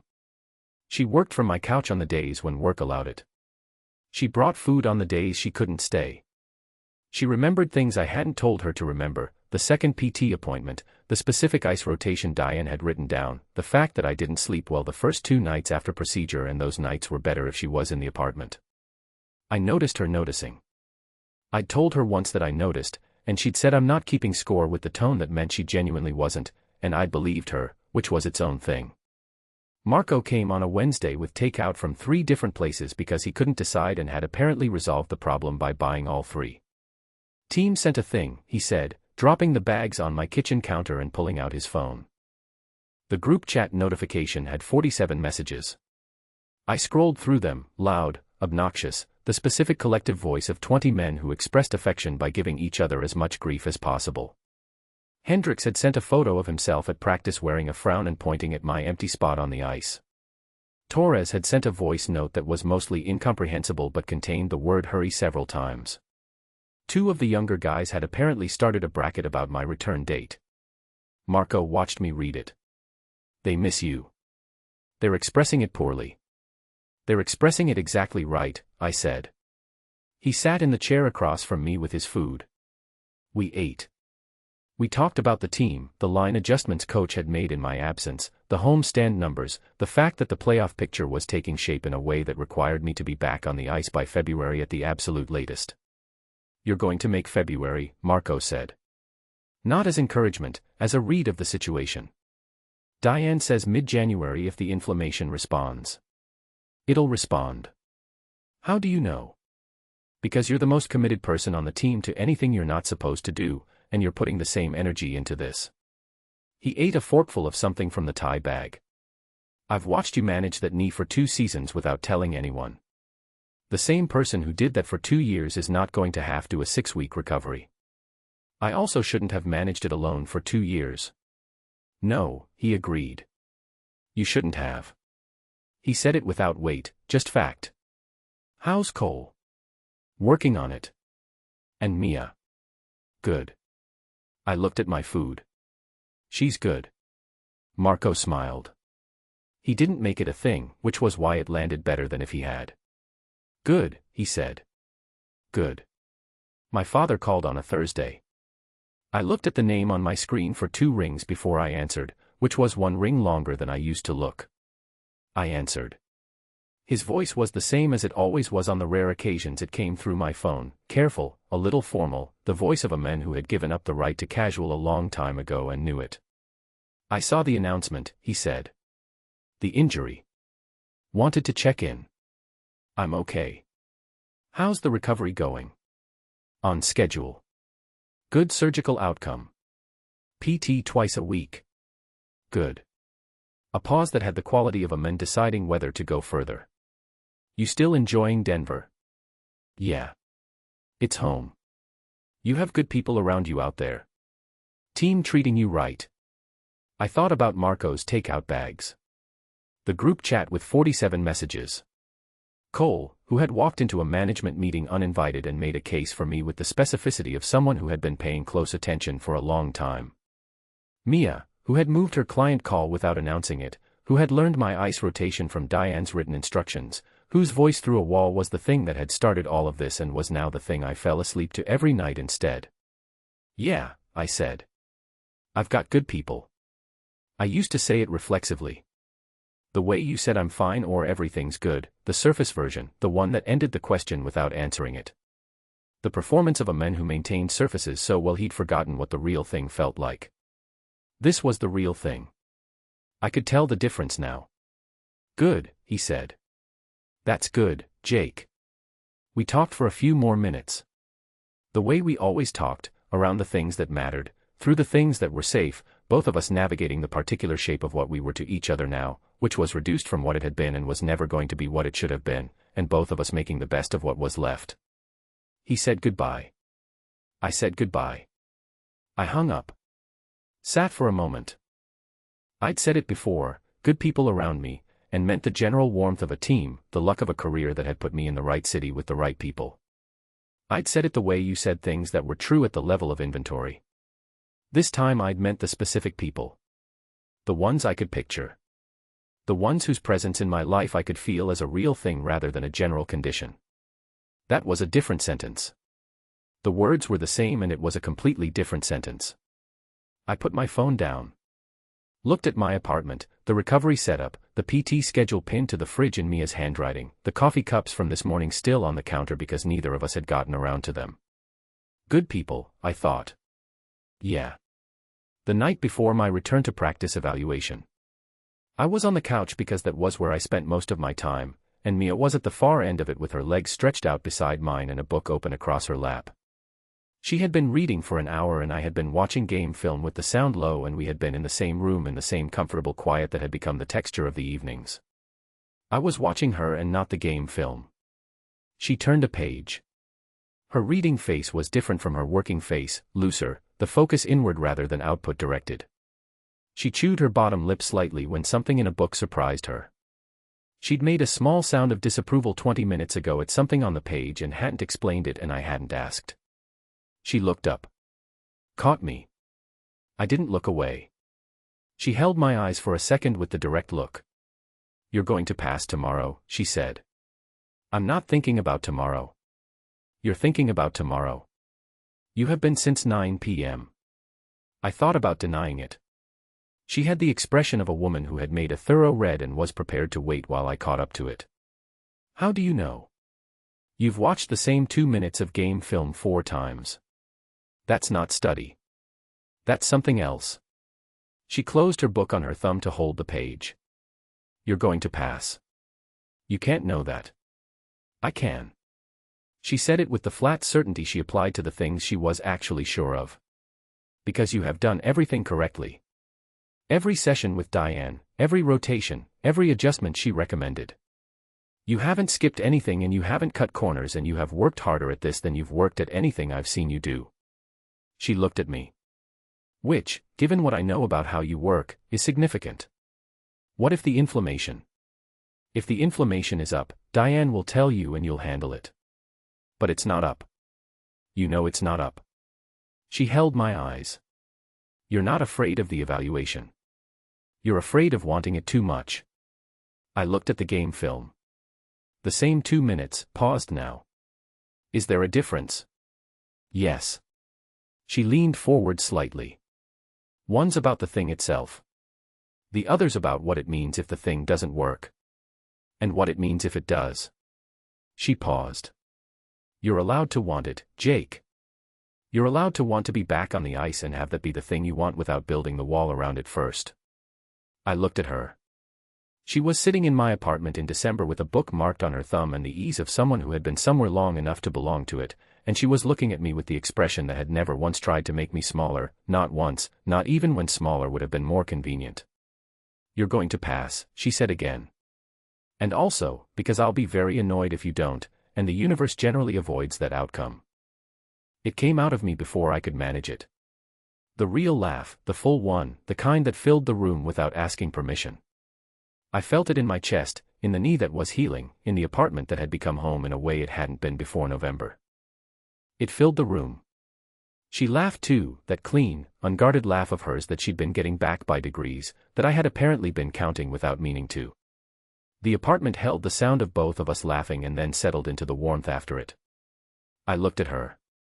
She looked back at me with the laugh still in her face, present and real. This, I thought. This is what I was missing. Not the ice had always been there. Not the contract, not the season, not any of the things I'd been building toward with the focused efficiency of a man who had mistaken movement for meaning. This specific thing. This room, this woman, this laugh that I had started counting. This was the answer to my mother's question. The one I hadn't had when she'd asked it. The one I'd said I don't know to on a kitchen floor in Calgary with a bad knee and a phone in my hand. What? Mia said, watching my face. Nothing. That's not a nothing face. It's a good face. She studied me for a second. Then she went back to her book, the slight curve of her mouth suggesting she'd decided she could let that one go for now. I went back to the game film. Watched the next 2 minutes this time instead of the same 2 again. Tomorrow was the evaluation. Tomorrow I would find out if the ice was waiting for me the way it had always waited, open, honest, the one place that had never asked me to be anything other than exactly what I was. Tonight was this. I was, for the first time in a long time, present in both. That was enough. That was more than enough. That was everything. Chapter 21. When love stops feeling like a risk assessment. MIA. I bought my own tickets. That's the part one keep coming back to. Not the game, not what happened during it, not the moment in the second period that changed the internal geography of everything I thought I understood about myself and where I was headed. Before any of that, I bought my own tickets. Not through Cole, not through the team family office, not through the informal system of favors and connections that being a hockey player's sister gave you access to whether you wanted it or not. I went online at 9 a.m. on a Tuesday, found 2 seats in the lower bowl on the home side, and paid for them with my own card. Priya thought I was being symbolic. She said so in the lift on the way to the arena, "You know this is a symbol, right?" And I said it was just tickets, and she gave me the look she gave me when she thought I was lying to myself about something small. She was probably right. She was usually right about the small things. What it actually was, a decision about whose story I was showing up as a character in. Not my brother's. Not Jake's. Mine. I was at this game because I wanted to be here, because I had bought a seat in a building and chose to sit in it, and nobody had arranged that for me. Brandon would have found that distinction self-indulgent. I found it essential. The arena was the specific electric it got for a return game. The kind of electric that didn't need explaining. It was in the crowd before the warm-ups, in the sound of 18,000 people who had a story they were invested in and were there to watch the next chapter of it. Priya was beside me with her hood up and her phone out and the expression of someone who had driven 3 hours for this and had no intention of pretending otherwise.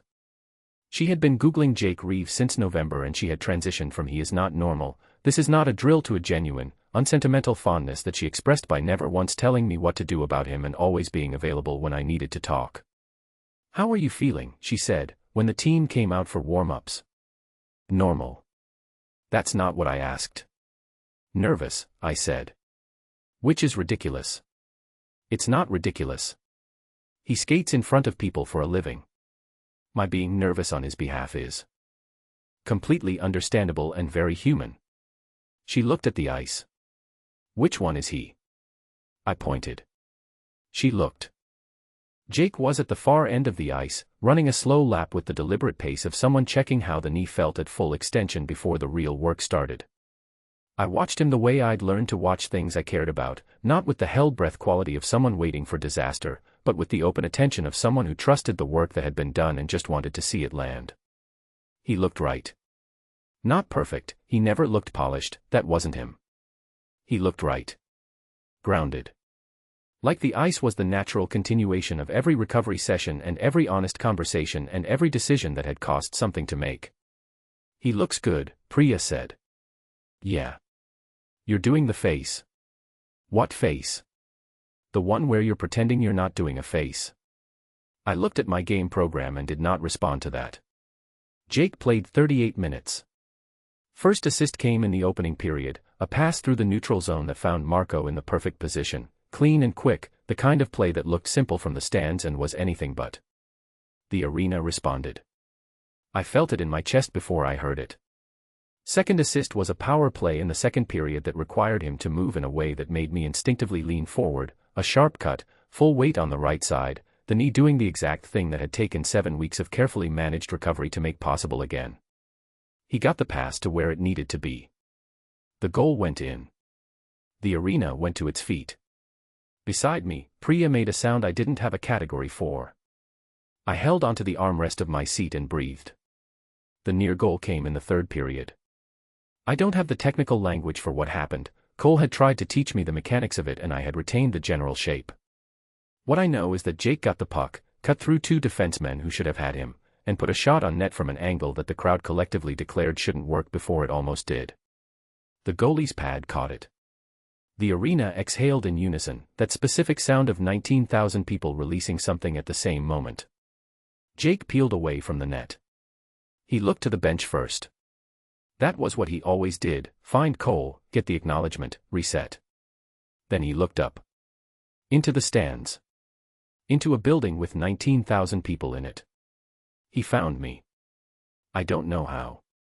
I have thought about it since and I cannot construct the logic of it, the distance, the light, the crowd, but he found me with the directness of a man who already knew where to look.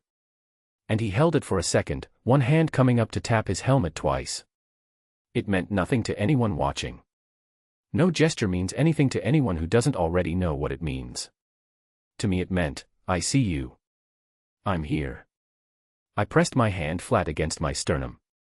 And I thought, not as a question, not as a possibility I was entertaining, not as the I think I might or I'm falling or I'm in trouble version I'd been cycling through since November, I thought it as a plain, declarative, fully arrived fact. Oh. I love him. Full stop. Present tense. Future implied as naturally as breathing implied the next breath. I love him. It didn't arrive with fanfare. It didn't feel like falling. It felt like recognition, the specific feeling of looking at something you've been looking at for a while and finally seeing what it actually was. The way you sometimes got to the last page of a design project and thought, that's it.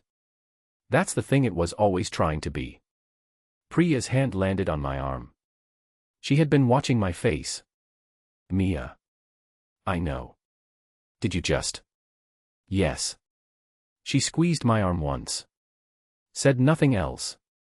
Put her eyes back on the ice. That was the right response. That was exactly the right response. I loved her for it. After the final buzzer, a 4-2 win, the arena still going, Priya and I made our way down to the family waiting area. I usually avoided this space. It had a specific social texture that I found effortful, the careful calibration of who you were relative to the players and what that entitled you to in terms of access and acknowledgement. I was Cole's sister, which meant I had a position in it, and the position came with obligations that wore me out. Tonight I didn't care about any of that. I stood near the wall with Priya and waited. Cole came out before Jake. He saw me immediately, he always did, some sibling radar that operated regardless of crowd density, and came over with the post-win energy that made him taller somehow, more present. He was sweaty and freshly changed and looked like exactly what he was, a man who had just done the thing he was built for. Good game, I said. Good game, he agreed, and the word good was doing significant work for both of us and we both knew it. He stood beside me. We watched the room together for a moment.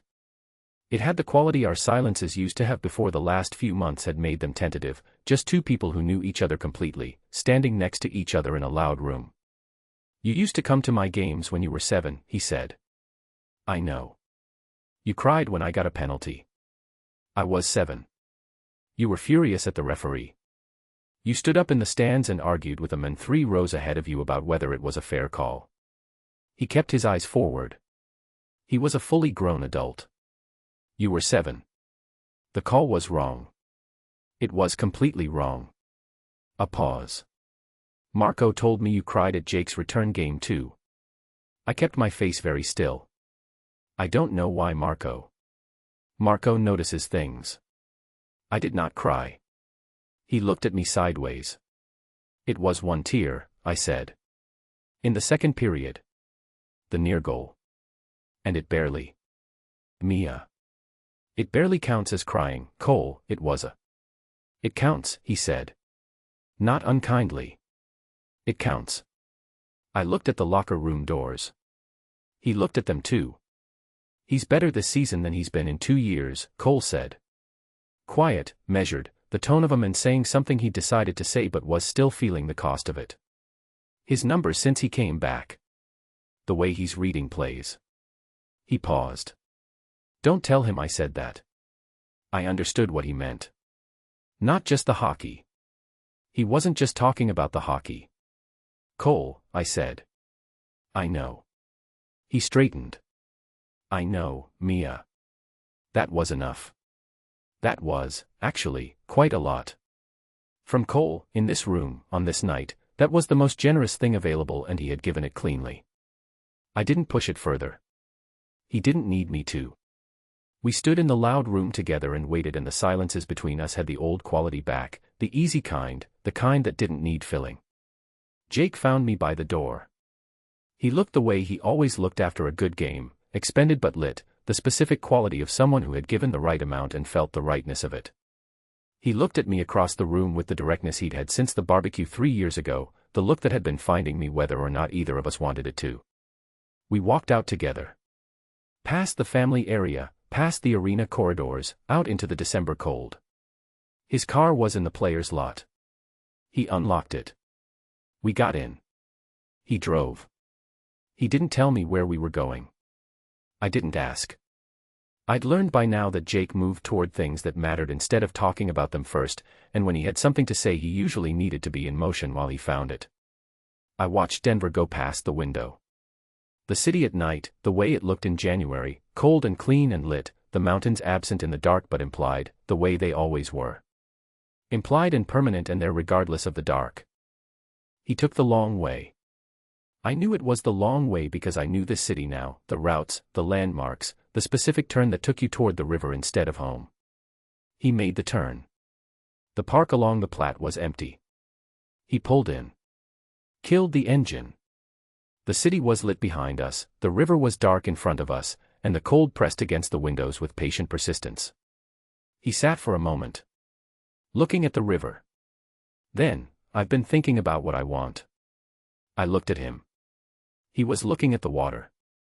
His hands were on the steering wheel even though we'd stopped. And I said. Asterisk, I want all of it. He turned to face me. Not the version that's manageable. Not the version with exits built in. He held my eyes. The difficult parts too. Whatever they are. I want those. I looked at him.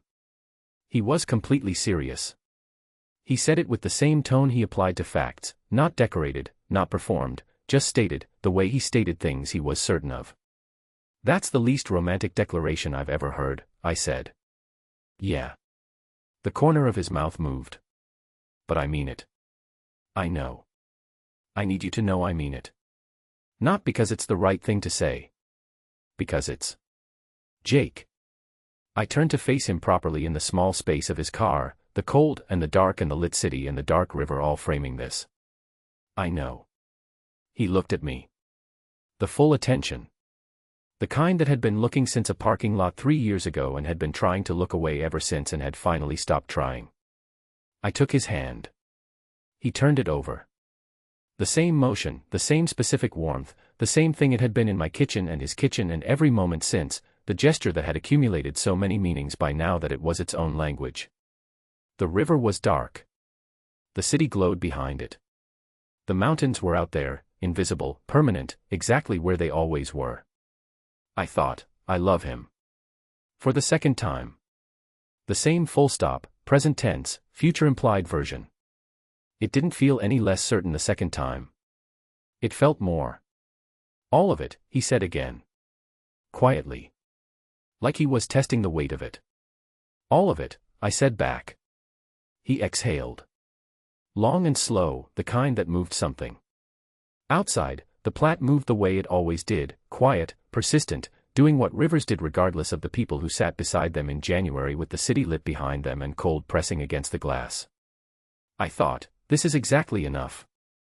I thought, this is more than enough. I thought, this is everything. Chapter 22. The part that's actually easy. Jake. Derek Walsh got traded on a Tuesday. It wasn't dramatic. These things never are, when they happen at the right time, a deadline deal, a rebuilding team in Arizona that needed a veteran presence and was willing to pay the price for it. The announcement came through the team channel at noon. By 2 p.m. he was cleaning out his locker with the easy efficiency of a man who had always kept his things organized and ready. The locker room had a quality during it that was different from the quality it had when someone got hurt or released. This was flatter. People said the right things in the right tones. There was no collective grief in it. Derek went around the room with the easy smile and the firm handshake, the performance of a gracious exit, which he had the talent for even when the exit was not entirely voluntary. He got to Marco and they shook hands and said things I couldn't hear from my side of the room. He got to Hendricks, who was genuine about it. He got to Torres. He got to me. No hard feelings, Reeves, he said. The smile. The handshake. Both completely accurate on the surface, completely empty underneath. None here, I said. Both true. I looked at him and felt exactly what I said I felt, which was nothing complicated, no heat, no satisfaction, no particular edge. Just two people at the end of a chapter that had run its course.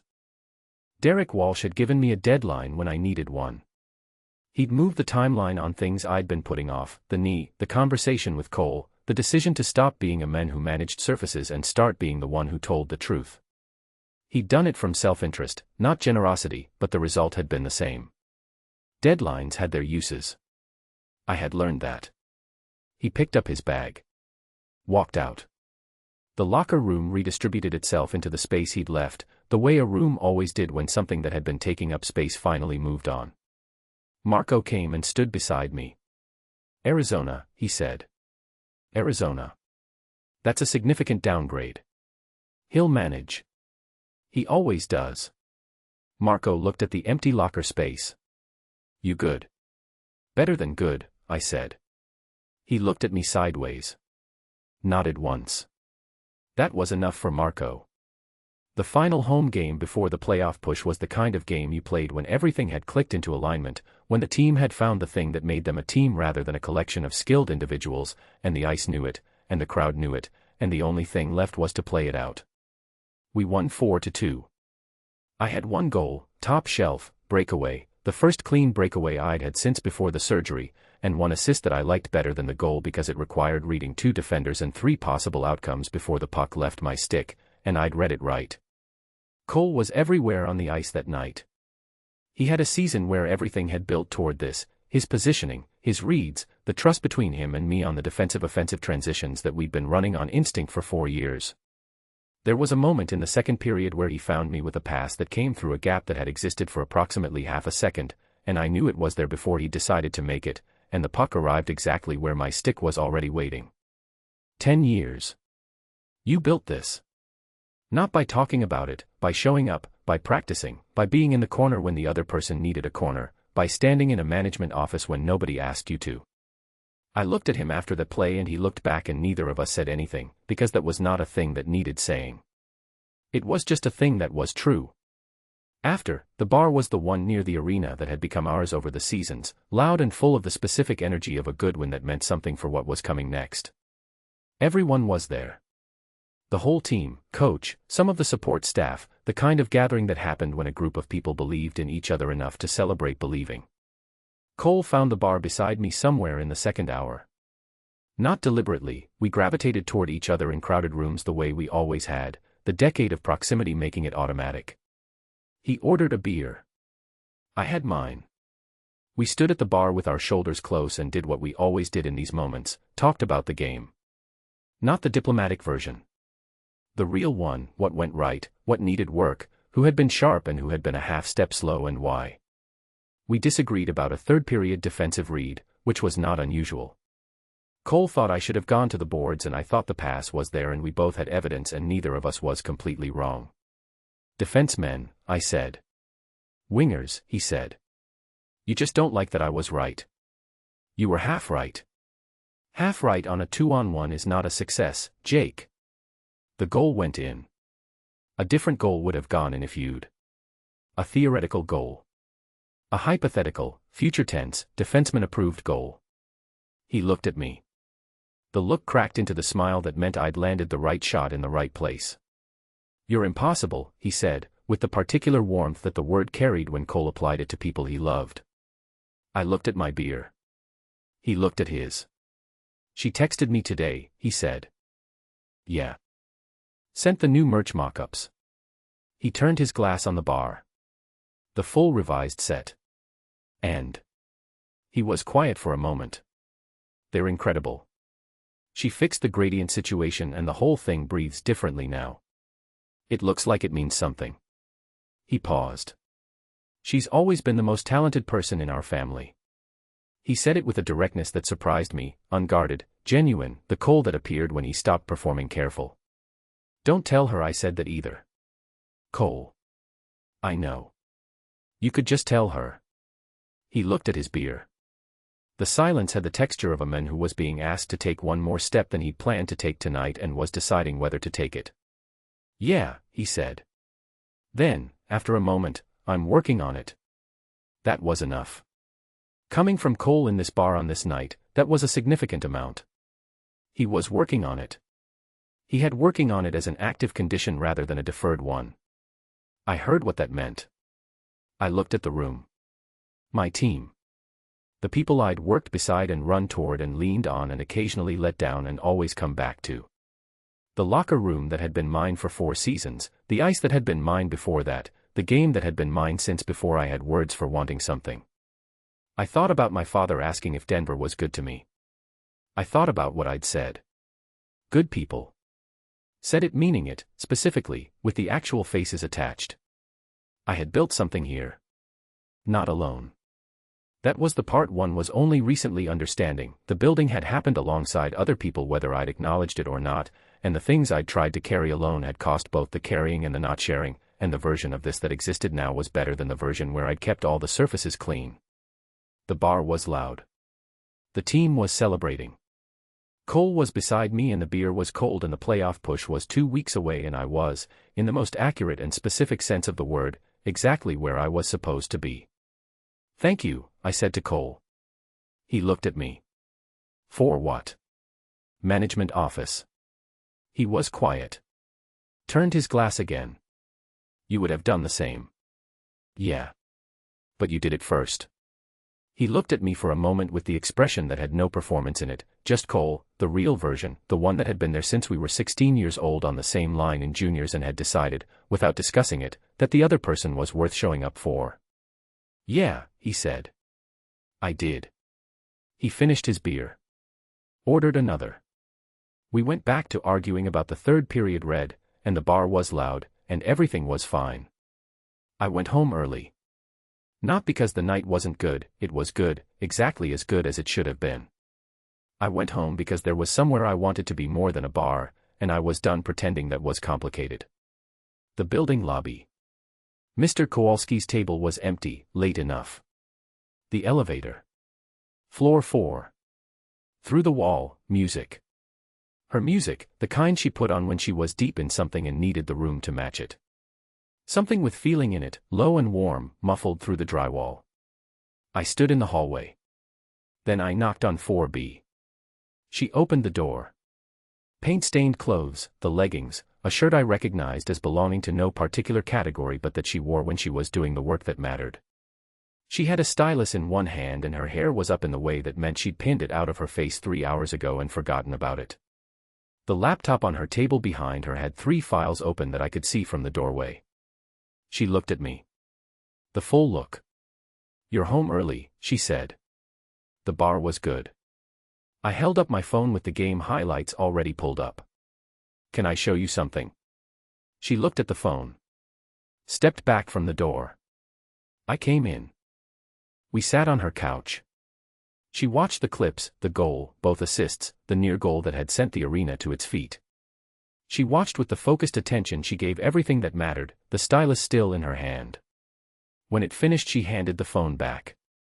The assist was better, she said. I know. The second one.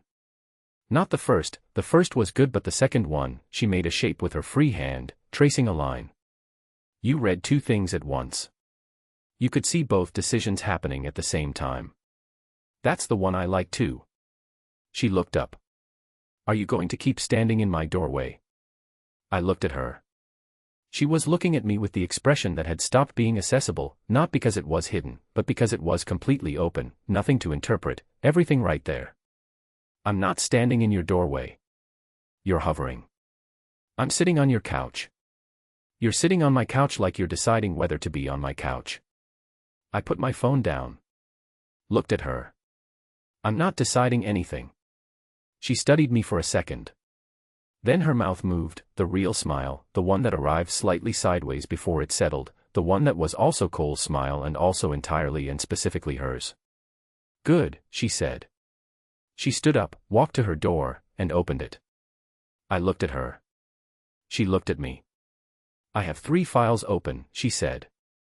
You're going to sit over there and not hover, and I'm going to finish this last round, and then we're going to do whatever you want. Whatever I want. Within reason. What's the range on reason? Broader than you might think. She held the door. I understood, she was closing it behind us both. Not sending me back to 4C. Closing hers, with me in it, which was a different thing. I stepped fully into the apartment. She closed the door. She went back to her desk. I sat on her couch. She put her headphones on, not the full over-ear, the small ones, leaving room for the room. The music shifted to something she was working to. I stretched my leg out. My knee, which had passed every evaluation and was currently doing exactly what a healed knee was supposed to do, settled comfortably into the cushion. I looked at the wall that used to separate us. From this side it was just a wall, paint, art sheet hung, the shelf with her design book stacked in the particular order of someone who arranged things by feeling rather than system.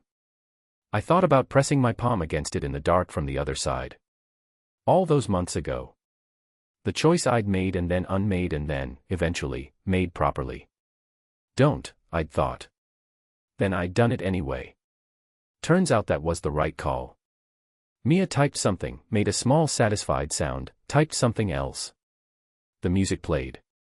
The apartment was warm. The city outside was doing what it did, present, indifferent, ongoing. I was home. Chapter 23. Resolution. MIA. Denver in spring was a different city. Not dramatically different, it was the same streets, the same buildings, the same mountains appearing on clear days like they'd been there the whole time and just wanted you to notice. But spring here had a quality that Portland hadn't prepared me for. It arrived suddenly and it meant it. 1 week you were still in the cold that sat in the bones, and the next week the air had made a decision and everything opened up at once. I liked it. I liked the way this city committed to its seasons. I had 3 major design clients now. The tech startup, whose CEO had turned out to be the authentic version and whose brand I'd built from the near-right logo into something I was actually proud of. A hospitality group in Cherry Creek who'd found me through a connection Priya had made without mentioning it to me, which was how Priya operated and which I had stopped being surprised by. And the Colorado Avalanche, who needed new merch graphics and had been handed my contact by their starting defenseman, who was also my brother, who had also, several weeks after he said he was working on it, texted me on a Wednesday morning with just, "You're the most talented person in the family." I should have said it before. Don't make it weird. I had made it slightly weird by calling him immediately. He had pretended to be annoyed. Neither of us had convinced the other. I liked my work. I had always liked it, even in the Portland years when Brandon had managed to make me uncertain about everything else. The work had stayed mine, the one part of me hadn't been able to adjust enough to change. In Denver it had room to grow. That was the whole difference. The playoffs had happened. They'd made the second round on the strength of a first-round sweep that I watched from the stands with Priya, who had started making the drive every home game with the dedication of someone who had decided this was now a fixture of her schedule and had reorganized accordingly. Cole had been extraordinary. Jake had been back at full form since February, and the combination of the two of them on the ice in a playoff push was the kind of thing that made you understand, viscerally, why people lost their minds over sports. They'd lost in the second round. A 7-game series against a team that was fractionally better managed and had a goalie who was having a historically good spring. The loss was clean, the kind that hurt the right way, where you knew you'd left nothing in the locker room, where the team came off the ice having given everything available and found the other side had more. Jake had taken it the way he took hard things, internally, with full weight, without performance. He'd been quieter the week after, which I'd let be quiet, and then he'd come out of it back into the version of himself that was present and warm and making plans for the next thing. His knee had held. All the way through, every game, every shift of the playoff push. Dr. Hassan had said at the postseason evaluation, "This is what a good outcome looks like."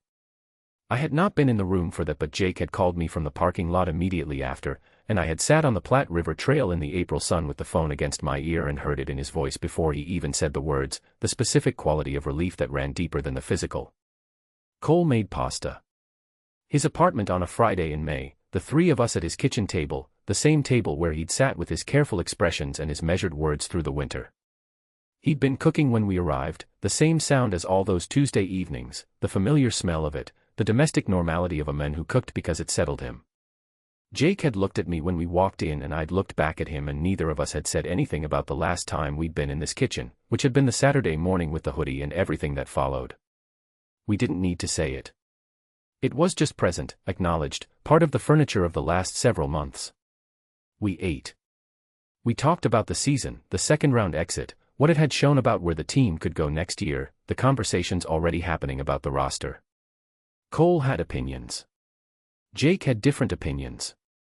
I had opinions about the merch I was designing for next season, which Cole said were not relevant to the lineup discussion and Jake said were more relevant than anything Cole had contributed. Cole looked between us at some point during the meal. I saw it happen, the specific moment when he stopped performing ease and was just being it, when the face he'd been maintaining while he got there relaxed into the real one. "I don't love this," he said. We both looked at him. "I want you to know that." He held both our eyes, one at a time. "I don't love it, and that's still true, and I'm not going to perform something different." Cole. "But." He set his fork down. "I trust you both.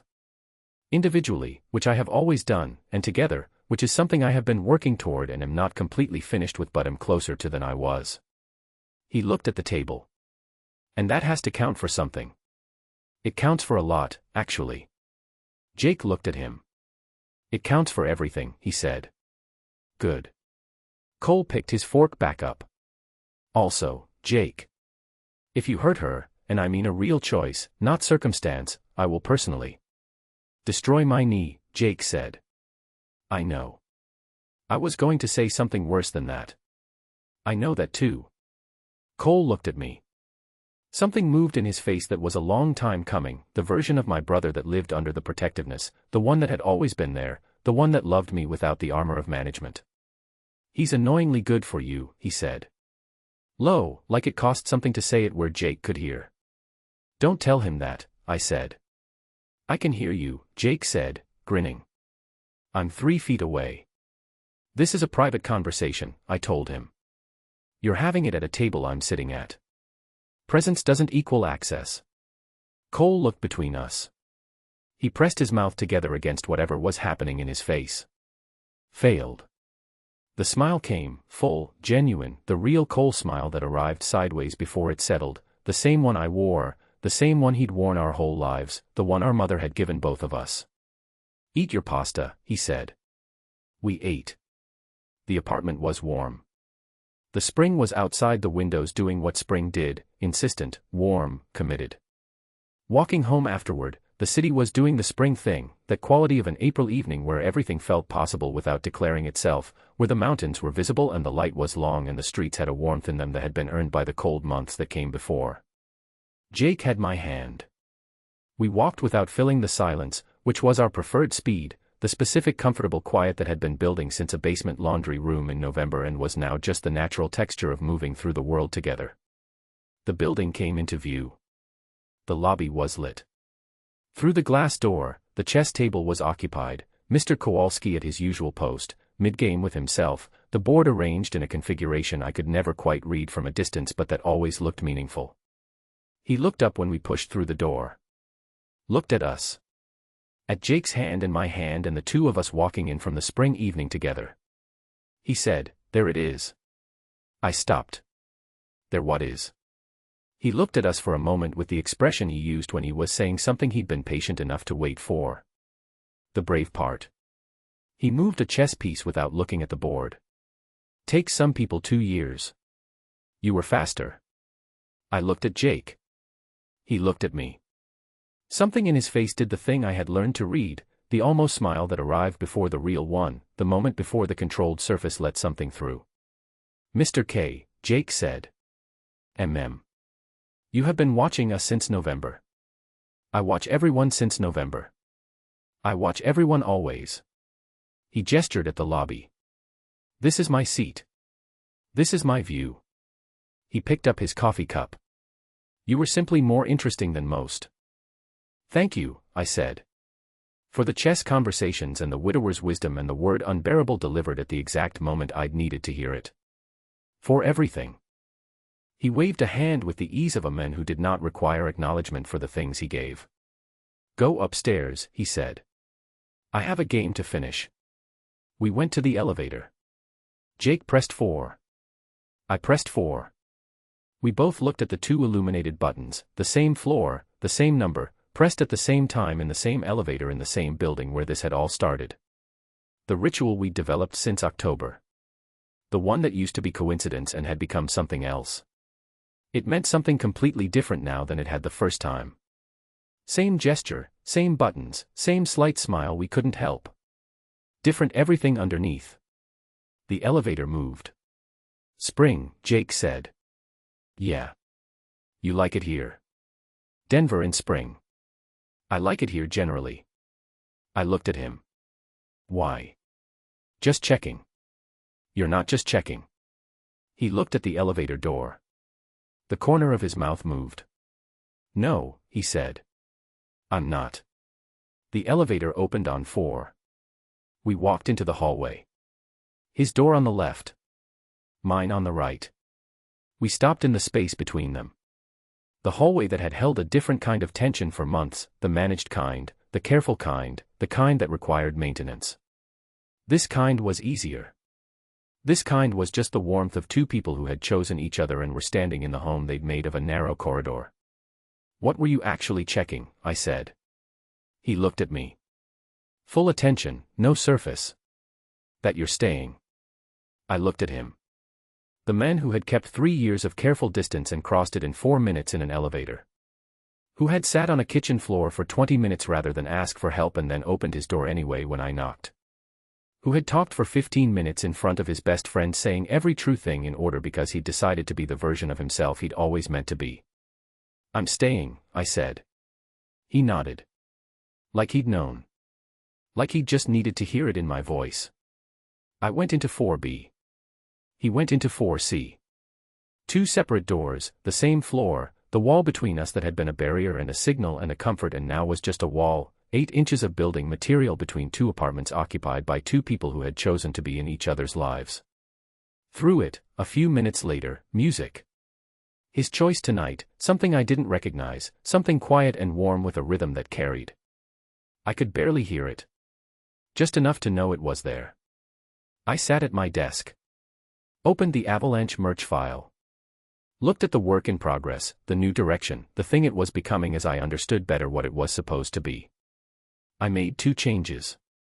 They were right. I could feel it. Outside, Denver was spring, fully committed to it now, the mountains visible on clear days, the river gold in afternoon light, the city doing what it always did, ongoing and present and alive. I thought about the U-Haul in October. The broken printer. The list of 4 reasons Denver was going to be different. The elevator that had opened on the 4th floor and the 6'2" mistake in the Colorado Avalanche cap. None of the list mattered anymore.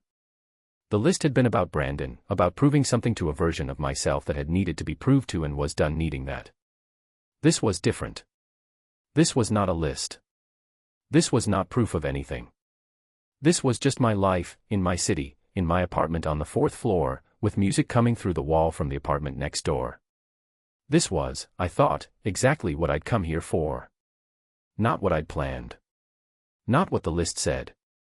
Something better. Something real. I went back to the merch file. The mountains were out there. The spring was doing what it did. And through the wall, barely audible, warm and present and exactly where I wanted it to be, music. Chapter 24. What home sounds like. Jake. The off-season had a sound. Not silence, that wasn't right. Silence was absence. The off-season sound was different, the city still going, still present, but at a lower register. No game day urgency in it. No alarm at 7 for practice. Just the regular noise of a place that kept moving regardless of whether anyone was playing hockey in it, and the specific quality of my apartment in the middle of a Tuesday in May that had no particular agenda. The arena was dark. The snow was gone. The season was over. I was on my couch. Mia was at my kitchen table. She had moved her desk here temporarily in March, when the studio space she'd been renting 2 days a week had developed what she described as a mouse situation and what Priya described as a situation involving multiple mice and what I chose not to press for further details on. She'd brought her second monitor and her good lamp and the specific cup she used for her working coffee, wider than a normal mug, handleless, something she'd found at a market in the fall and that lived permanently at the sink, and she'd set up at my kitchen table and said she'd be here for 2 weeks until the studio got sorted. That had been 8 weeks ago. The studio had been sorted for 6 of them. I had not mentioned this. She had not mentioned this. The desk was here and the lamp was here and the working coffee cup was here, and every morning she made coffee at my counter and sat at my table and her music played in my apartment at the volume it had been playing through the wall for months and was now simply here, present and real rather than muffled and implied. I had not been subtle about my feelings on this arrangement. I had been completely transparent about them without using words, which was the version of communication I was best at, and she had understood it completely, which was the thing about her I had still not finished being grateful for. I watched her work. She didn't know. Or she did and let me, because she had worked out by now the specific way I paid attention to things I cared about, not always with words, often with presence, always with the full version of it. She had stopped finding it unnerving around month 3 and started finding it comfortable sometime after that. She'd told me once, matter-of-factly, that it was the first time in a long time that being watched had felt like being seen rather than being assessed. I thought about that often. Right now she was deep in something. The focused posture, shoulders slightly forward, one hand moving the stylus in the small careful way of someone who was at the precise part of the work, the point where the thing was deciding what it was going to be. She had her headphones on, the over-ear ones, which meant she was in the serious part of a session and had chosen to be unreachable. The music she was playing, loud enough that it carried off the headphones slightly, spilling into the room, was something I'd heard her play before on the wall version and was now familiar as a real thing. Something with weight in it, the kind of music that told you the person who chose it was feeling something and had decided to let it live in the room. Coffee on the counter. Her design books on my shelf, worked in among my things over weeks of quiet accumulation. Her running shoes by the door next to mine, which nobody had arranged, they had just ended up there the way things ended up in places they belonged. I had been watching her for 6 minutes and had not opened the contract paperwork my agent had been sending follow-ups about since Thursday. My phone rang. I looked at the screen. Phil, my agent, the 3rd call this week, the increasing urgency of a man whose job required things to happen on timelines that my off-season disposition was currently resisting. I answered. Jake. Finally. I was going to call you today. You've been going to call me for 4 days. Today specifically. Phil made the sound he made when he was deciding whether to engage with my version of events or skip to the point. He chose the point, which was the right call. The offer came in this morning. Multi-year. 3 years with a team option on the 4th. He named the numbers. I held the phone and listened to him walk through it. The numbers were good, better than good, the kind of good that reflected what the last full season had produced, which was career-high assists, a return from injury that had impressed the people paid to assess these things, and a playoff push that had shown the team I could be counted on when the pressure was real. Phil was excited in the controlled way of someone who had been doing this long enough to know that excitement was unprofessional and could not fully suppress it. This is what we've been building toward, Jake. 3 years, this structure, This is the security you've been. I'll call you back, I said. A pause. Jake. 30 minutes. I'll call you back. I hung up. Sat with the phone in my hand. Mia was still working. She hadn't heard any of it, headphones on, deep in the session. She was making a small movement with the stylus that I recognized as the part of her process just before she landed on something right. I looked at her at my kitchen table with her coffee and her lamp and her music carrying off the headphones into the apartment. I looked at the running shoes by the door and the design books on the shelf and the working coffee cup at the sink and the specific quality of a space that had been accumulating another person in it so gradually and so naturally that it was hard to locate the before. I thought about the barbecue 3 years ago. The parking lot. The red tail lights at the end of the block getting smaller until they turned and disappeared. Good, I'd thought. Easier this way. I had been so completely wrong about that. Mia looked up from her screen. The headphones came off one ear, which was the partial version, the "I'm still in the work but I can hear you" version. Good call, she said. Very good. She looked at me for a second. The inventory look. She was taking something in, my face, my posture, the way I was sitting on the couch with my phone in my hand instead of the contract paperwork that had been on the cushion beside me for an hour untouched. How good, she said. The numbers came in. The headphones came all the way off. She set them on the table. Turned fully to face me with the attentiveness that was one of the specific things I had stopped being able to imagine not having. And 3 years. Good structure. Team option on the 4th. She looked at me. Then she did what she always did when something mattered, she let the quiet sit, let it be what it was, and waited for me to arrive at the thing I was actually saying. I put the phone on the cushion beside me. Looked at her at my kitchen table in the morning light, in the apartment she had moved into by degrees without announcing it, in the home that had been accumulating toward exactly this for the better part of a year. I thought about the wall between 4B and 4C. How thin it had been. How long I'd pressed my palm against it in the dark and made myself stop. I thought about all the things I'd filed. The decisions I'd made in parking lots, the distances I'd maintained, the surfaces I'd kept so clean for so long that I'd started to mistake the surface for the thing itself. I thought about what was actually the thing itself. I picked up my phone. Called Phil back. Jake. I'll sign, I said. Send me the paperwork today. Phil exhaled the exhale of a man whose week had just improved significantly. He said things about next steps and timelines that I registered and would address and that were entirely secondary to the reason I was saying yes, which I did not explain to Phil because Phil was my agent, not my confessor, and some things were not his to know. I hung up. Done. Mia said.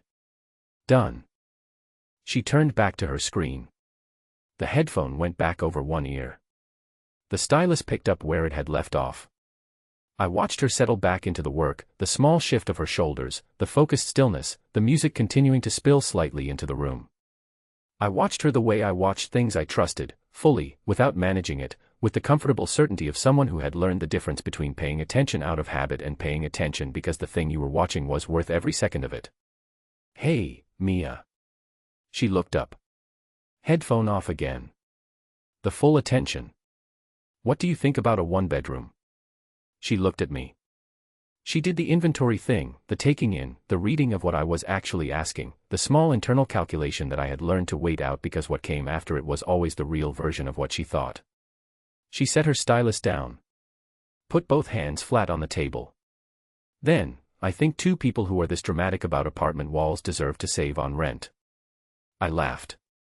The real kind, the full one, the kind that arrived before I decided to let it, the kind that Mia had been restoring in me by degrees since November and that now came easily, without management, without the half-second of deciding whether to give it. She laughed too. The clean, unguarded version, the one that had come back to her by degrees over the same months and that I had been counting without meaning to and was now simply a sound I lived inside. The apartment held both of us laughing and then settled into the warmth of the after. She looked at me. Her face was open and certain and completely hers, no performance in it, no shape adjusted for someone else's comfort, just Mia Reeves at a kitchen table in May in Denver in the apartment she had moved into by inches without either of us making a formal decision about it. Are you asking, she said, or are you telling me you already looked at listings? I had looked at 3 listings. I said nothing. Jake. The location is good. You already looked. There's one on 9th that has the east-facing windows. Oh my God. And the kitchen layout is better than. You already found us an apartment. I found options, I said. You'd be making the final call. She stared at me. Then she picked her stylus back up and turned to her screen with the expression of someone who was trying very hard not to smile and losing. Send me the listings, she said. I'm finishing this section first. Okay. And Jake? Yeah. She didn't look up from the screen. But the corner of her mouth was doing the thing. Yes. One word. No decoration. The way she said things she was certain of. I sat on my couch in my apartment on the 4th floor of a building on 14th and Platt with the contract paperwork and signed on the cushion beside me and the signed contract already on its way and Mia at my table and her music in the room, and I thought about the one word she'd just said and how it was the best word I had heard in a long time. I thought about the barbecue. The parking lot. The taillights. The 3 years of filing it clean. I thought about the elevator in October, about Gerald and the laundry room, about a kitchen floor and an ice pack and 20 minutes of silence that had become the beginning of the truest thing I'd built. I thought about Cole in a management office, standing where I needed someone to stand. About Marco filing things without being asked to. About Diane and her parole dates and her clipboard and the gift of being seen clearly by someone paid to tell you the truth. About my mother asking if I was happy and me finally having the answer she'd been waiting for. I thought about the wall.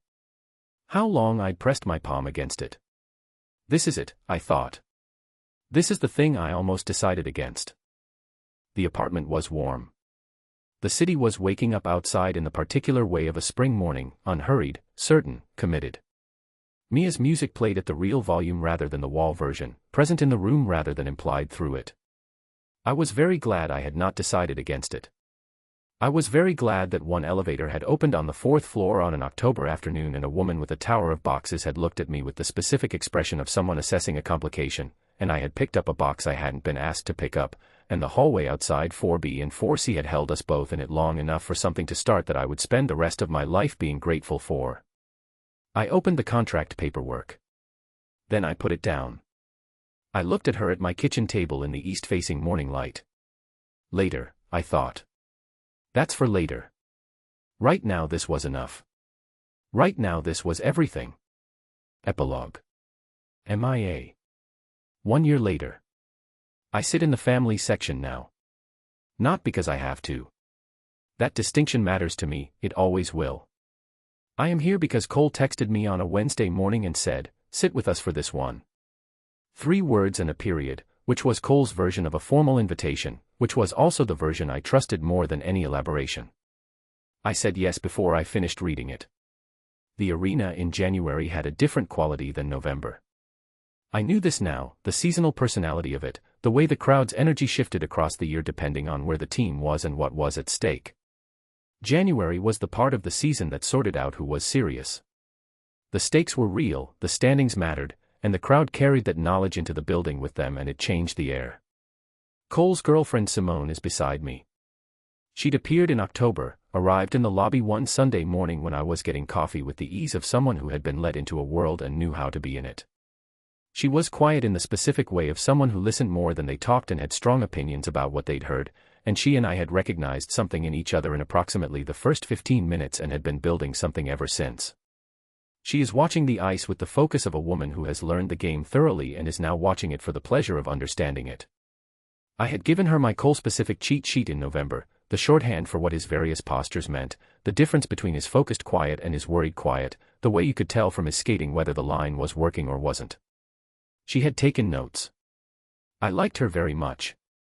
He looks good tonight, she said. He always looks good.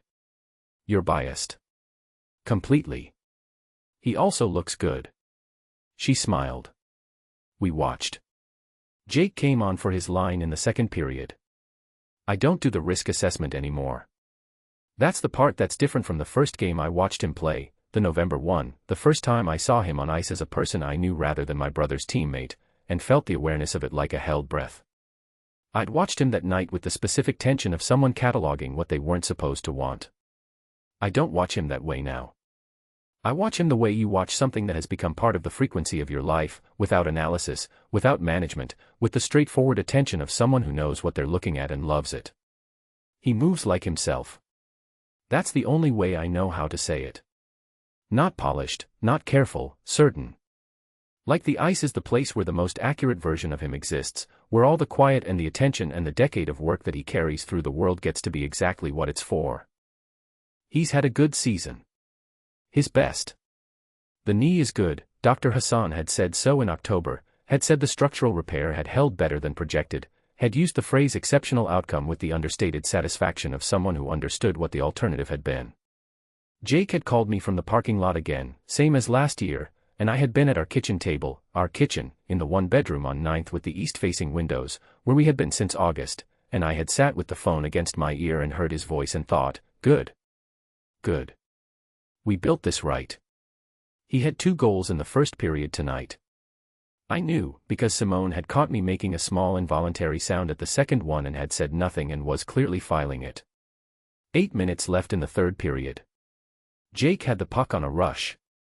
I knew by now what this looked like, the specific quality of his acceleration when the play was opening in front of him and he could see 3 moves before he made one. The crowd picked it up before it happened, the collective lean forward of people who could feel something building. He cut.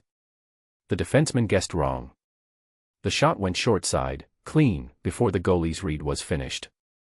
The arena exploded. Jake turned away from the net. He looked to the bench.